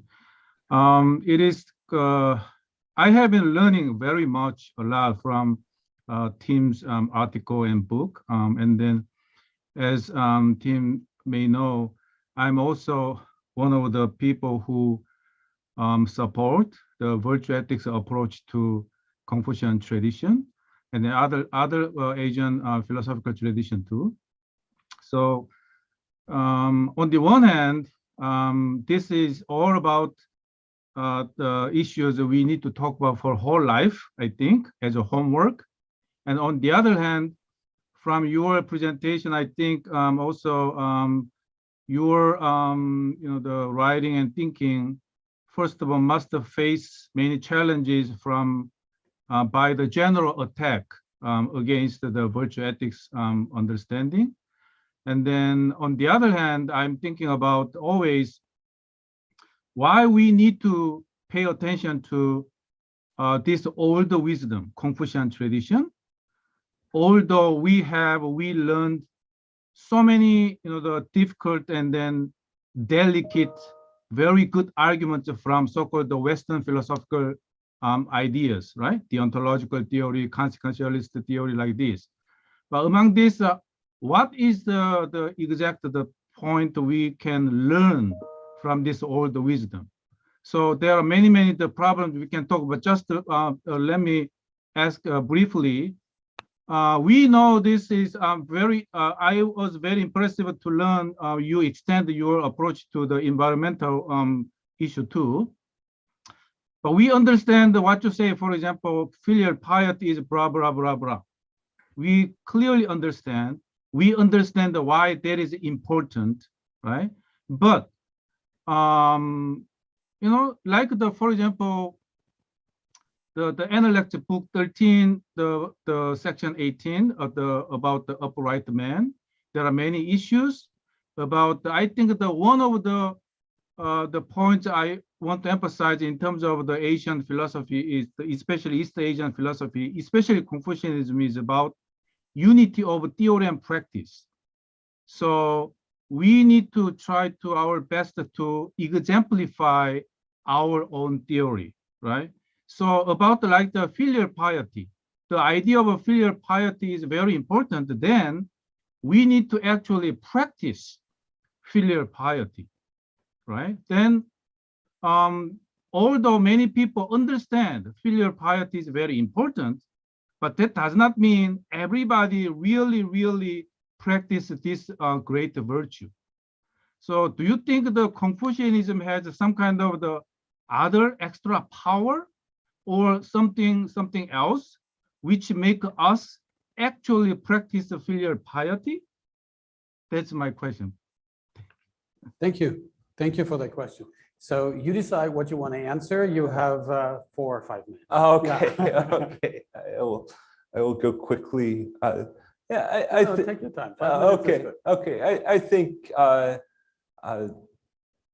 defenders of the Confucian tradition like Tianting and Henry Rosemont and Roger Ames, they do a good job of identifying the motivation for the Confucian approach for talking about what we can learn from the Confucian tradition.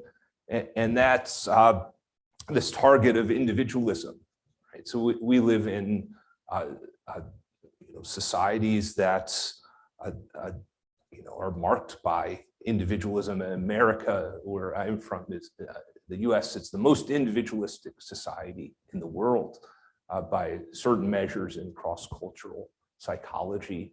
So I think the idea of studying the Confucian approach is maybe it gives us an alternative way of thinking about things. Right? So when I first went to the Kong family cemetery, right, it's like I had this epiphany, right? 75 generations of this family. And then at the conference I went to, they had a 79th generation descendants of Confucius who spoke at the conference. And also I have a student who became a good friend who is from Shandong province. And he said he identifies himself as the 22nd generation descendant of Shang brother number 3.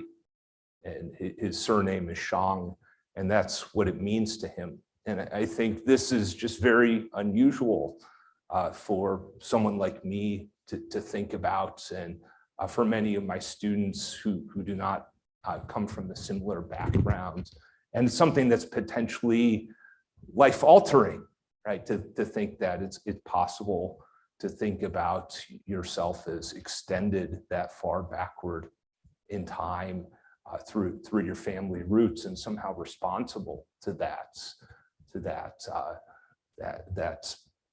ancestry.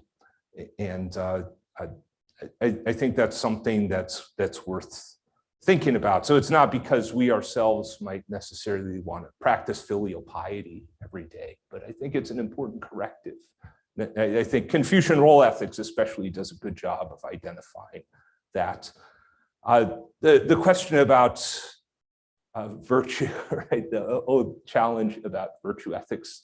In the Confucian tradition, they don't want to separate the self-regarding and the other-regarding. So they always think of these two things as integrated. So Confucius has a saying where he says, "In establishing myself, I establish others."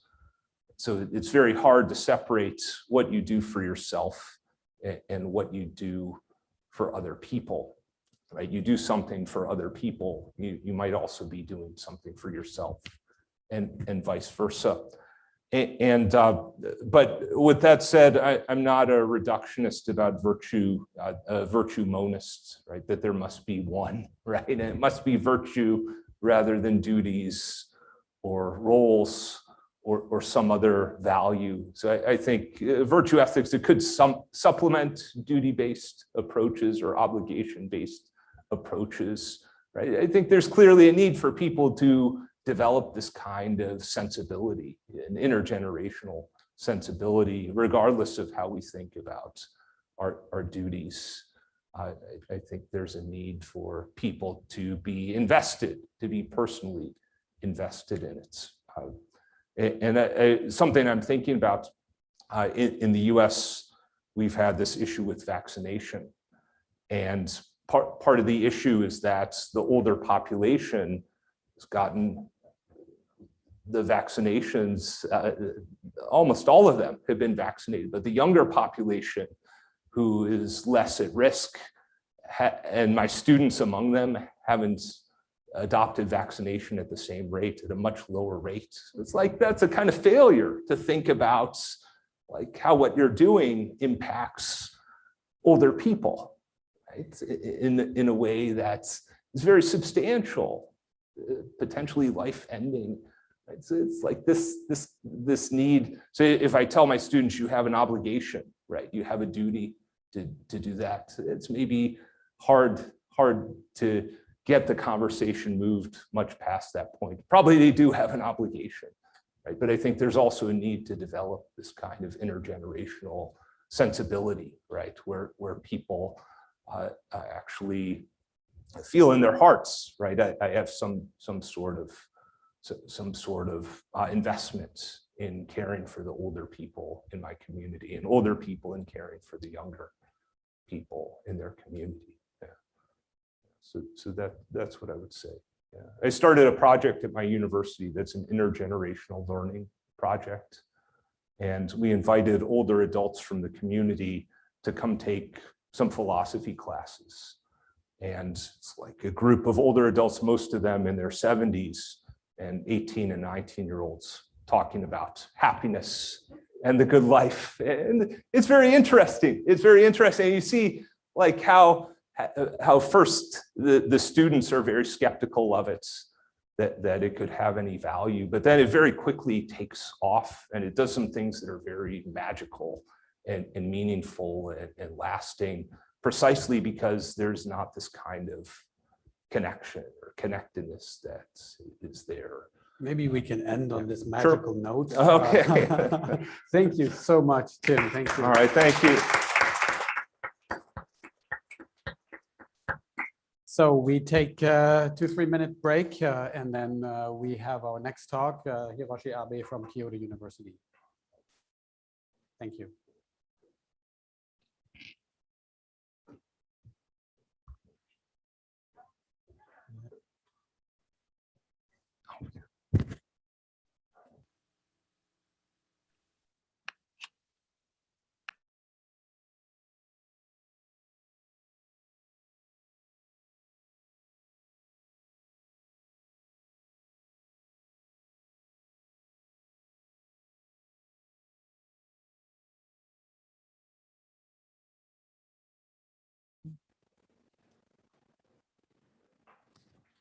Hi, Hiroshi. Nice to see you here. I'll just turn my camera on so you can see me. Hi. Do you want to unmute yourself so we can hear you? Oh, sorry. Can you hear me? Yes, it's perfect. Yes, thank you so much. Yes, very nice to see you. And thank you so much for your kind reply. Oh, well, thanks for your Japanese is wonderful. Arigatou gozaimashita. Hiroshi, do you want to go ahead and practice your screen share to see if you can do it? Yes, sure. That would be great. Let me try. Just a moment, please. Thank you. I thank you. Sorry. Let me see. PowerPoint, yes. And can you see my screen? We can see it. You would just have to go to full screen for the first slide. Okay. Full screen.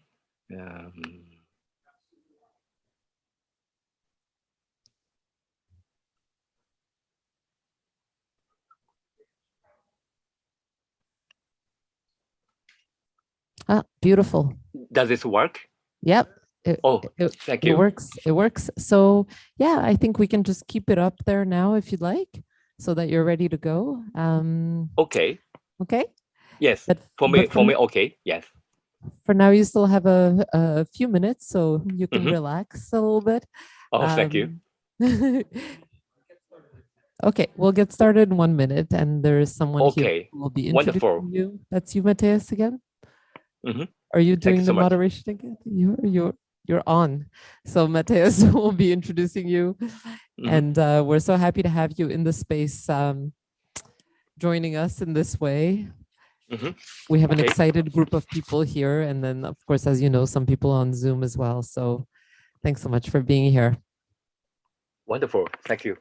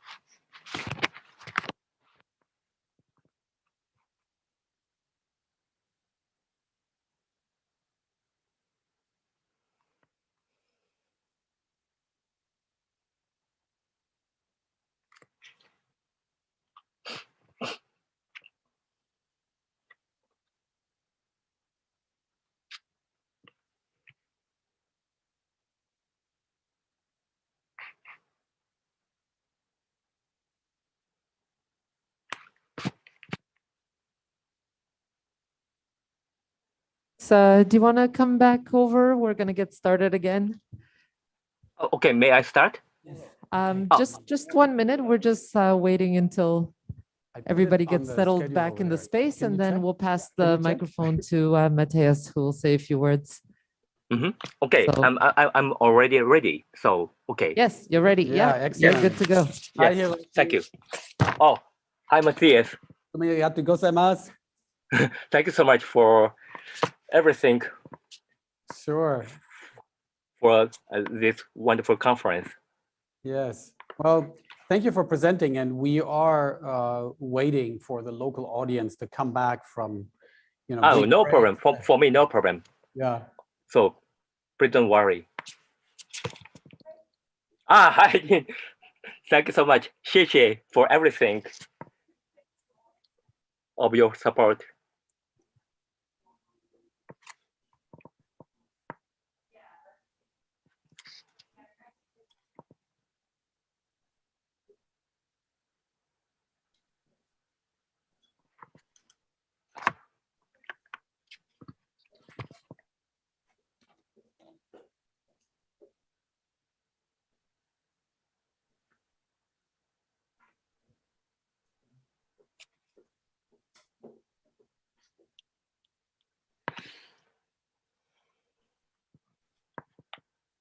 So we'll get started. If you wouldn't mind seating yourself again.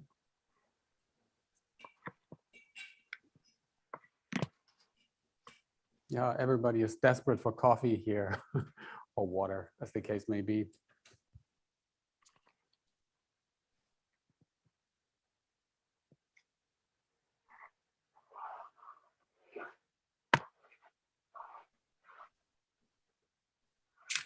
It's a real honor to be introducing my dear friend Hiroshi Abe. He is also one of the co-organizers of the NTR network and hence of this conference today.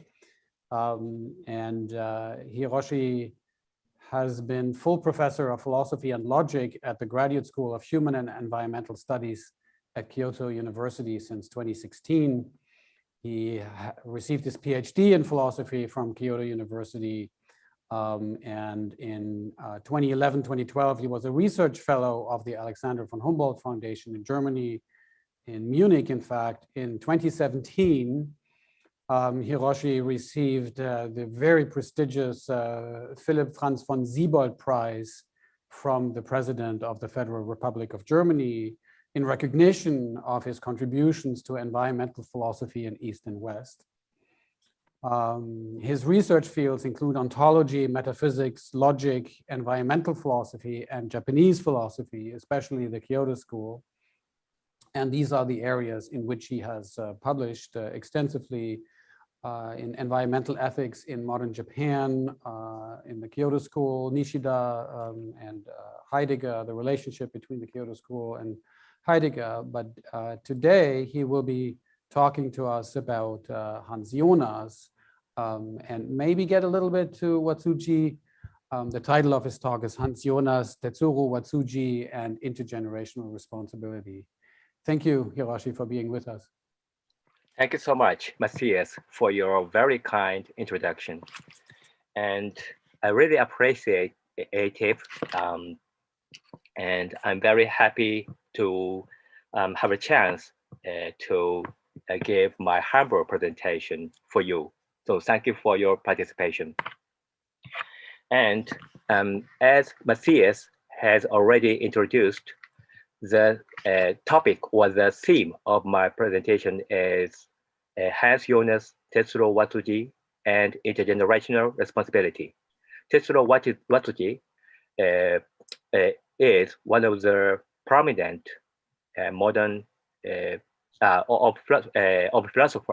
prominent philosophers of the last century in Japan.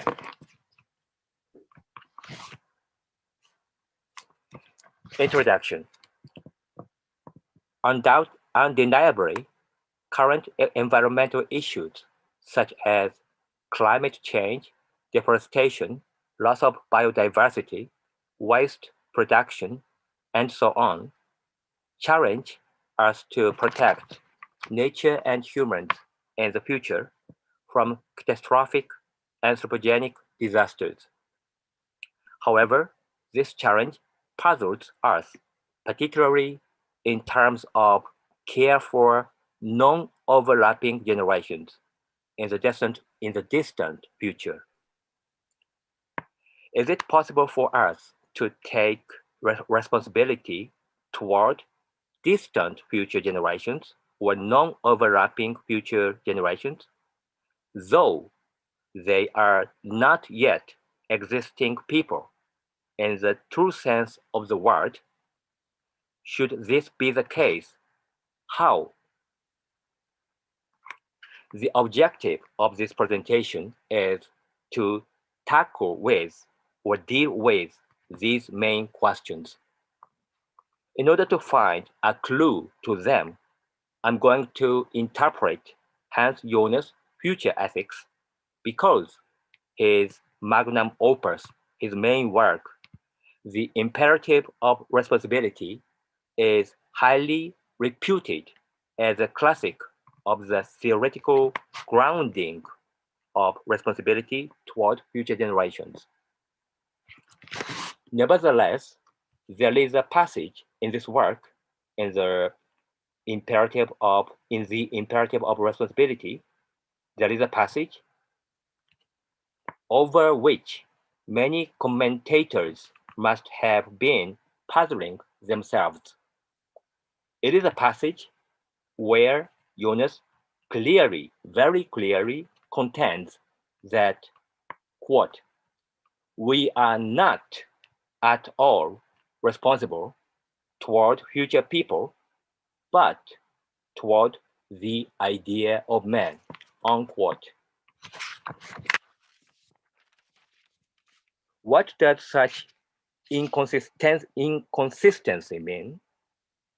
Why does Jonas think we should take responsibility toward the idea of man rather than unborn posterity?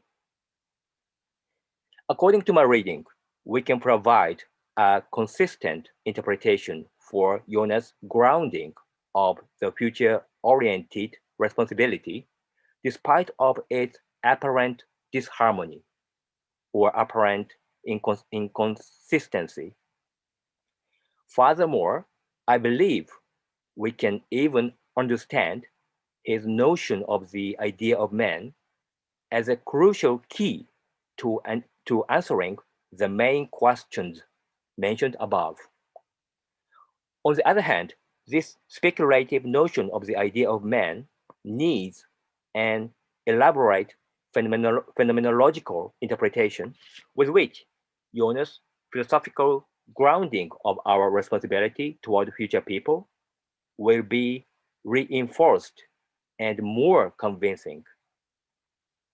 Hence, under the inspiration of the Japanese philosopher Tetsuro Watsuji, I try to reconsider what Jonas calls the idea of man.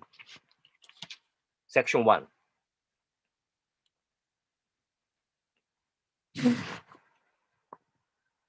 What does Jonas' idea of the current generation's responsibility toward the idea of man imply?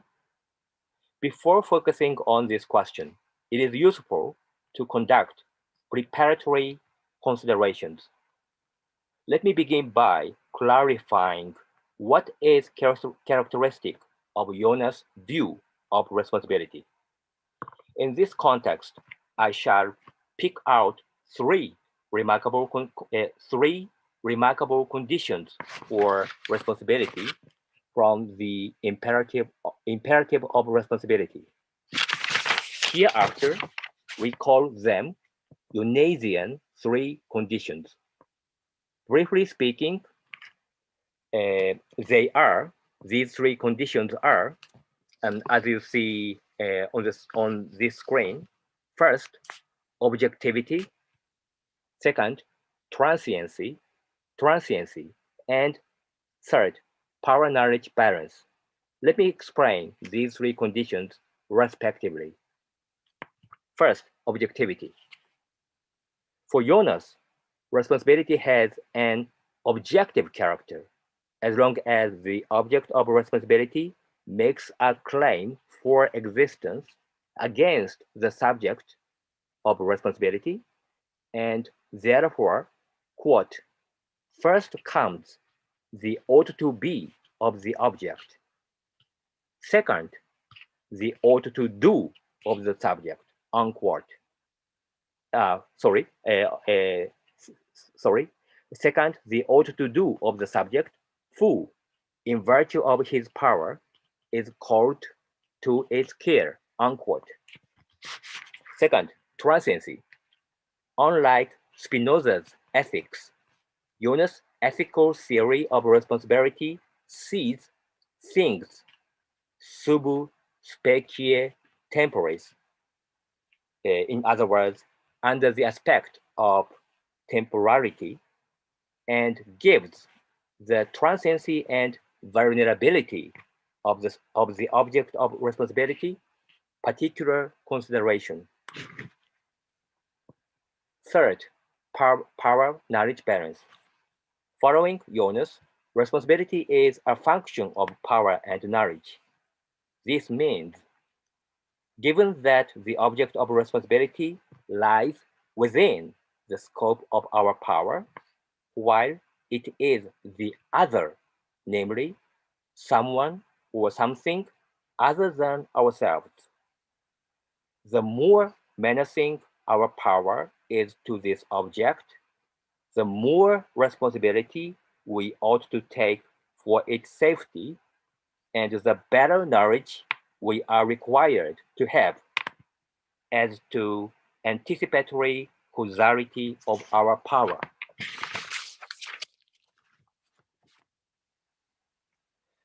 These conditions seem to be, however, not true of the above stated responsibility toward future generations yet to be born. Why? Because the first two conditions, objectivity and transiency, presuppose the existence of the object of responsibility.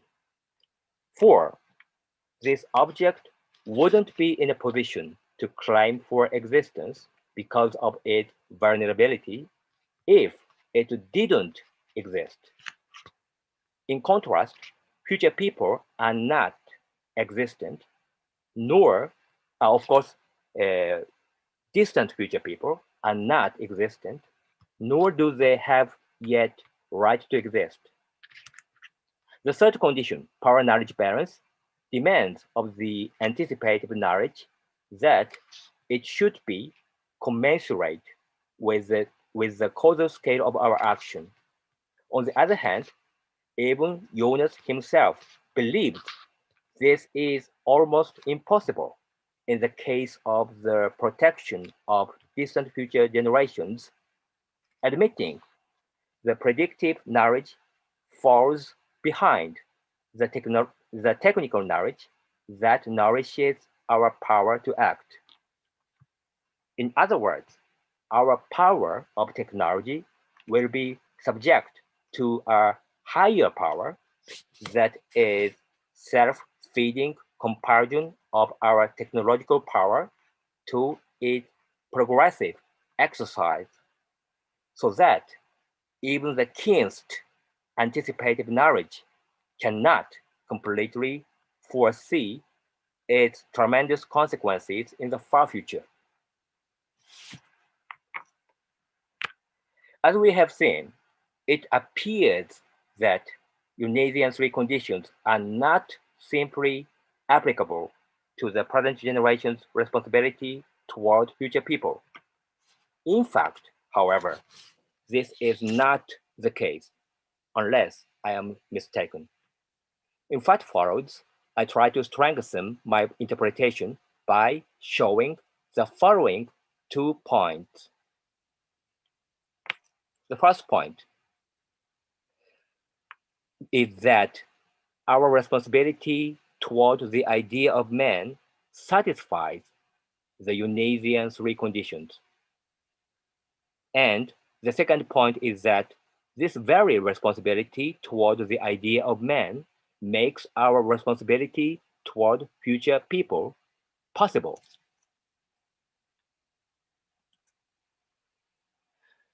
Section 2. The aim of the present section, the second section, is to address the first point. So the first point was that our responsibility toward the idea of man satisfies the Unasian three conditions. In this context, I'm going to begin by elucidating what Jonas means by the idea of man. So the next question is, what is the idea of man? It is well known that Jonas often emphasizes the importance of the so-called precautionary principle in his books. As we know, the precautionary principle is the principle that requires us to avoid prospective worst cases in advance. But it is worth well consideration what such pessimistic scenarios really teach us. The point is that when they alert there might be something threatening in the future, these potential objects of fear don't present themselves alone, but simultaneously accompany something in an unthematic way or in a non-thematic way. In other words, something for the sake of which we are in fear. Something for the sake of which we are in fear. Jonas seizes the essence of this representation or co-appearance of something that we fear about as the heuristic of fear. He comments on this notion of heuristic of fear as follows.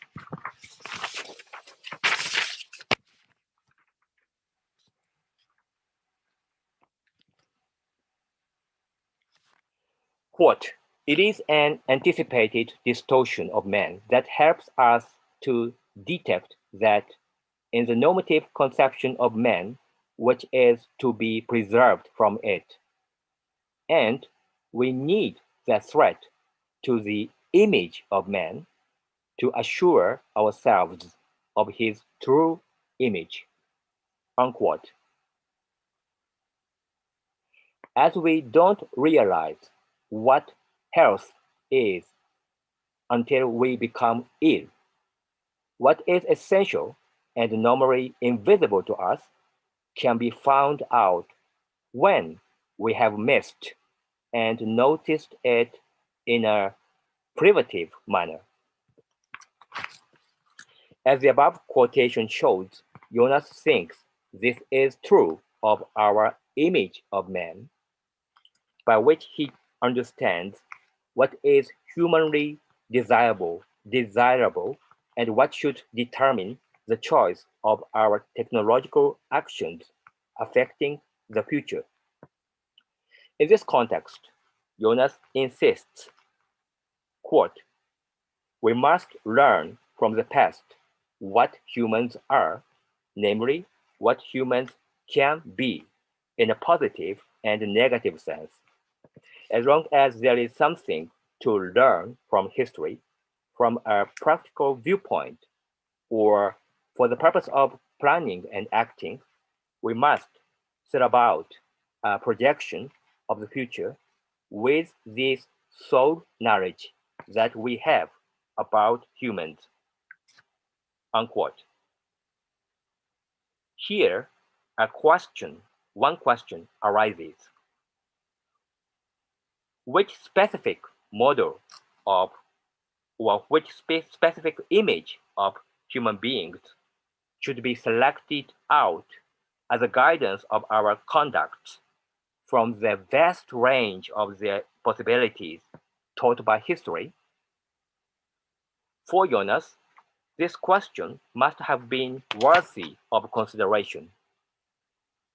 Remarkably, however, it seems to be at most of secondary importance in the imperative of responsibility.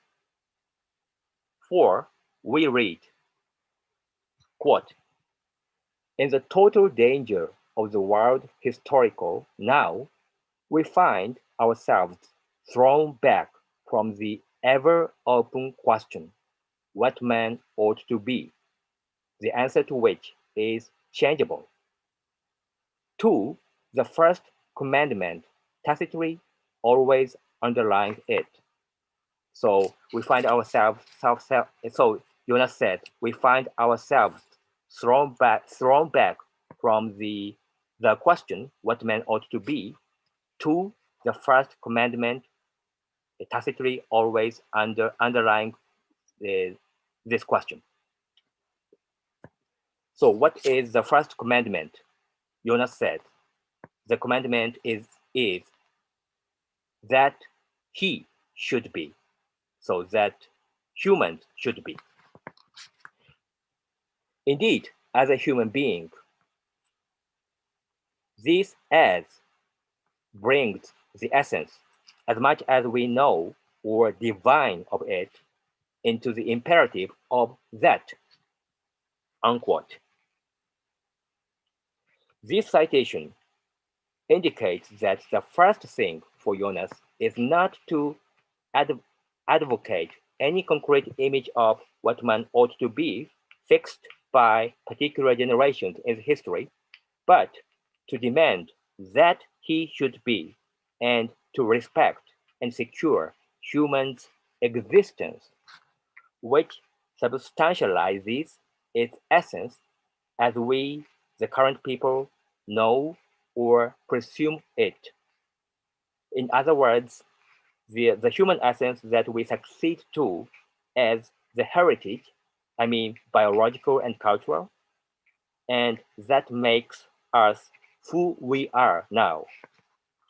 Why, then, is a human existence given priority? It merits quoting an additional explanation from Jonas.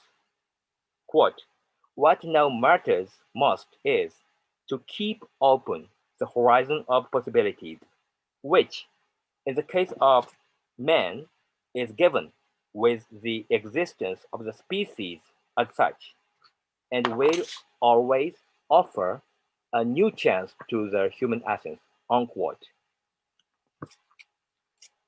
This passage confirms that our human existence provides the horizon of possibilities that ensures our human essence various possibilities of its self-manifestations as particular human images everlastingly, and thereby enables all the generations to project anytime whatever image of humans they prefer.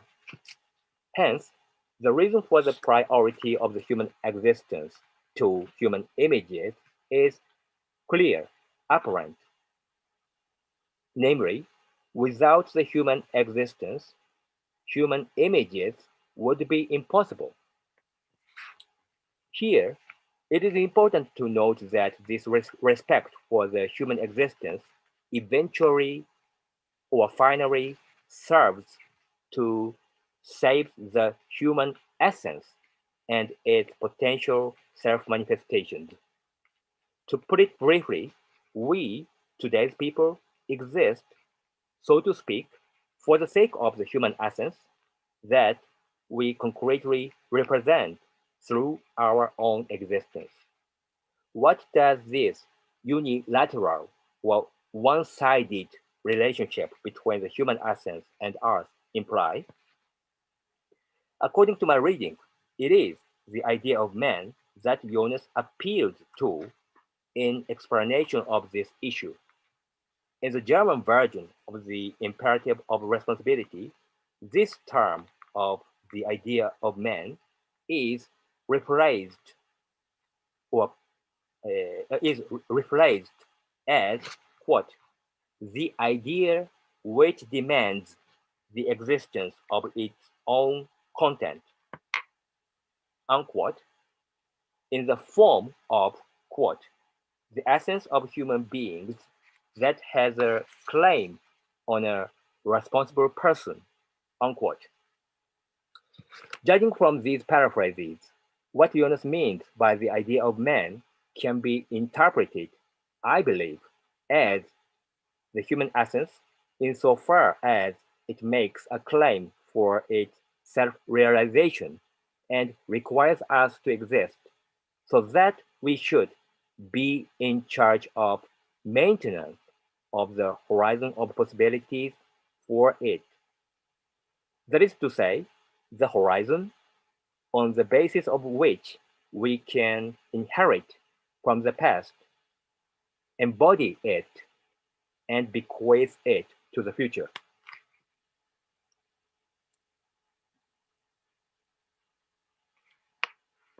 Should this interpretation of the idea of man be not wrong, what does our responsibility toward it imply? When we take responsibility toward something, we can distinguish between two kinds of components of our responsibility, namely, one is to be responsible for, and the other is to be responsible to.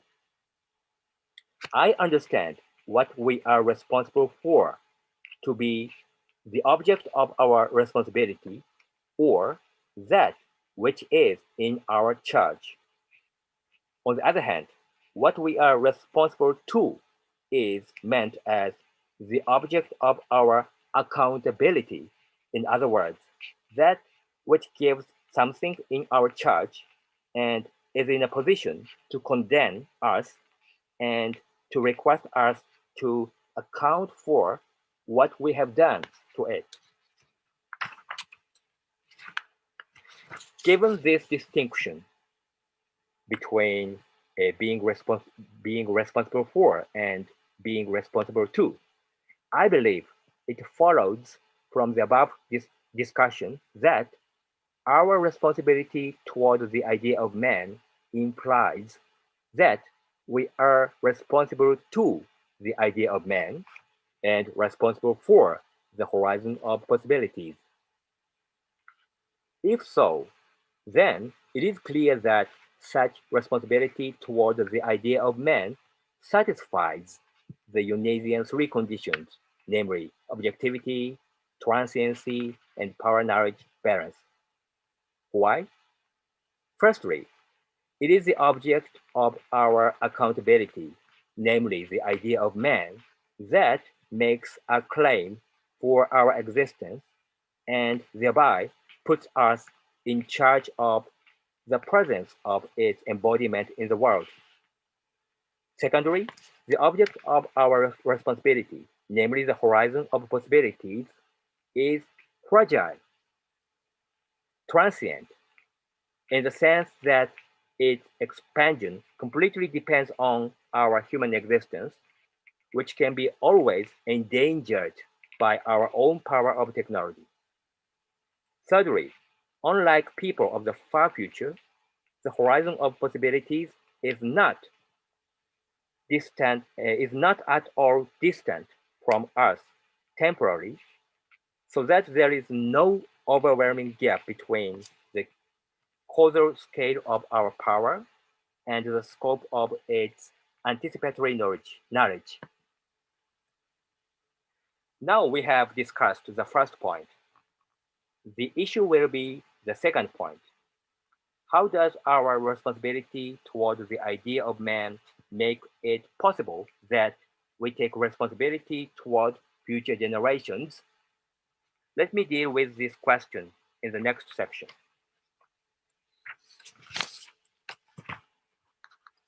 Section 3. As has already been seen, the responsibility toward the idea of man implies that we, the current generation, are responsible to the idea of man or the human essence and responsible for the maintenance of the horizon of possibilities, which will also enable the next generation to project any preferable images of humans. Even if so, are we really obliged to hand over this horizon to those who come next to us? Jonas' answer to this question is positive, so his answer is yes. But why must such obligation be imposed on us?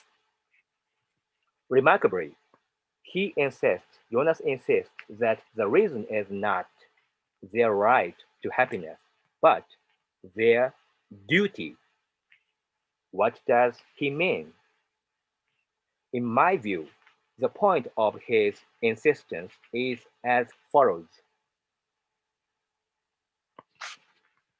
For the sake of the fragile being of the horizon of possibilities mentioned earlier, there should be humans who have a duty to secure it at present and should bring up and be responsible for those who will have the same duty in the next generation, and then should, in turn, be responsible for their own successor who will do this in the generation after next, and so on ad infinitum. If this is the case, we can see that our responsibility toward the idea of man enables us to take responsibility toward not only the proximate generation to us, but also distant future people. At the same time, this can be also our answer to the main questions mentioned at the beginning. Namely, we can even take responsibility toward not yet existing generations in the distant future because we will be able to hand, so to speak, a torch of responsibility from generation to generation, as long as we are responsible to the idea of man or the human essence inherited from past generations. To put it briefly, human responsibility is, in itself, responsibility for responsibility.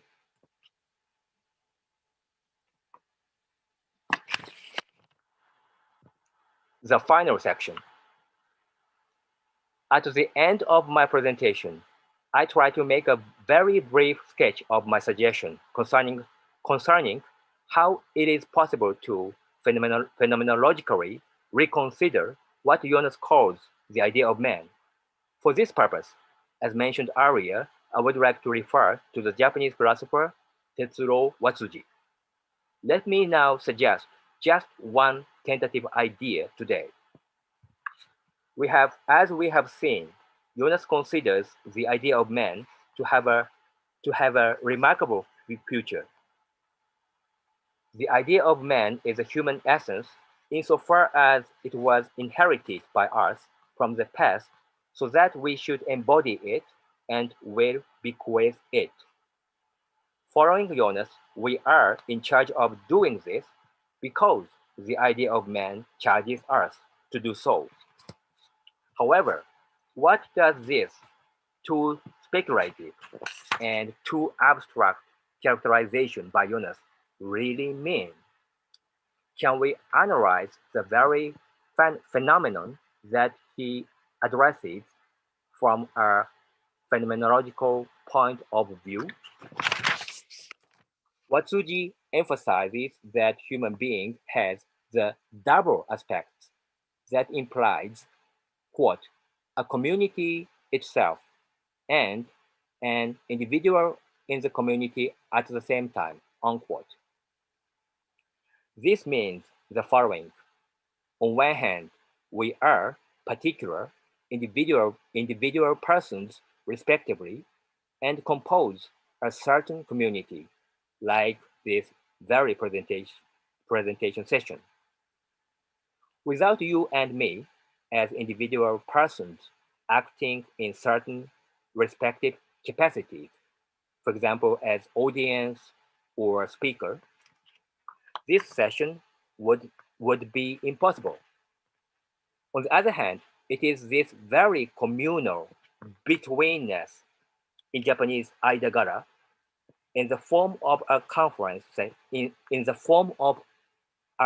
session that prescribes such specific roles as audience and speaker, and accordingly determines your and my existence in advance.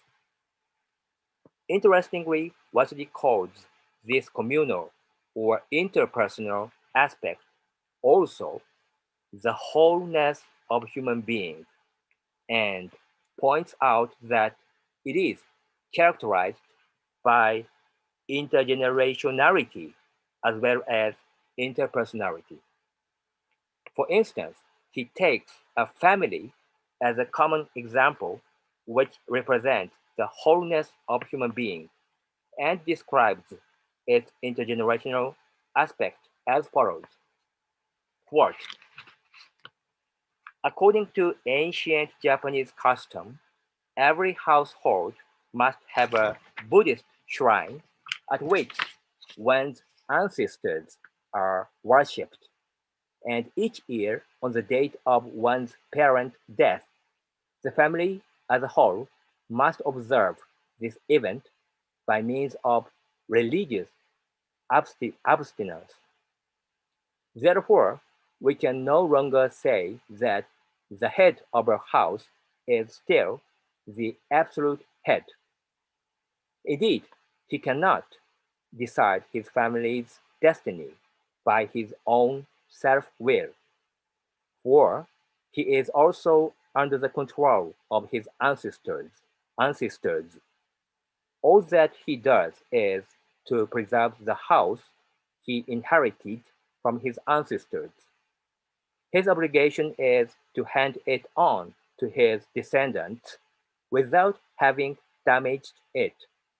We can say that the wholeness of a house is something historical and beyond all of its present members, unquote.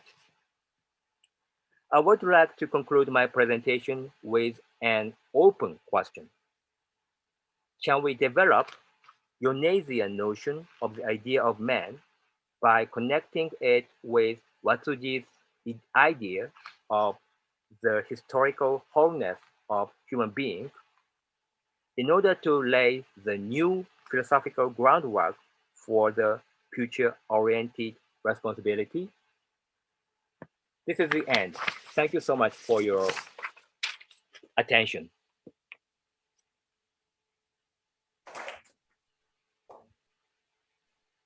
Thank you very much, Hiroshi, for your presentation.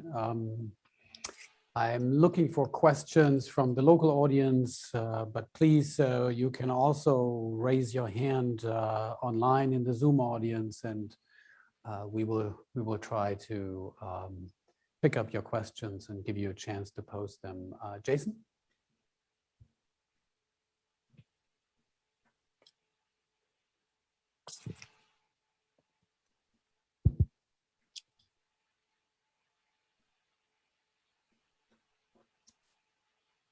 Yeah, hi. Thank you for the wonderful talk. So my question is short.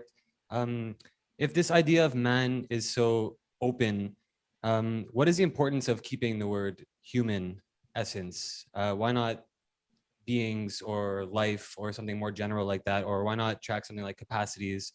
Why keep the word human essence? Thank you. Thank you so much. So my answer is that, of course, the human essence or the idea of man is open, so it has no concrete content.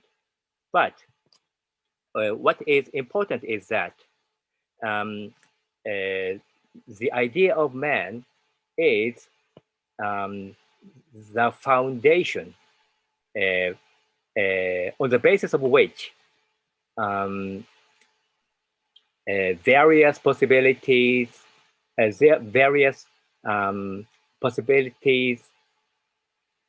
various images of man is possible. So, in short, the idea of man makes it possible that we humans, of course, every generation, all the generations, I mean, can freely or creatively project various desirable images of man on the basis of this very idea of man. And this is my answer.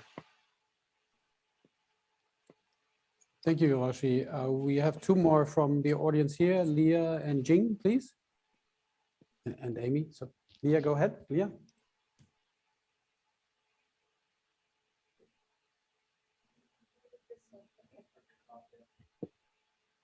You have to turn the mic back on.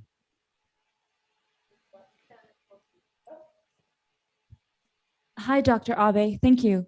I want to admit that I find something quite dismaying about the idea that we have responsibility to the idea of man. And I think that has something to do with what Dr. Fritsch had mentioned, some of his gripes with the word anthropocentrism. And does this mean that our problem of climate change might be solved with billionaires going up to space? Is the problem the existential threat to humanity? And so if we keep a select few, there will still be enough to keep the possibility of mankind open?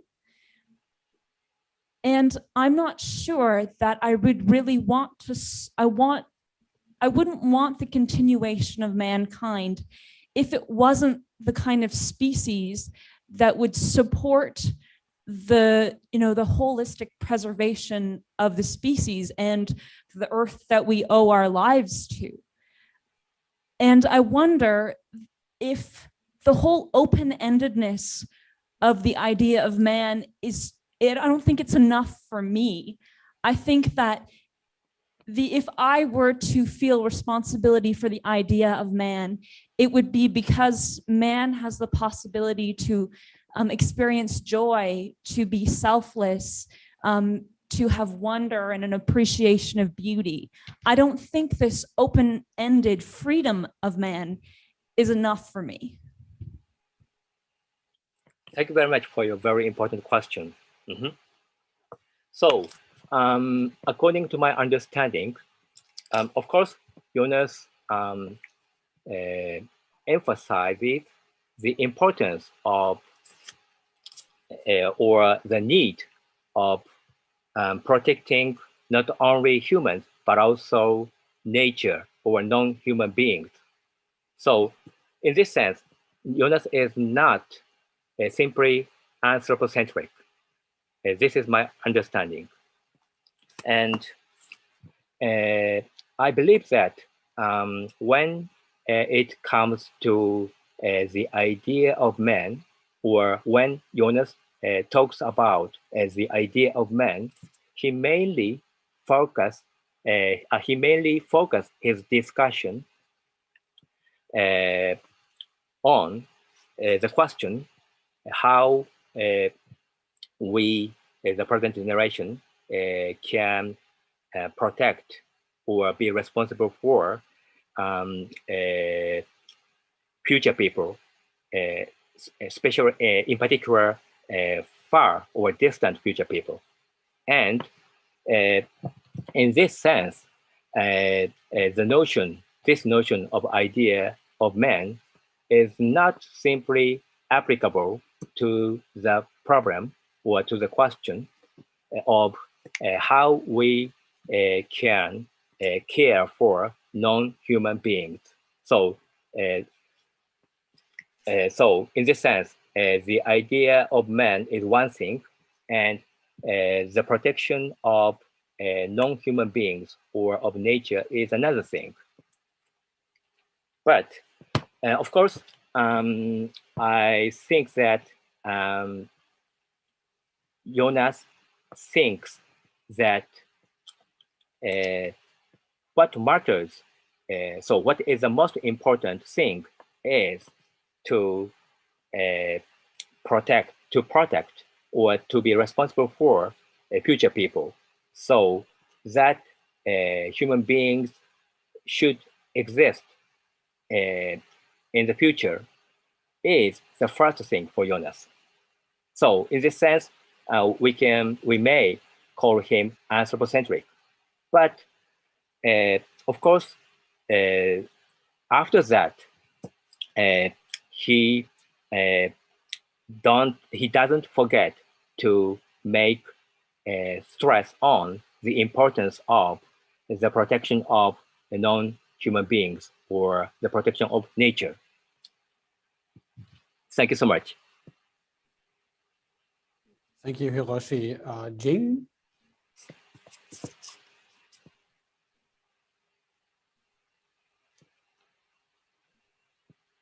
Okay, so I'm facing this You way. can turn either way, it's fine. Okay. The camera will catch you. Hi, Hiroshi. Thanks for joining us in the middle Yes. of the early morning in Kyoto time. So my question is that I find the last metaphor really moving, that, you know, passing on the house while the house is not one particular generations. But I also wonder, how is there a philosophical resource on how to deal with how to balance the tradition that we carry on, the obligation we owe to past and future generation, and also our own spontaneous our own creativity and spontaneity of the current generation.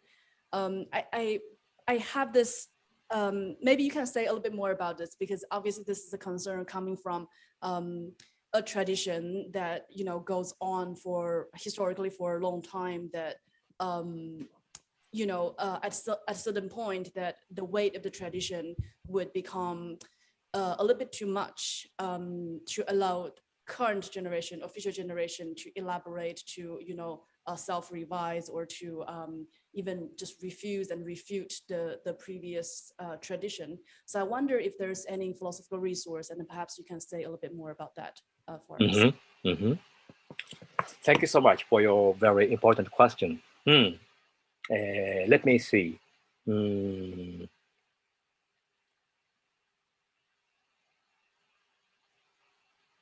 Yes. At first, maybe I can say that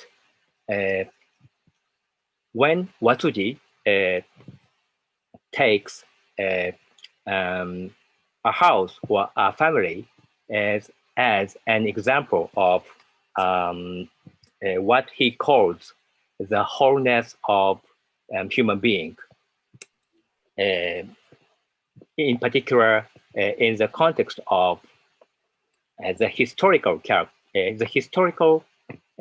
or the intergenerational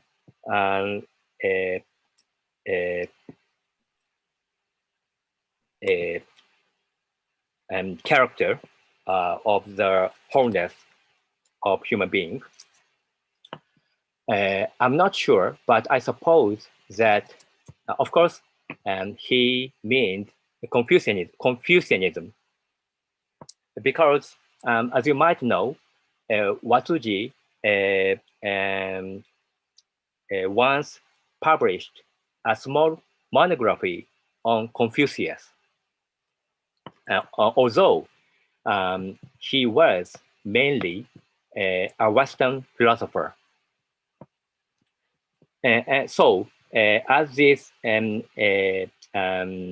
example shows, Watsuji was strongly influenced by Confucianism, and especially by Confucius and Matthias.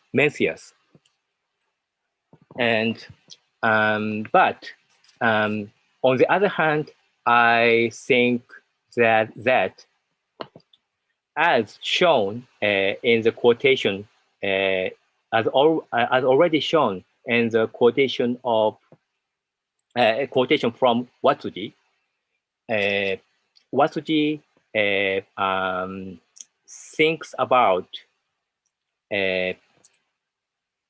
Japanese Buddhism as well.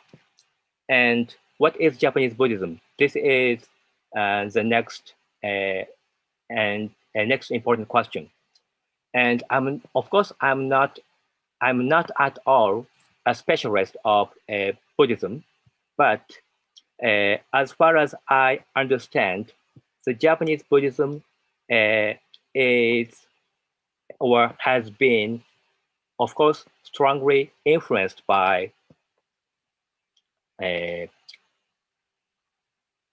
Chinese and Korean Buddhism, because, of course, Japanese Buddhism was imported from Korea and China.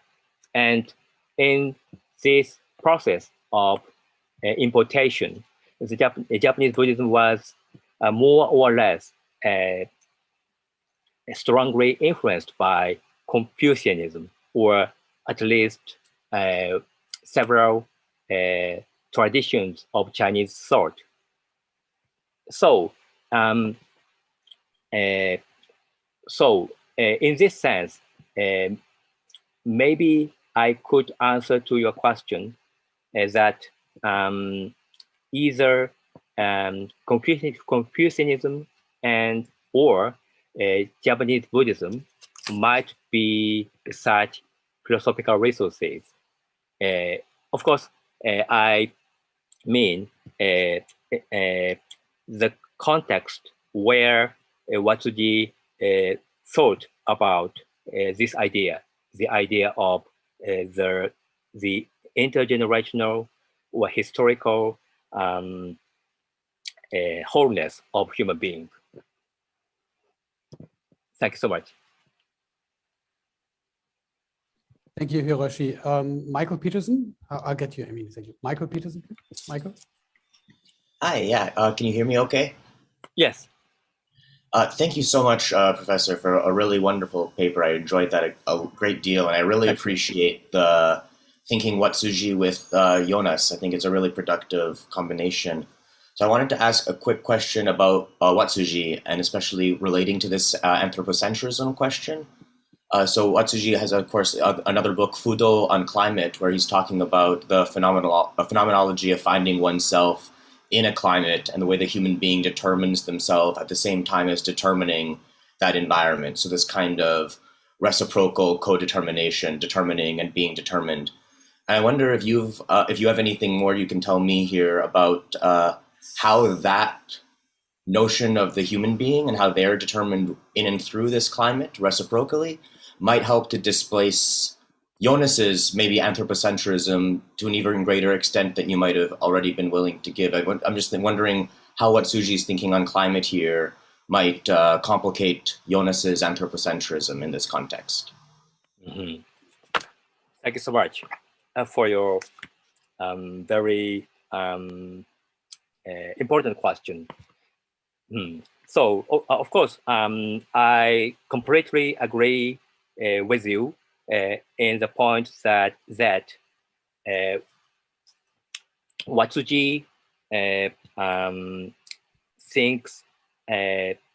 thinks highly of, or Watsuji emphasizes the relation between human beings on one hand and climate on the other hand, and so and whereas in contrast, Jonas doesn't make a stress on this point as much as Watsuji, and this is a remarkable difference between these two thinkers. And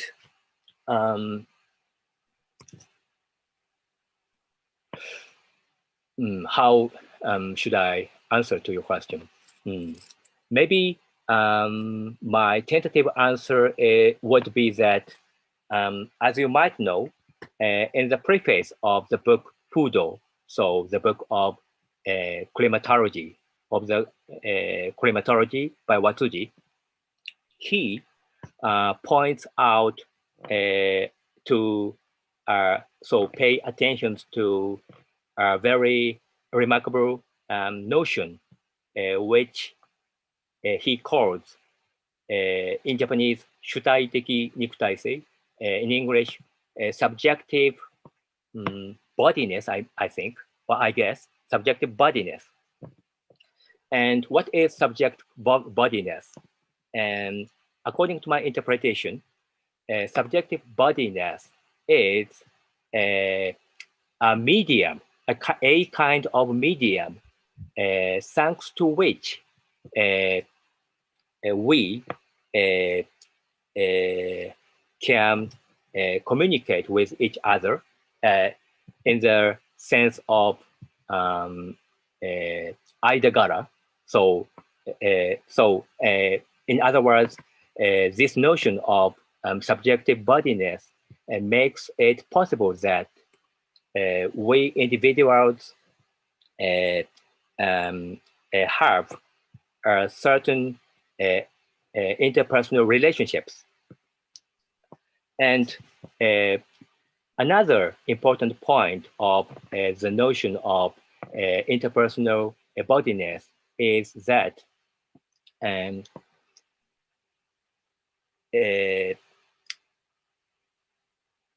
Watsuji thinks of a human body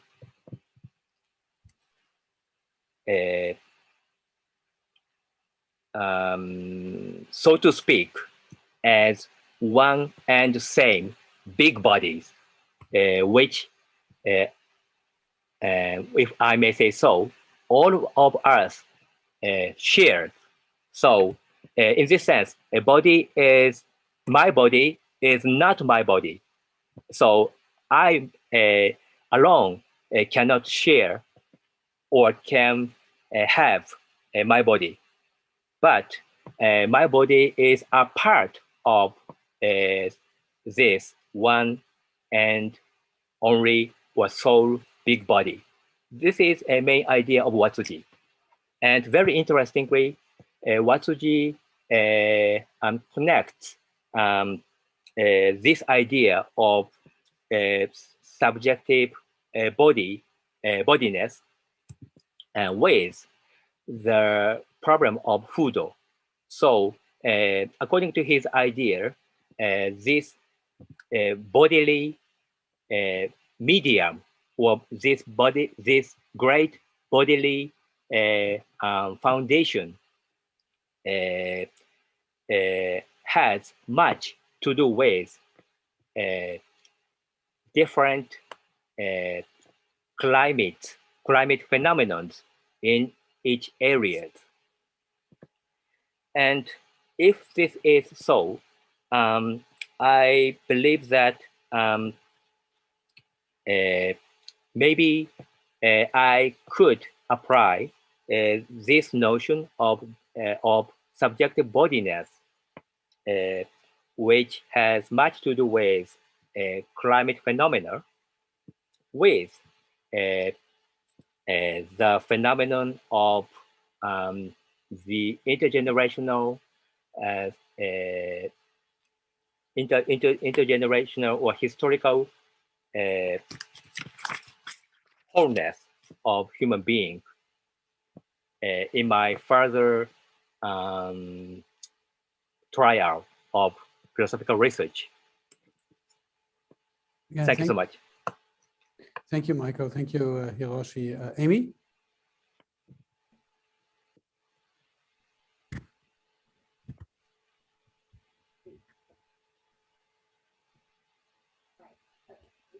Hi. Okay, it works. Hi, Professor B.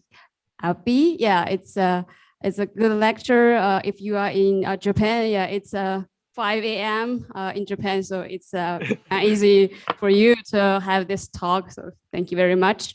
When I saw your title, it's more like I'm sorry. I'm also working on more responsibility, but I'm very analytic. So when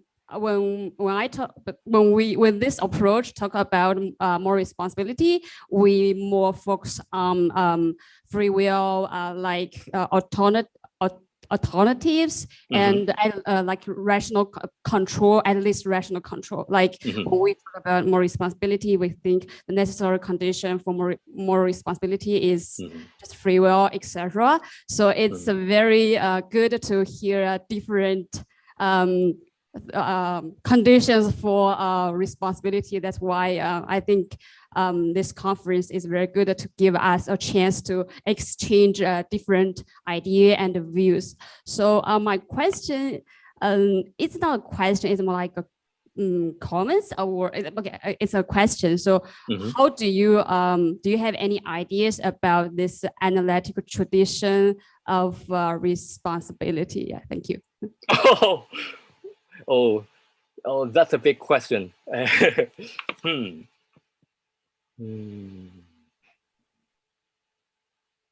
Of course, I'm not an expert of analytical philosophy, but on the other hand, at my university, I gave a lecture of formal logic, and in this context, I often read some books of analytical philosophy in relation to logic in particular. But responsibility.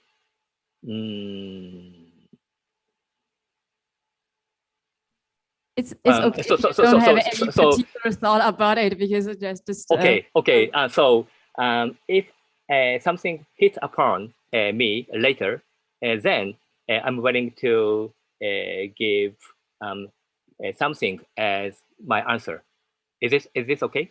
Yes, it's okay. Thank you very much. Thank you so much.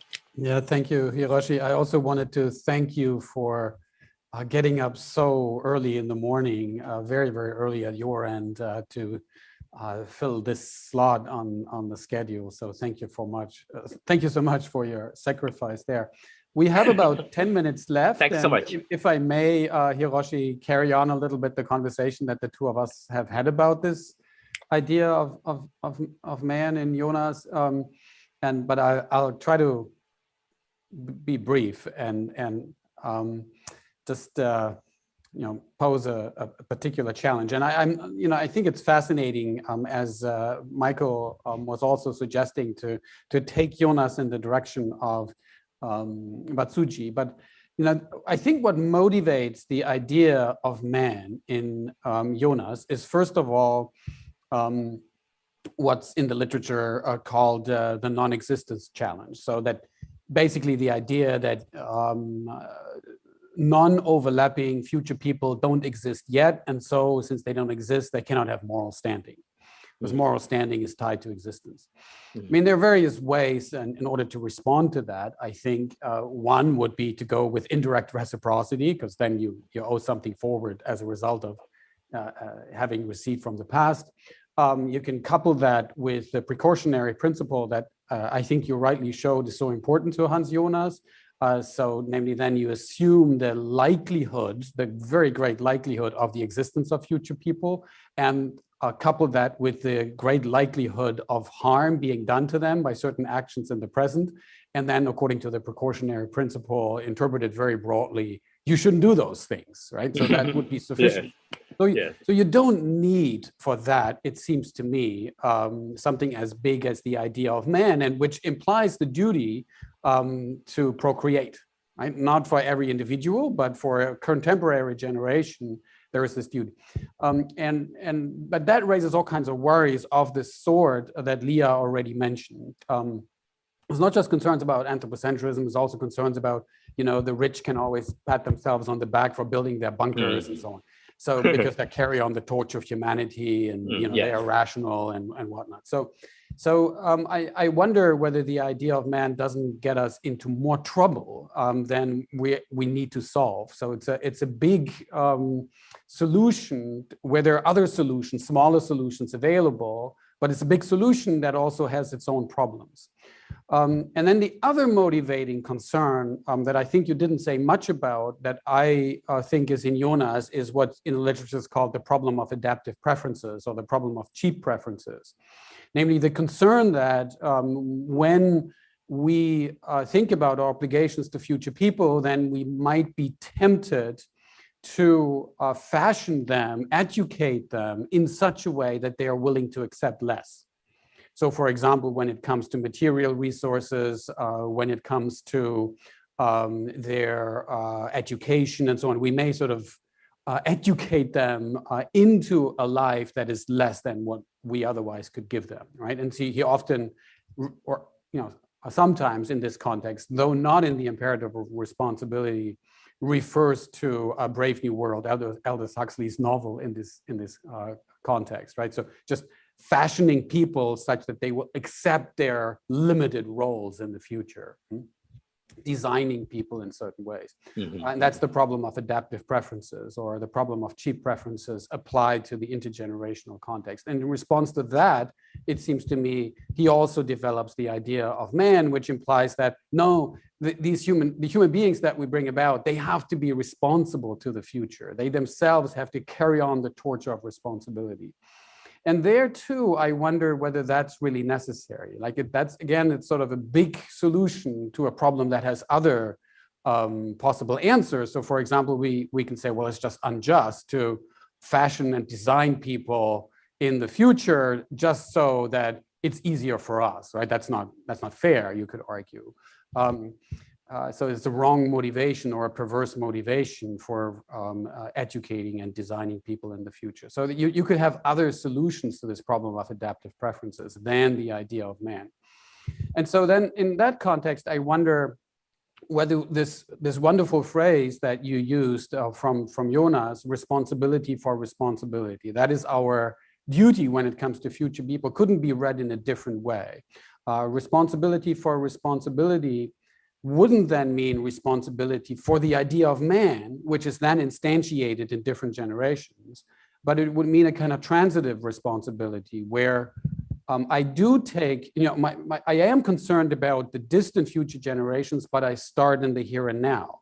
So I say that today I am responsible for the younger generation in our midst, but not just for their sake, but also for their ability in the future to take responsibility for their future, such that their young in their midst will be able to take care of their young in their midst, and so on. I think you get the idea, right? So responsibility for responsibility, and so on. So that there is a kind of transitive notion that doesn't have to go to the idea of man, but stays, within generations, as it were. And this would be an alternative reading of that phrase, and I'm wondering what you make of that. Thank you so much. And thank you so much for your very rich comments and questions, and from which I have learned. I can learn much. How should I respond? Just one, maybe not answer, but one comment to your remark. I would like to point out that according to my reading, the notion of idea of man in the context of future ethics or environmental ethics by Jonas has something to do with Unasian bioethics, in particular in the context of, as you truly point out, transhumanism or human experiment, yes. Or and so on.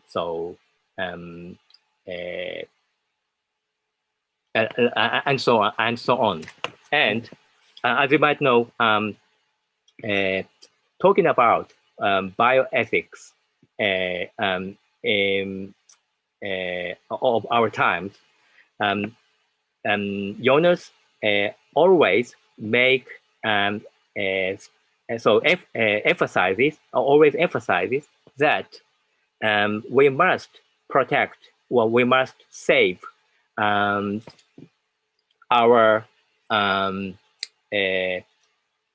human nature, of course, with quotation mark, in its total integrity. So we cannot change any small part of our human essence. So we can completely preserve our human nature. Although we have now already great power of biotechnology. And I believe that the same idea is applicable to the idea of man, because as I stated in my presentation, the idea of man is, according to my interpretation, the human essence that we inherited from the past, and we must keep the human essence inherited from the past, or from past generations, or the idea of man, and we must keep it unchanged. So in its in its complete integrity, and this unchanged human essence should be passed over to future generations. In this sense, I have very I find this a very important element of the protection of human nature in its integrity, both in his bioethics and in his future ethics. This is my comment. Yeah, thank you, Hiroshi. It's true that I think you're right. I forgot. He also has these concerns about human enhancement and bioethics very early on in imperative to responsibility. Yes, so thank you very much. And thank you in general for your talk. Please join me in thanking Professor Abe. Thank you so much. Again, thank you so much for getting up so early for us. We will now have a 15-minute break. And so get a cup of coffee and whatever you do, wherever you are. Here we'll have some coffee, we'll have a coffee break. And then we'll have Stephen Gardiner's talk in 15 minutes, 16:45 local time. Thank you.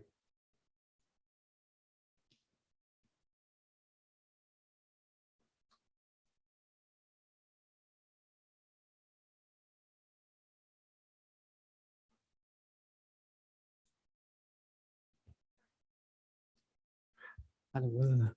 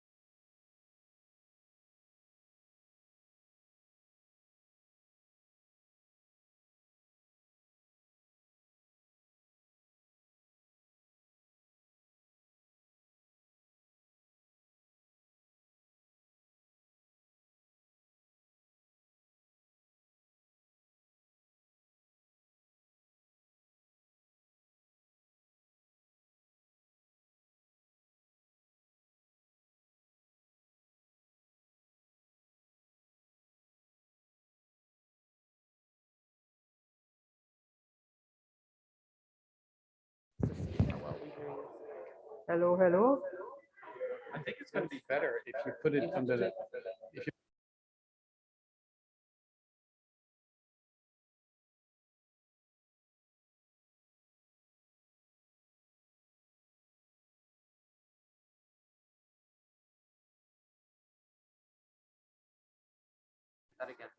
Hello, hello. Yes, so it works. Okay, so it is.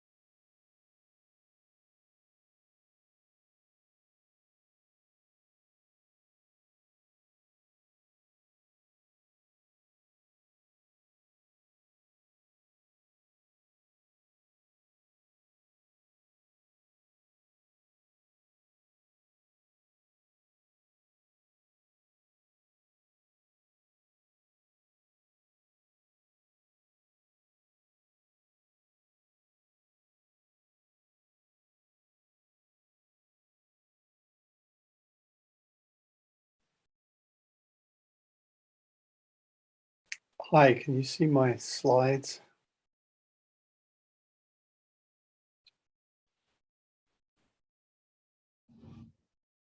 Yes, we do. Excellent. Thank you.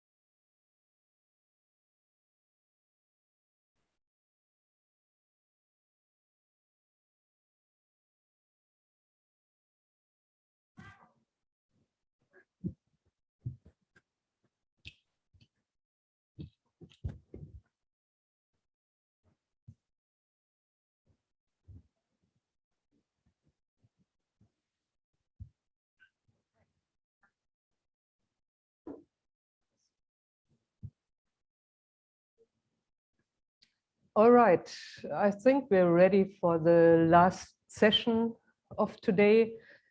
My name is Ursula Eicker. I'm not a philosopher, but a physicist, but I work with the philosophy department and colleagues like Jing and Matthias Fritsch in the function of directing the Next Generation Cities Institute here at Concordia. It's a very new setup where we try to bring together researchers from engineering, which is my domain, who want to work towards zero carbon cities, but also sociologists and philosophers and psychologists to tell us how we should make it happen and how we convince people to speed up on the path of decarbonization. So I'm very happy to be here and to listen to at least some of the talks and to be invited to moderate this session with Stephen Gardiner,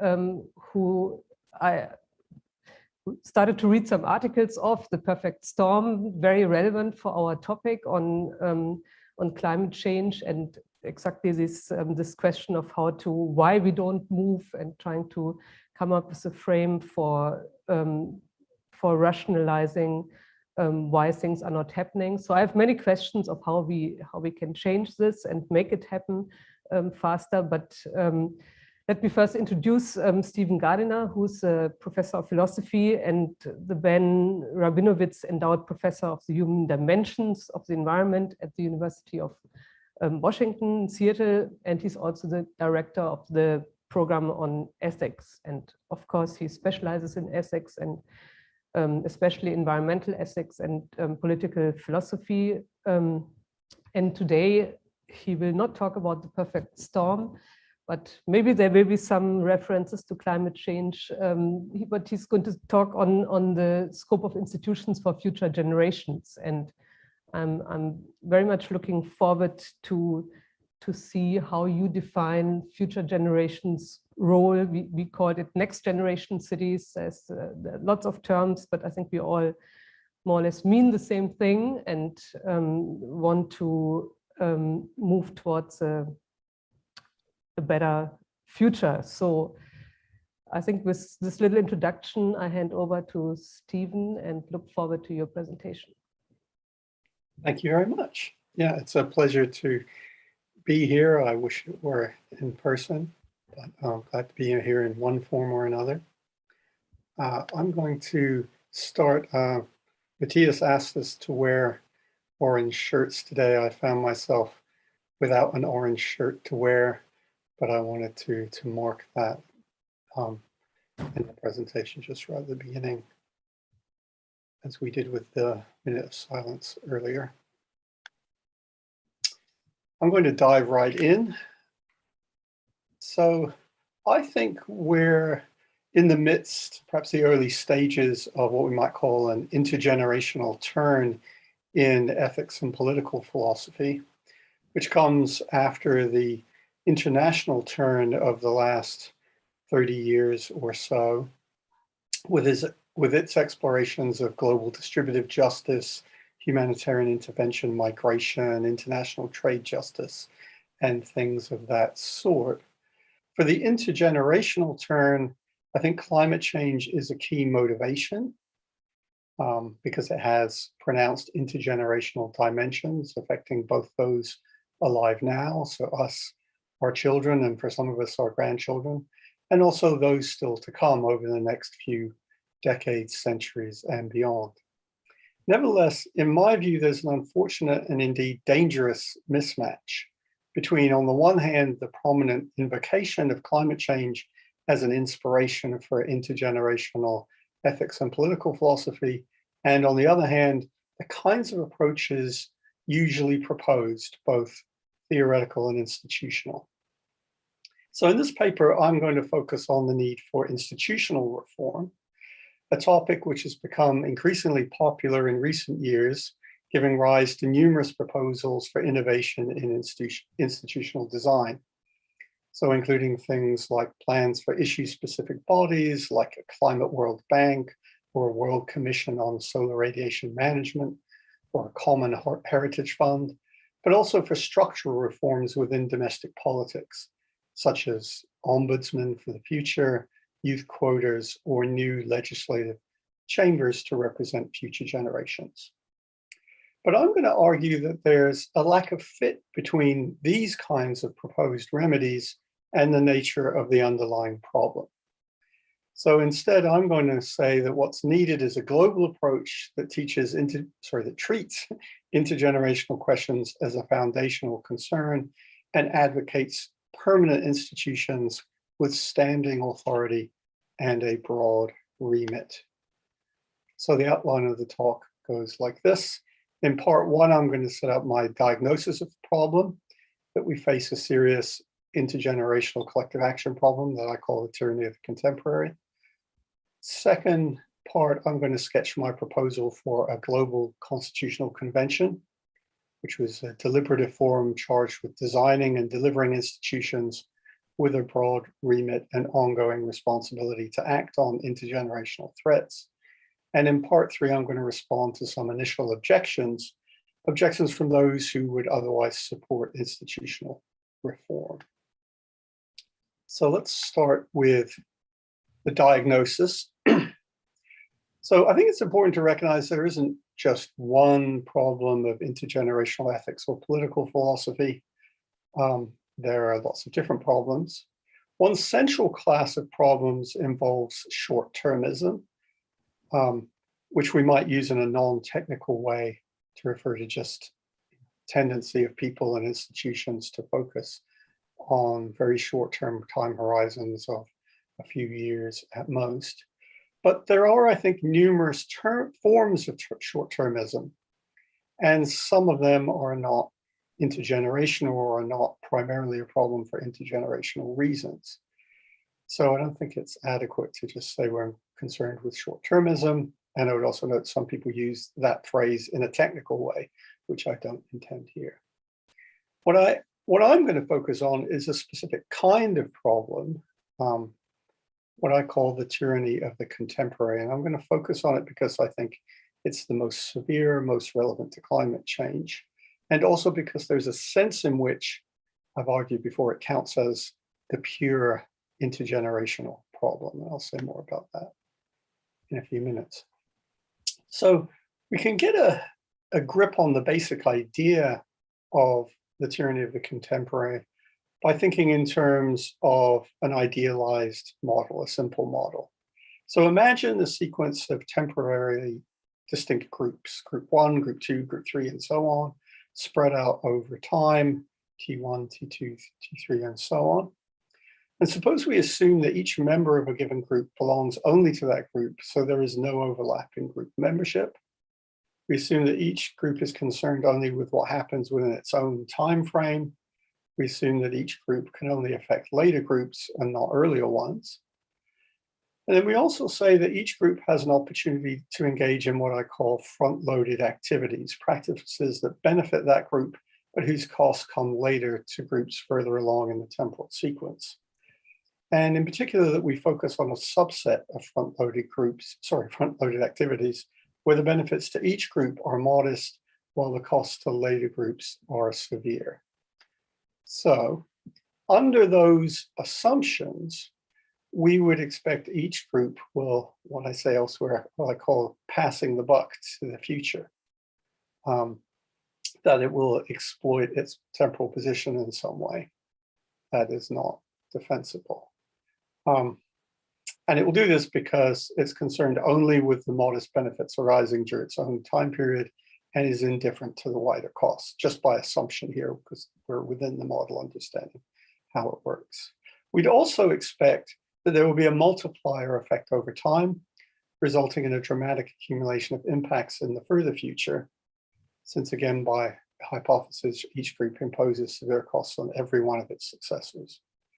And over time, I think this kind of intergenerational buck passing will be prohibited by any reasonable ethical theory, including theories of justice. So we get a basic picture that looks a little bit like this. Right? For each group, they get benefits during their time frame, the time frame when they're around, and then the costs flow on for that for all the generations in the future. And so that by the time we get to generation 10, which I think you probably see my cursor is down there, it's getting the benefits from what it does in that time period, but it also gets all the costs from those generations that come before it. And then just to, oh, I don't know why I did that. Okay, just to put some numbers on this and give us a bit of a grasp of the general sorts of patterns we might see. Across time, if there's modest benefits now and severe benefits in the future, we say the modest benefits count as 1 unit of X and the high cost in the future is 10, and we see this accumulating effect over many generations. And that looks like, on the face of it, other things being equal, a bad thing. It looks as though the sort of thing one shouldn't do. It looks as though it would be condemned by all reasonable theories of ethics and justice. Now, I mentioned earlier that some time ago, I claimed that this kind of problem, understood in terms of this core example here, might qualify as what I call the pure intergenerational problem. And by that, I mean the main concern of distinctively intergenerational ethics, in that it explains both why conceiving of the ethics of the future in terms of generations makes moral sense, and what is distinctive about generational issues. I can say more about that in the Q&A, because I'm not going to explore it here. I also claim that the problem, the PIP, occurs in a pure long-term form manifest across human history and global populations, but also in degenerate forms which apply to shorter time periods and to social institutions. and that it's manifest in the real world, usually in those degenerate form. So in practice, it's neither rendered inert by fortuitous circumstance nor overwhelmed by other future-oriented difficulties. And plausible examples of this are climate change, nuclear proliferation, nuclear waste, and possibly intensive agricultural practices as well. So here in this talk, I want to emphasize different aspects. I want to say that the tyranny of the contemporary has a certain kind of status. I think it's a basic standing threat in human affairs, such that social systems at various levels, including political institutions, ethical norms, community conventions, and so on, should be designed to neutralize that threat. And in being a basic standing threat, it's akin to other basic standing threats, such as the threat to individual liberty posed by totalitarian dictatorships, or the threat to minority groups posed by the tyranny of the majority within democratic societies. But nevertheless, despite being a standing threat, it has largely been neglected in contemporary social life and in dominant political philosophies, at least those I'm most aware of in the North American and Western European settings. I'd be glad to learn if other political philosophies have overtly tried to address this kind of problem. Now, one reason that it's neglected is that it's a common assumption to make, not just in public discourse, but also often in international relations, in economics, and so on. It's a common assumption to make in the background that we can rely on current governments in particular and national institutions more generally to be effective intergenerational stewards. So to take seriously and adequately embody in their decisions concern for future generations of their citizens stretched out over many decades, centuries, and perhaps longer. I think one only has to identify this assumption to realize that there's a problem with it. Indeed, I would go further. I would say in a very technical way, it fails a basic philosophical laugh test, you might say. So obviously I'm joking about the technical way there. What I mean by this is that there are certain kinds of claim that don't yet have serious initial standing in a debate, right? That are would be kind of laughed off unless you can produce some independent reason for thinking it should be taken seriously. So a claim like this might be someone arguing very strenuously, we don't need to do anything about climate change because the aliens are going to show up from outer space with their advanced technology in 2030, and they're going to fix it for us. Now, the problem with that claim is not that it's impossible or completely inconceivable that that would happen. It's that it's so outlandish that there's no reason to think it's going to happen in particular. And so it falls in a class of claims that one wouldn't usually take seriously in a serious discussion, unless further evidence could be provided, would raise it to the level where it should be taken seriously. We should also note about effective intergenerational stewardship, there are strong presumptions against it. For one, it's a pretty demanding ideal to think that institutions would be good at representing the interests of their citizens across thousands of years or hundreds of years or even many decades. And of course, another presumption is that there are competing diagnoses about how contemporary institutions, say particular governments, operate. Right? And one of those competing diagnoses is they're actually very short-termist and focused on very narrowly economic concerns. So they actually hinder progress on intergenerational issues rather than solving them just as a matter of course. One reason we might have to worry about the assumption of effective intergenerational stewardship, which I'll just mention in passing, is that in the climate context, given the tyranny of the contemporary, there's an associated problem that I call the problem of moral corruption. It's that it will be very convenient for the current generation to find ways of thinking and talking about a problem that assume away the badness of what it's doing and tend to obscure the intergenerational unethical behavior. And the assumption of intergenerational stewardship, effective intergenerational stewardship, seems to fit the bill quite nicely. So that's a reason to be suspicious of it, even beyond everything else. So if that's the diagnosis of the basic problem, or a big part, central part of the big problem we're facing here, what about remedies? Well, I've proposed a partial remedy in a couple of papers, and I'm working on a bigger treatment of it. And that's a global constitutional convention for future generations.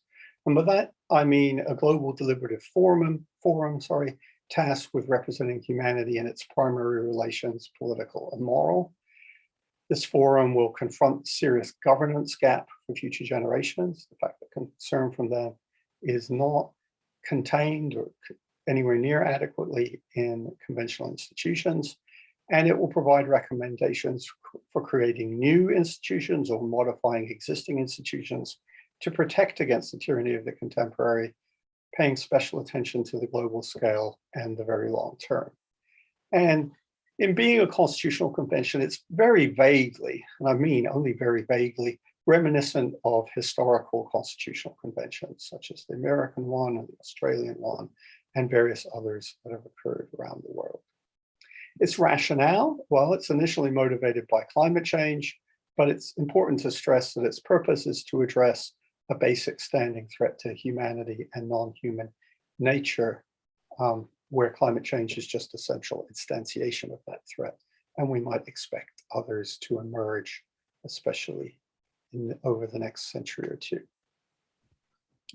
Now, when arguing for the Global Constitutional Convention, I tend to work in two phases. In the first phase, there's a general call for a body of this sort.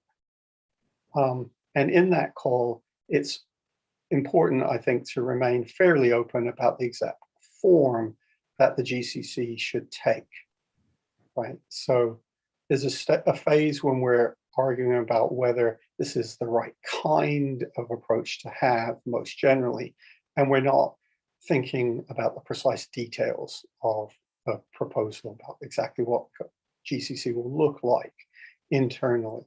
That I leave for the second phase, where we start to develop particular proposals for how to realize a GCC.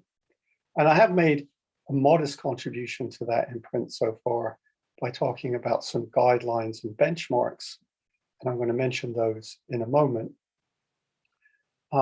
You can be with me on the first phase and not like my guidelines and benchmarks. That's okay, because then we can have a debate internally to the GCC process about what the convention should look like. But I think the very idea of a GCC still is in stark contrast to the status quo, and I think it should impose a burden of proof on rival proposals and focused discussion, and that will actually be a theme of the rest of what I'm going to say today. So first, I'm just going to read out the guidelines from the earlier work. And my only purpose here is to give you a general flavor, general sense of my more specific ideas about the GCC, other than the generic idea. And then we're going to focus in on a couple of them.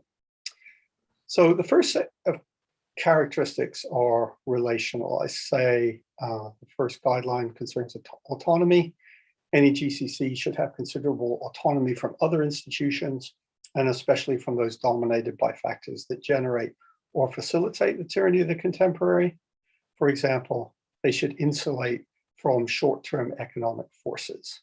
Right? I think it would be a very bad idea to have a GCC that consisted of the finance ministers of the major economies that are most dependent on fossil fuels. That would not be a very good way to set up a GCC. The second guideline is around mutual accountability. Any GCC should be to some extent accountable to other major institutions, but they should be accountable to it. The third concerns functional adequacy. The GCC should be constructed in a way that's highly likely to produce recommendations that are functionally adequate to the task.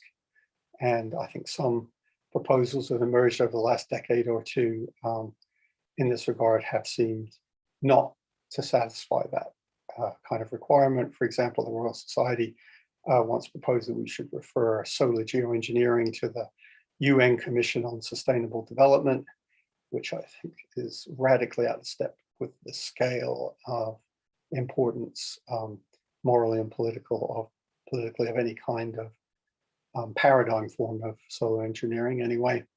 And the UN has discussed having a UN commissioner on future generations, which again, I don't think is functionally adequate to the kind of task we're talking about.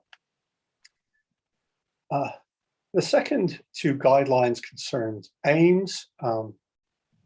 There's an aim around comprehensiveness. The convention should be under a mandate to consider a very broad range of global intergenerational issues, to focus on such issues at a foundational level, and to recommend institutional reform accordingly.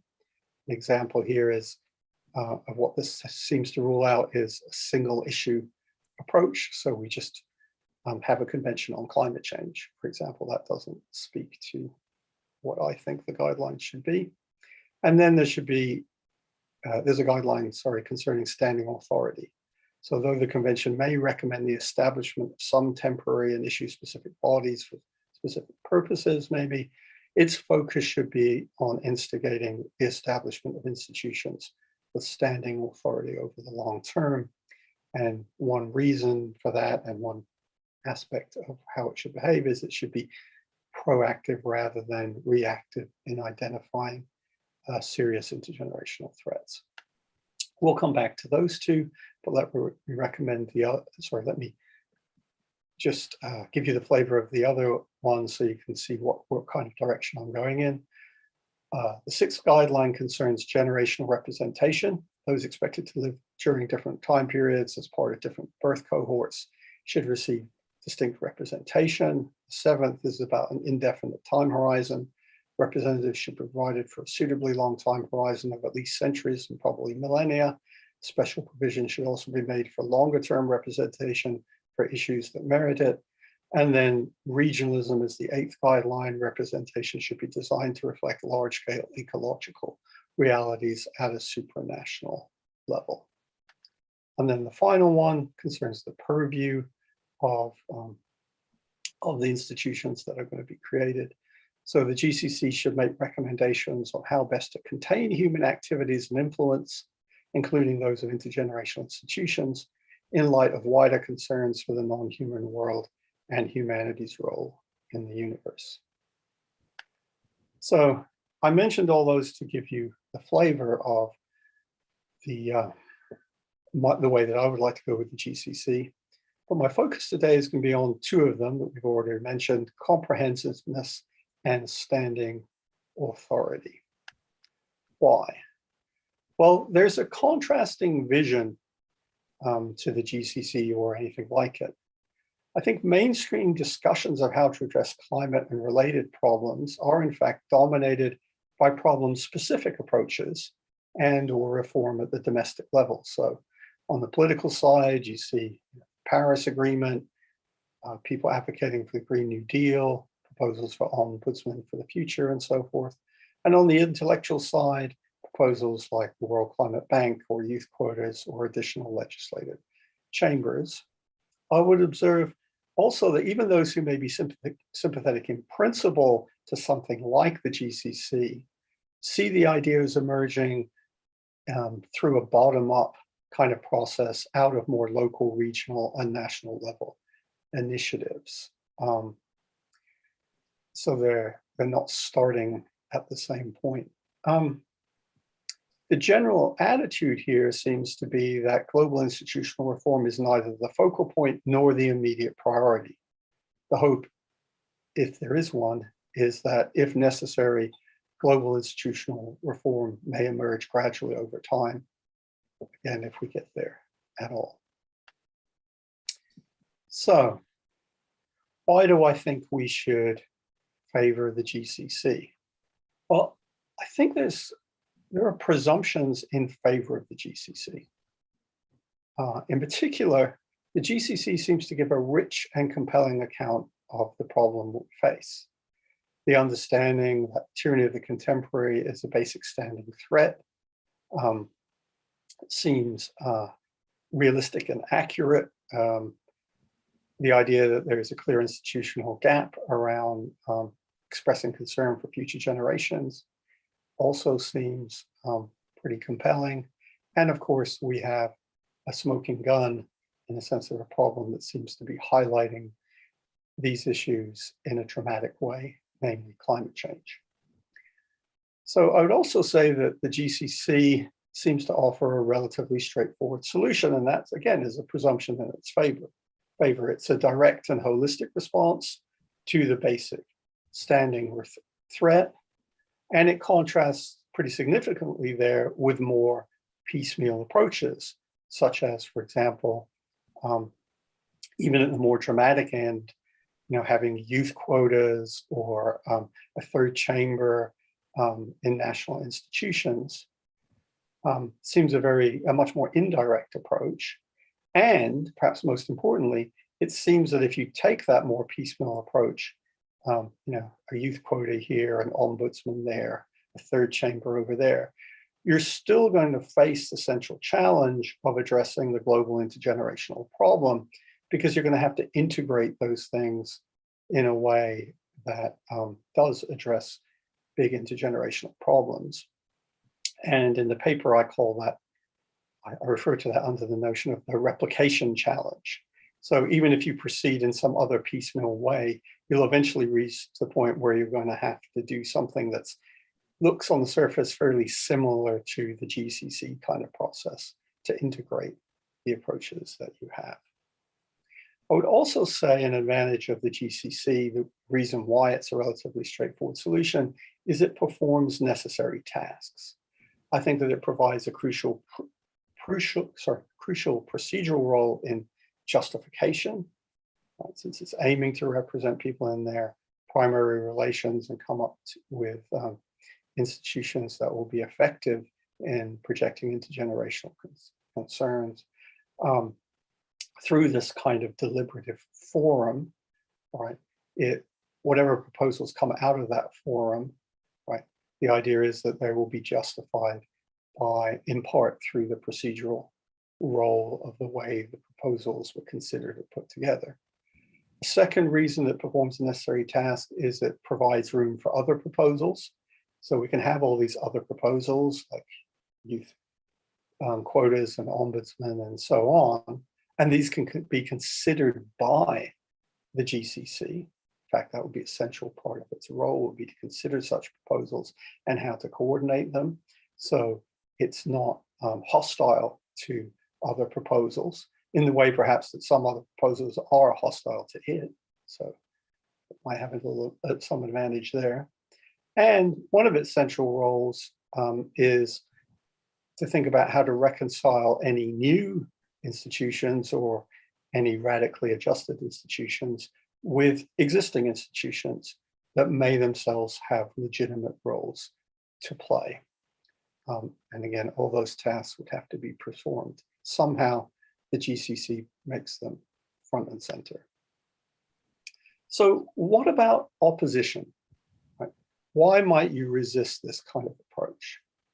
Well, I'm going to highlight some objections recently made, not just to me, but to this sort of brand of approach by Anya Karnine, who's a very good distinguished scholar of intergenerational justice.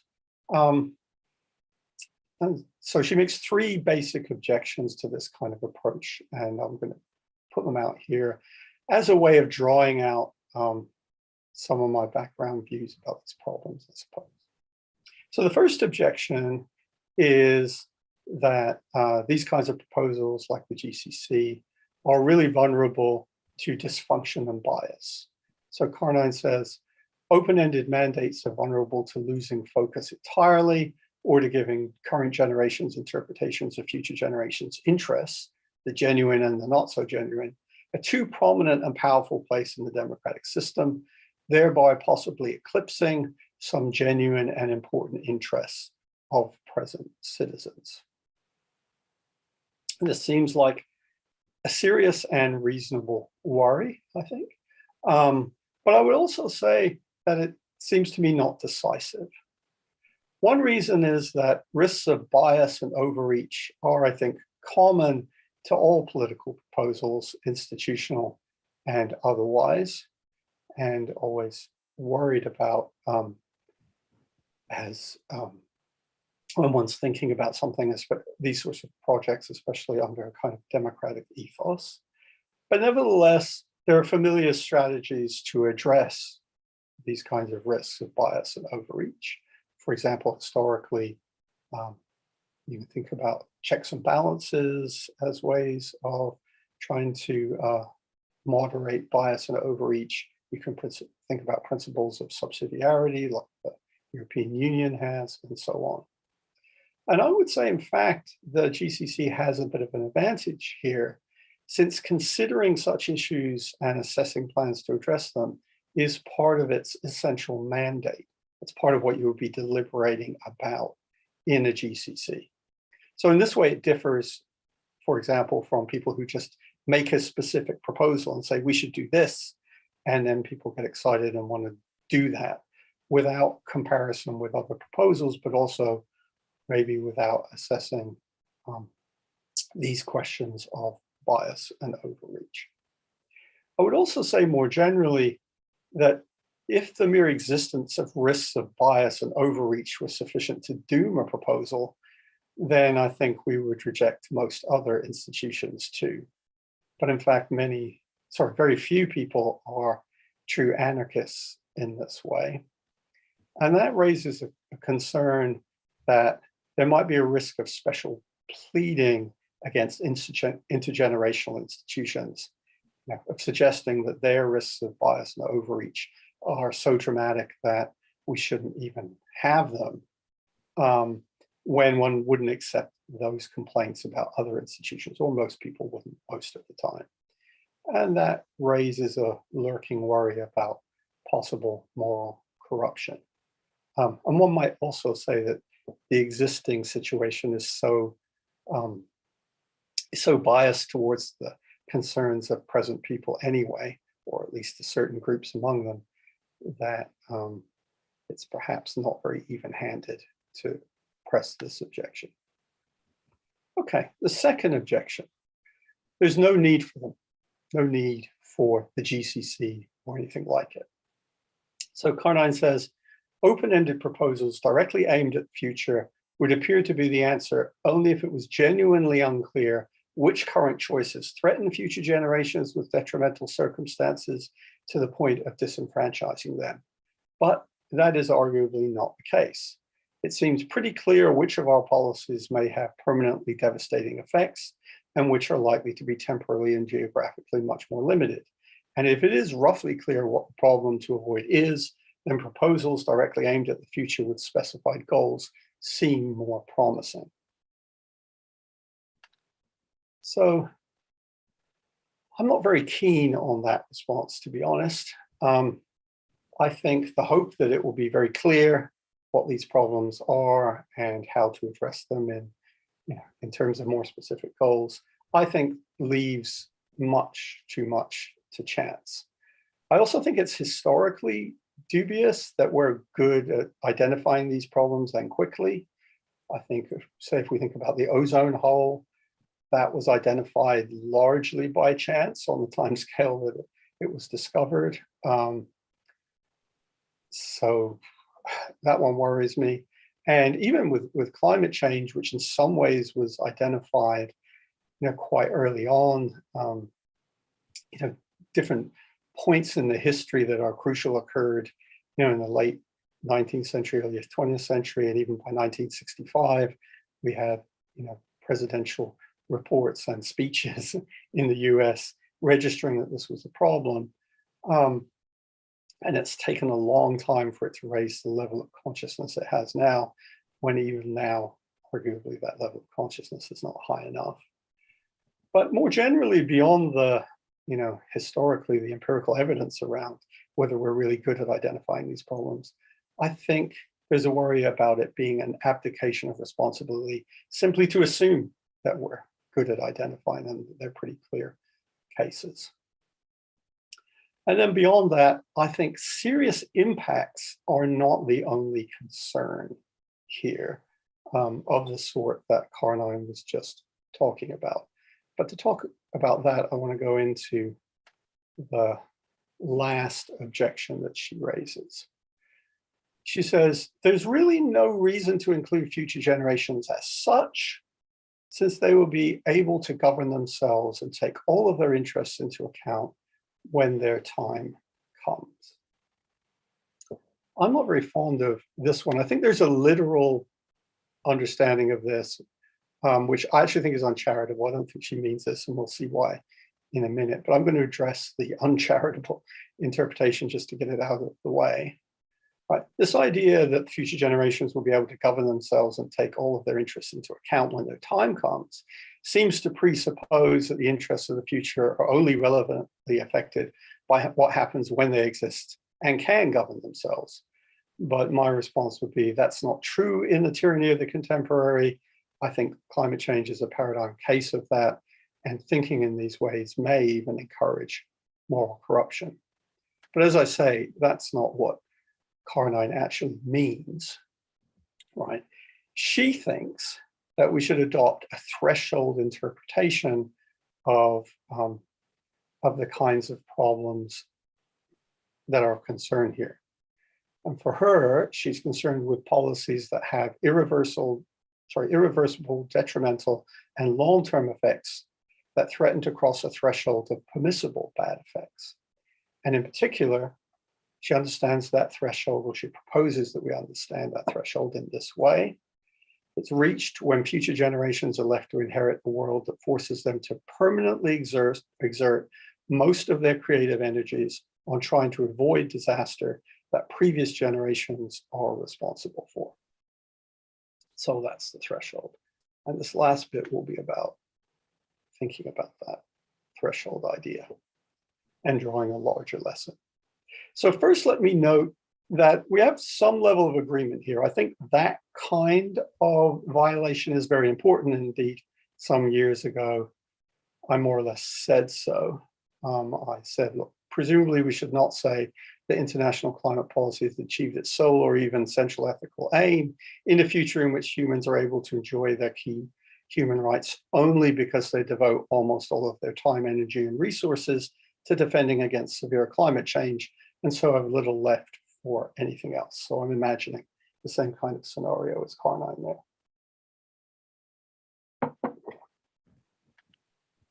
Nevertheless, I'm worried about her specification of the threshold, and indeed having any kind of approach based on such a threshold.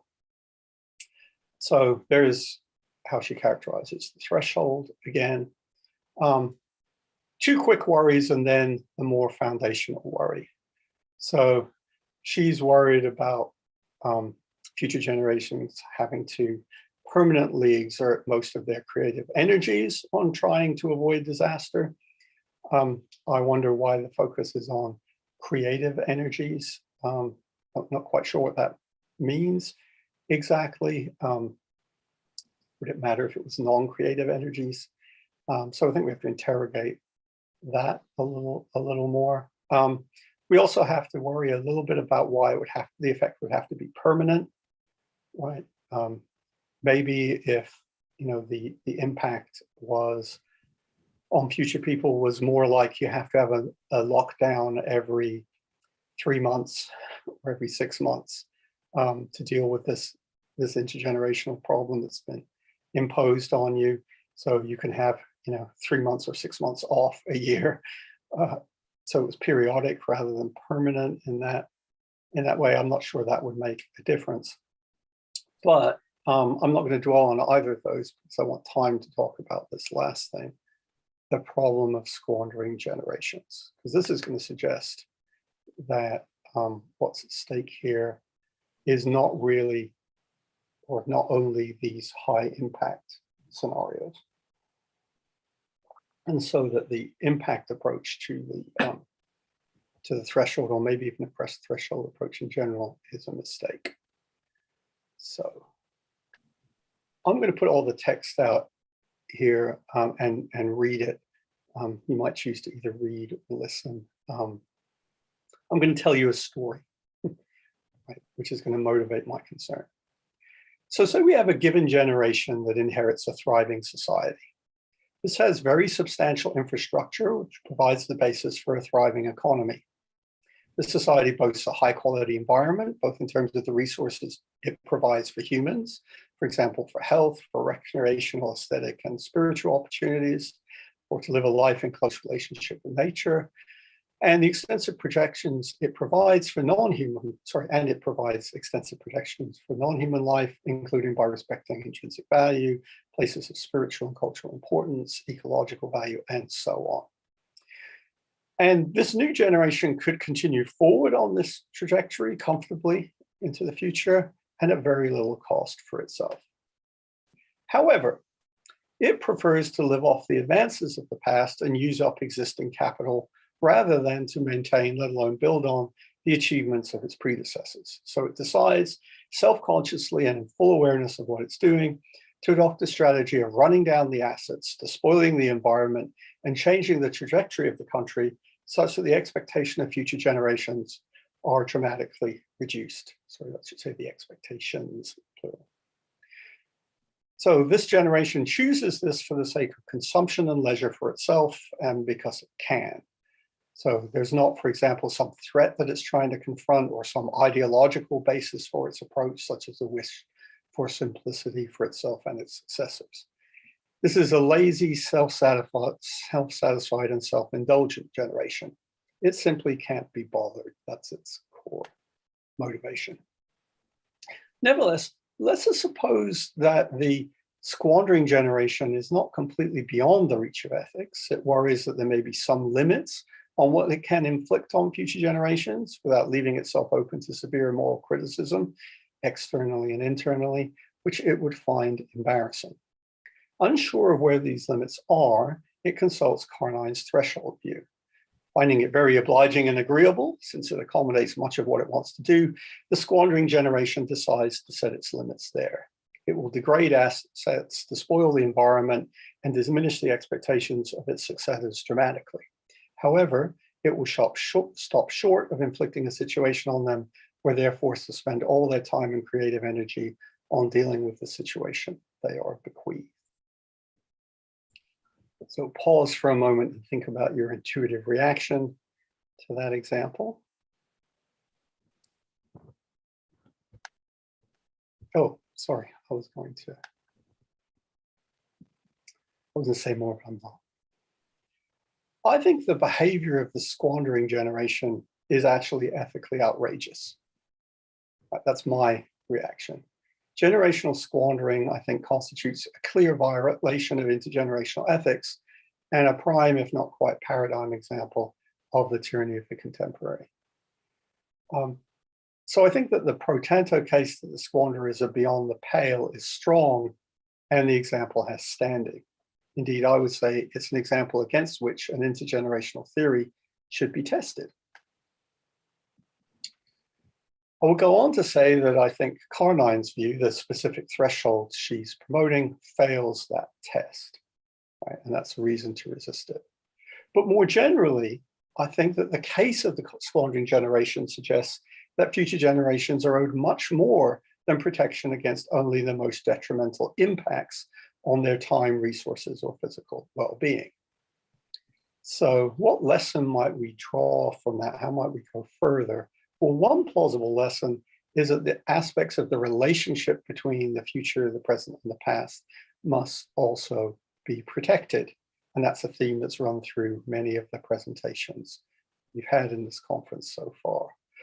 The squandering generation violates that relationship, in my opinion, and in doing so betrays the future and the past.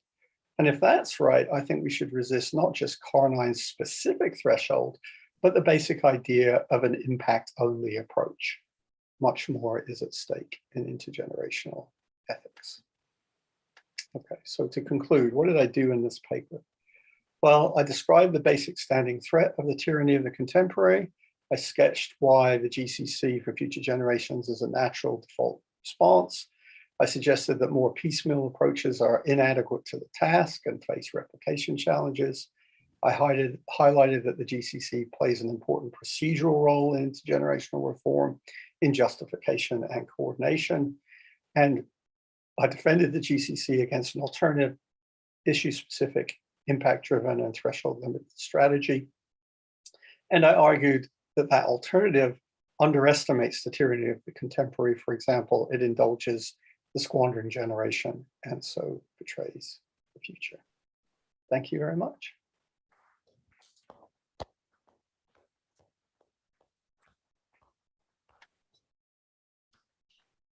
Well, thank you for the presentation. And now we have about half an hour for discussion, questions from the audience,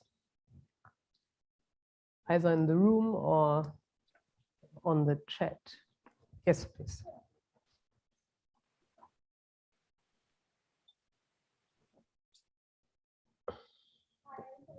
Steve, thank you very much for that. Oh, am I on? Can you hear me? Yes. Okay. You're Hi. here to me, which seems a little weird. Can you hear me now?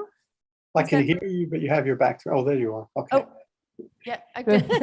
Well, there's your body. Your head has disappeared. But anyway, we'll do what we can. I can turn to this. Yes. Now. Yeah. Yes. That works. Okay. All right. Okay. So I'm concerned about the picture of human nature that emerges from your talk, and what appears to be a sort of, to my mind, what emerges as a sort of sense of human nature being what it is. We need an institution to deal with it, I feel that my sense of human nature.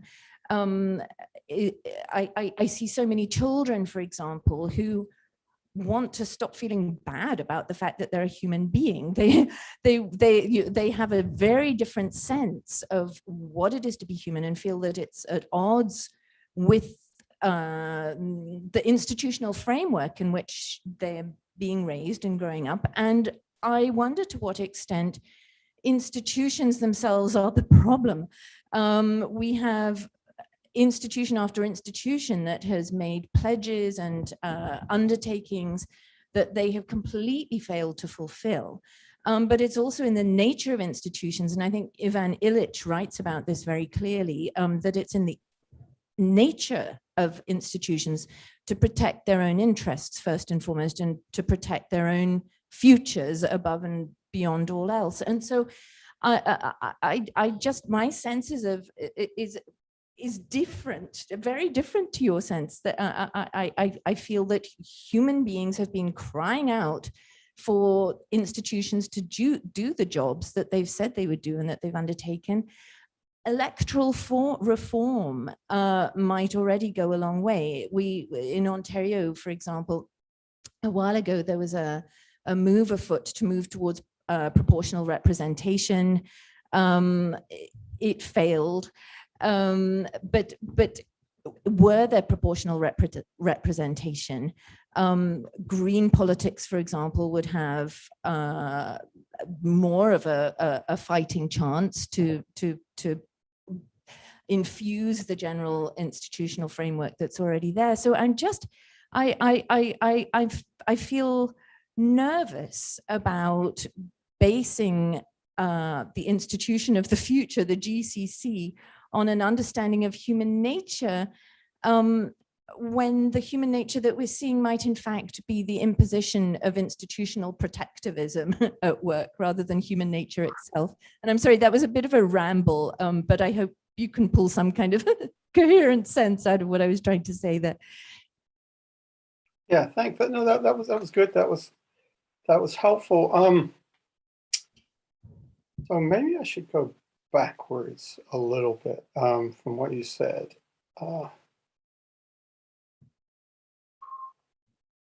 So there are a couple of things going on. There's the thing about human nature, and then the thing about the role of institutions in general, and then the thing about the role of existing institutions, right? And I think that we'll probably agree that at least some existing institutions encourage us to behave in certain ways or to be in certain ways that are not very helpful for us as, for helping us to flourish, develop the right kinds of virtues, and so on.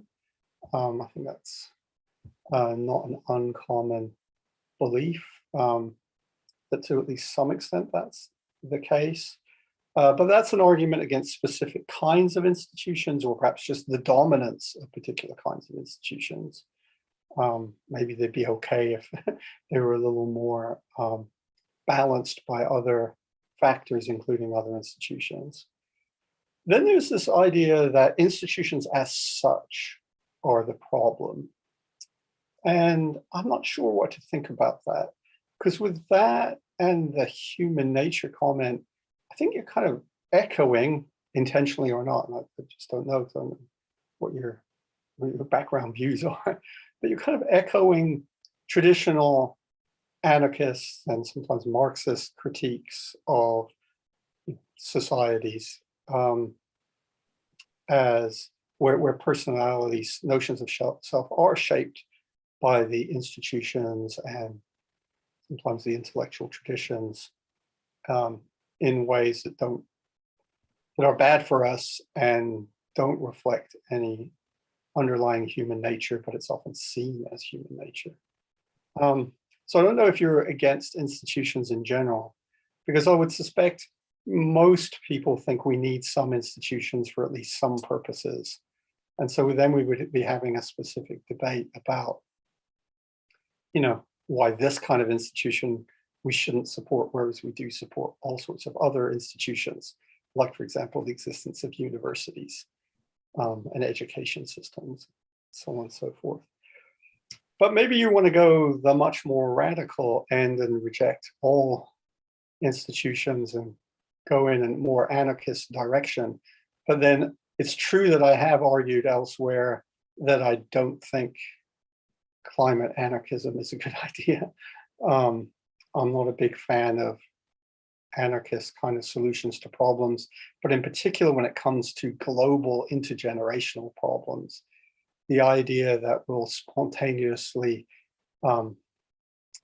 start cooperating as individuals in a wonderful new way that will solve this problem for us without the need for institutions, that just seems to me a little fantastical at this stage of human history. So I can imagine someone defending that, but I'd like them to defend it. I don't think my view is particularly strange. And then the very last thing I say is, I don't think I assumed anything about human nature in particular. I didn't even assume individualism, right? Yesterday was a little bit of a debate about whether, I was guilty of a profoundly individualistic and problematic approach to political philosophy. And, maybe I am, but I don't think that I did it today, and I don't think it's crucial to understanding the tyranny of the contemporary. All right, we have a question from the chat. Workineh, do you want to talk, please? Yes, thank you very much, Madam Chair. Thank you very much for your presentation.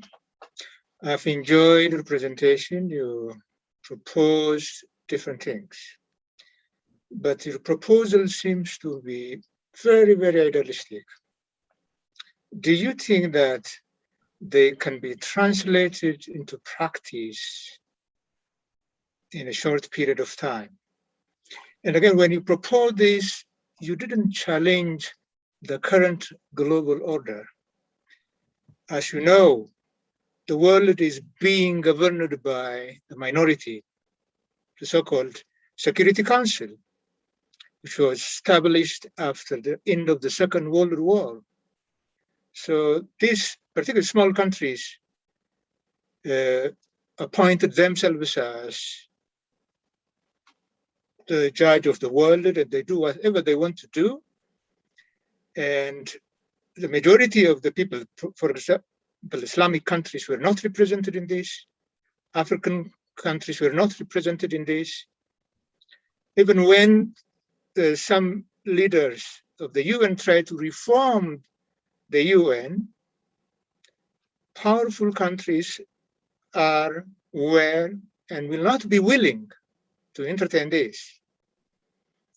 And as you know, most of the time, politicians are short-sighted.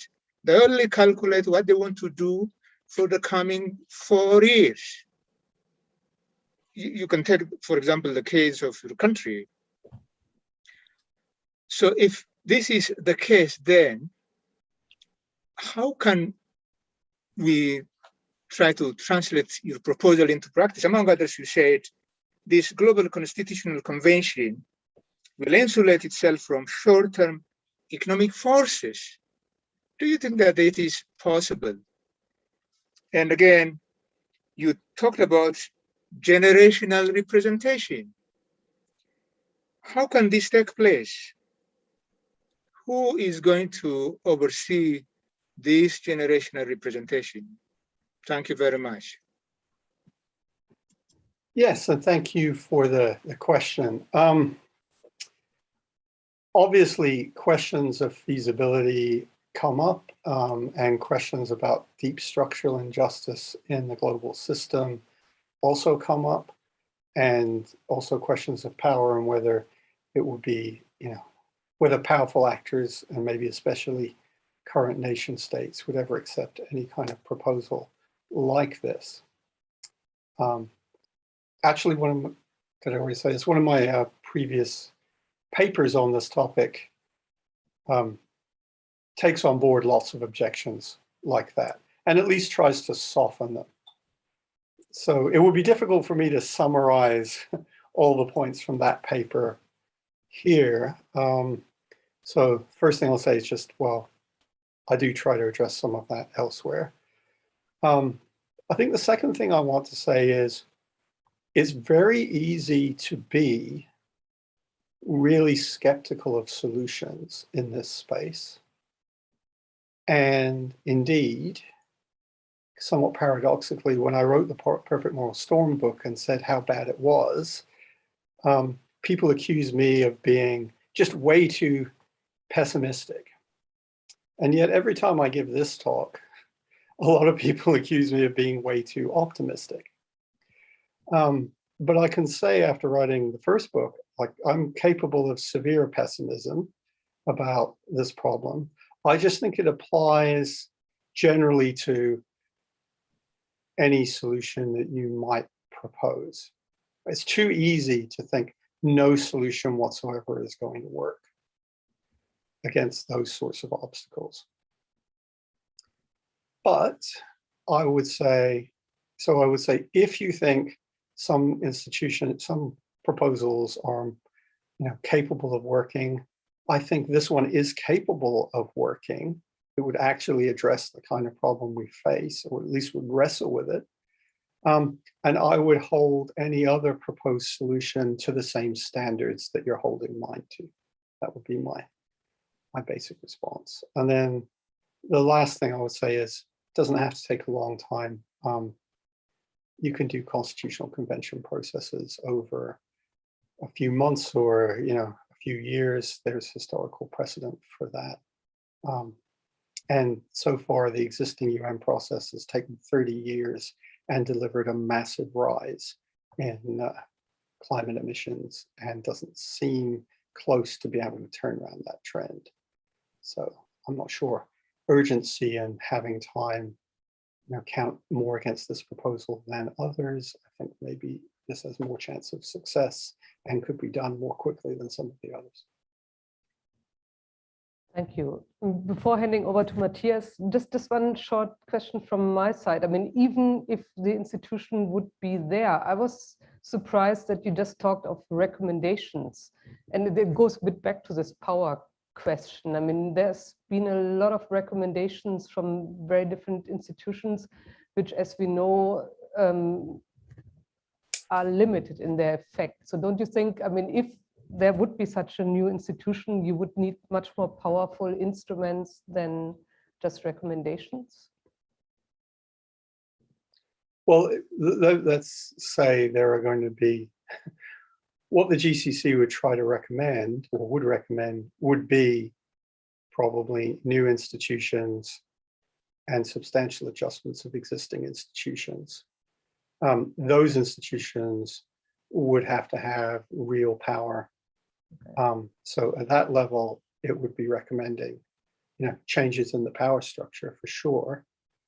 But it's also true of how do we manage the transition from it making its recommendations to those recommendations actually being instituted, actually, those institutions being created. And that's another good discussion to have. Though again, I do think there's kind of a replication challenge going on here. I think with climate change in particular, you're going to have the functional equivalent of a quick phase out of fossil fuels, and that's going to depend on various kinds of regulation and coordination anyway. So we still have to worry about those problems, GCC or no GCC. And again, my view is that climate change is not the last example we'll see of this dramatic global intergenerational kind of problem. So are we going to just have faith that somehow we magically are going to solve the climate change problem using some other rival proposal that doesn't suffer from any of the challenges that mine does, and then we're going to be able to do the same for every other major global intergenerational challenge that emerges? That seems a pretty optimistic approach. Again, one thing I keep saying about my proposal is it addresses the challenge head on, right? The problem with rival approaches is that they don't do that. Now, maybe there are some advantages to going more indirect, but I think you have to end up at roughly the same kind of destination anyway. So there's a burden on those proposals as well. Okay, Matthias. Thanks. Yeah, is it on? You should be able to hear me now. Yeah, I want to commend you for this work. And I think the question of optimism or pessimism is neither here nor there. When you say, look, there is a problem, here's the diagnosis of a problem. And now you say, well, look, this is a possible solution. And you're not saying anything about how likely it is that it will be implemented. I think the general idea of saying the problem is the PIP and the solution needs to come from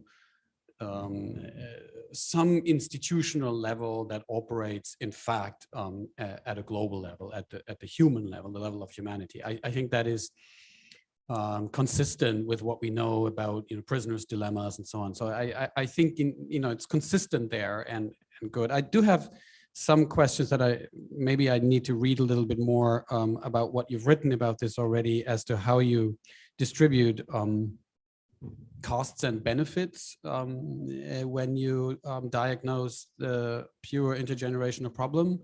Because it seems to me many people would say, not me, but others, many economists, for example, would say you allow the costs to accumulate over generations, but not the benefits, but the benefits also accumulate. So I'm a little bit interested in how you would respond to that. So just economic hopes of progress and so on. But then I really wanted to ask a somewhat different question that sort of ties your proposal back into some of the discussions that we've had so far here, if I may. So I know the squandering generation was only an example to respond to a specific objection to your argument. Nonetheless, it's interesting in that it does indicate that what a generation owes forward depends in part on what it has inherited. And so in that context, you talk about protecting the relationship between the different generations over time, so future, present, and past. And that's part of what the GCC is meant to do, if I understand correctly, and I think that would be one of its virtues. But it also seems to me that while this resonates with many of the views that we've discussed here so far, around not just looking towards the future, but also tying in questions of ancestry and so on, then the first thing I wanted to say is just a minor comment. When you then talk about the notion of capital that the squandering generation has inherited, and you put environment and so on under that, then you lose some of that resonance, I think, with a lot of the views that we have discussed here so far, for example, indigenous views, because they would not see that environment as just a question of capital. And then there is the issue that I think Professor Kelbessa indirectly perhaps also raised, and that is when it is pitched at the level of humanity, which seems, as I said, entirely consistent, then that there is just the worry that humanity is very, very differentiated today, and maybe that issue would have to be faced head on a bit more. And you do talk about regionalism and so on, but I worry that it's not given enough attention, and maybe it is elsewhere, and I'd be very happy to look at that, what you've written about that so far. But I mean, basically, you could say climate change is inseparable from industrialization. Industrialization splits humanity into the rich global north and the poor global south, and greenhouse gas emissions also fall along these lines. And so we clearly have victims of industrialization, but also of colonialism that is associated with it, and imperialism. And it seems to me that history has to be addressed when one talks about protecting the relationship between future, present, and past at the global level. I guess you see what I'm trying to say there, but it seems to me historical violence and an account of how we got to where we are would have to be addressed here. Thank you. Yeah, good. I'm actually, from the earliest days of thinking, from my thinking about climate ethics, when there were very few of us doing that, at least very few philosophers doing that, I've been in favor of historical responsibility when much of the mainstream has rejected it. So I think I've held a minority position there for a long time. Henry Shue did the same, before me, but I think he and I, for a long time, were the only people who took historical responsibility that seriously. And for me, that would include, concerns about wider historical injustice, including injustices around colonialism and racism and so on. So I agree that those are central ideas that need to be taken into account for any multi-generational view. Again, I think I'm probably still in the minority about that, but I do think it's true. Yeah, I didn't intend to, in the example by, using the word capital and then using the word environment, I didn't mean to prejudge any questions of that sort. But I suppose when I wrote the first draft, it was for a certain kind of audience. It seemed okay to do that, and maybe for this audience it's not. But that's a minor adjustment. Thanks for pointing it out. I'll try and find a better way of wording it. Because one thing I do think that it will be important to understand and incorporate is that there are very different worldviews about the human relationship to nature.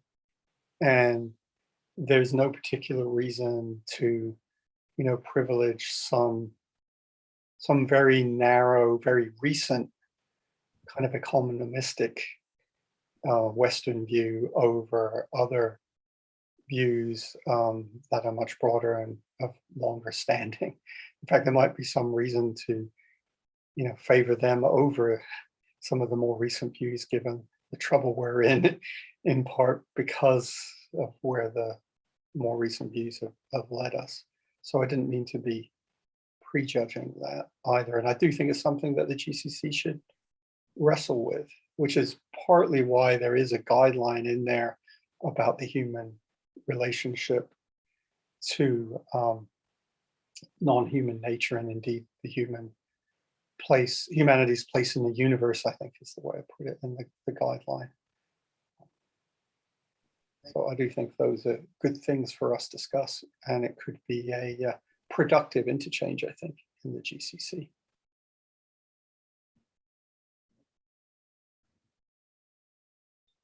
All right, thank you. Is there maybe a final question from the audience in the room, or of course from the virtual participants? If not, I mean, we sort of made it pretty much perfect in time. I don't know whether Anna wants to say a final word, because that's the end of the day. No, she just has the microphone in her hand. Well, I was going to just thank everybody for joining us today, but I would pass it to the organizers if they have any final things to say for tomorrow. And thank you, Ursula, for being here and doing such a great job moderating the session, for your insights. And thank you, Stephen, for your presentation and your time. All of you who joined us in Zoom and in the space, we appreciate you. So maybe, Matthias, I pass it over to you. Yeah, thank you, Anna. I just want to say thank you, Ursula, for moderating. Thank you, Stephen. Thank you to everybody who presented today, and for bearing with us. And we'll be back at it tomorrow morning at 9 o'clock. So please hang in there and come back. Thank you. Thank you. All right, folks. I think you didn't hear what Matthias said because the mic wasn't on. Sorry, but he was thanking you all and inviting you back for 9 a.m. tomorrow. So on that note, we will close up the Zoom, and looking forward to the discussion panel first thing tomorrow morning when we have a chance to digest some of these ideas and get back at them. Okay, goodbye, everybody. Thanks for being here. Bye. Thanks, Stephen.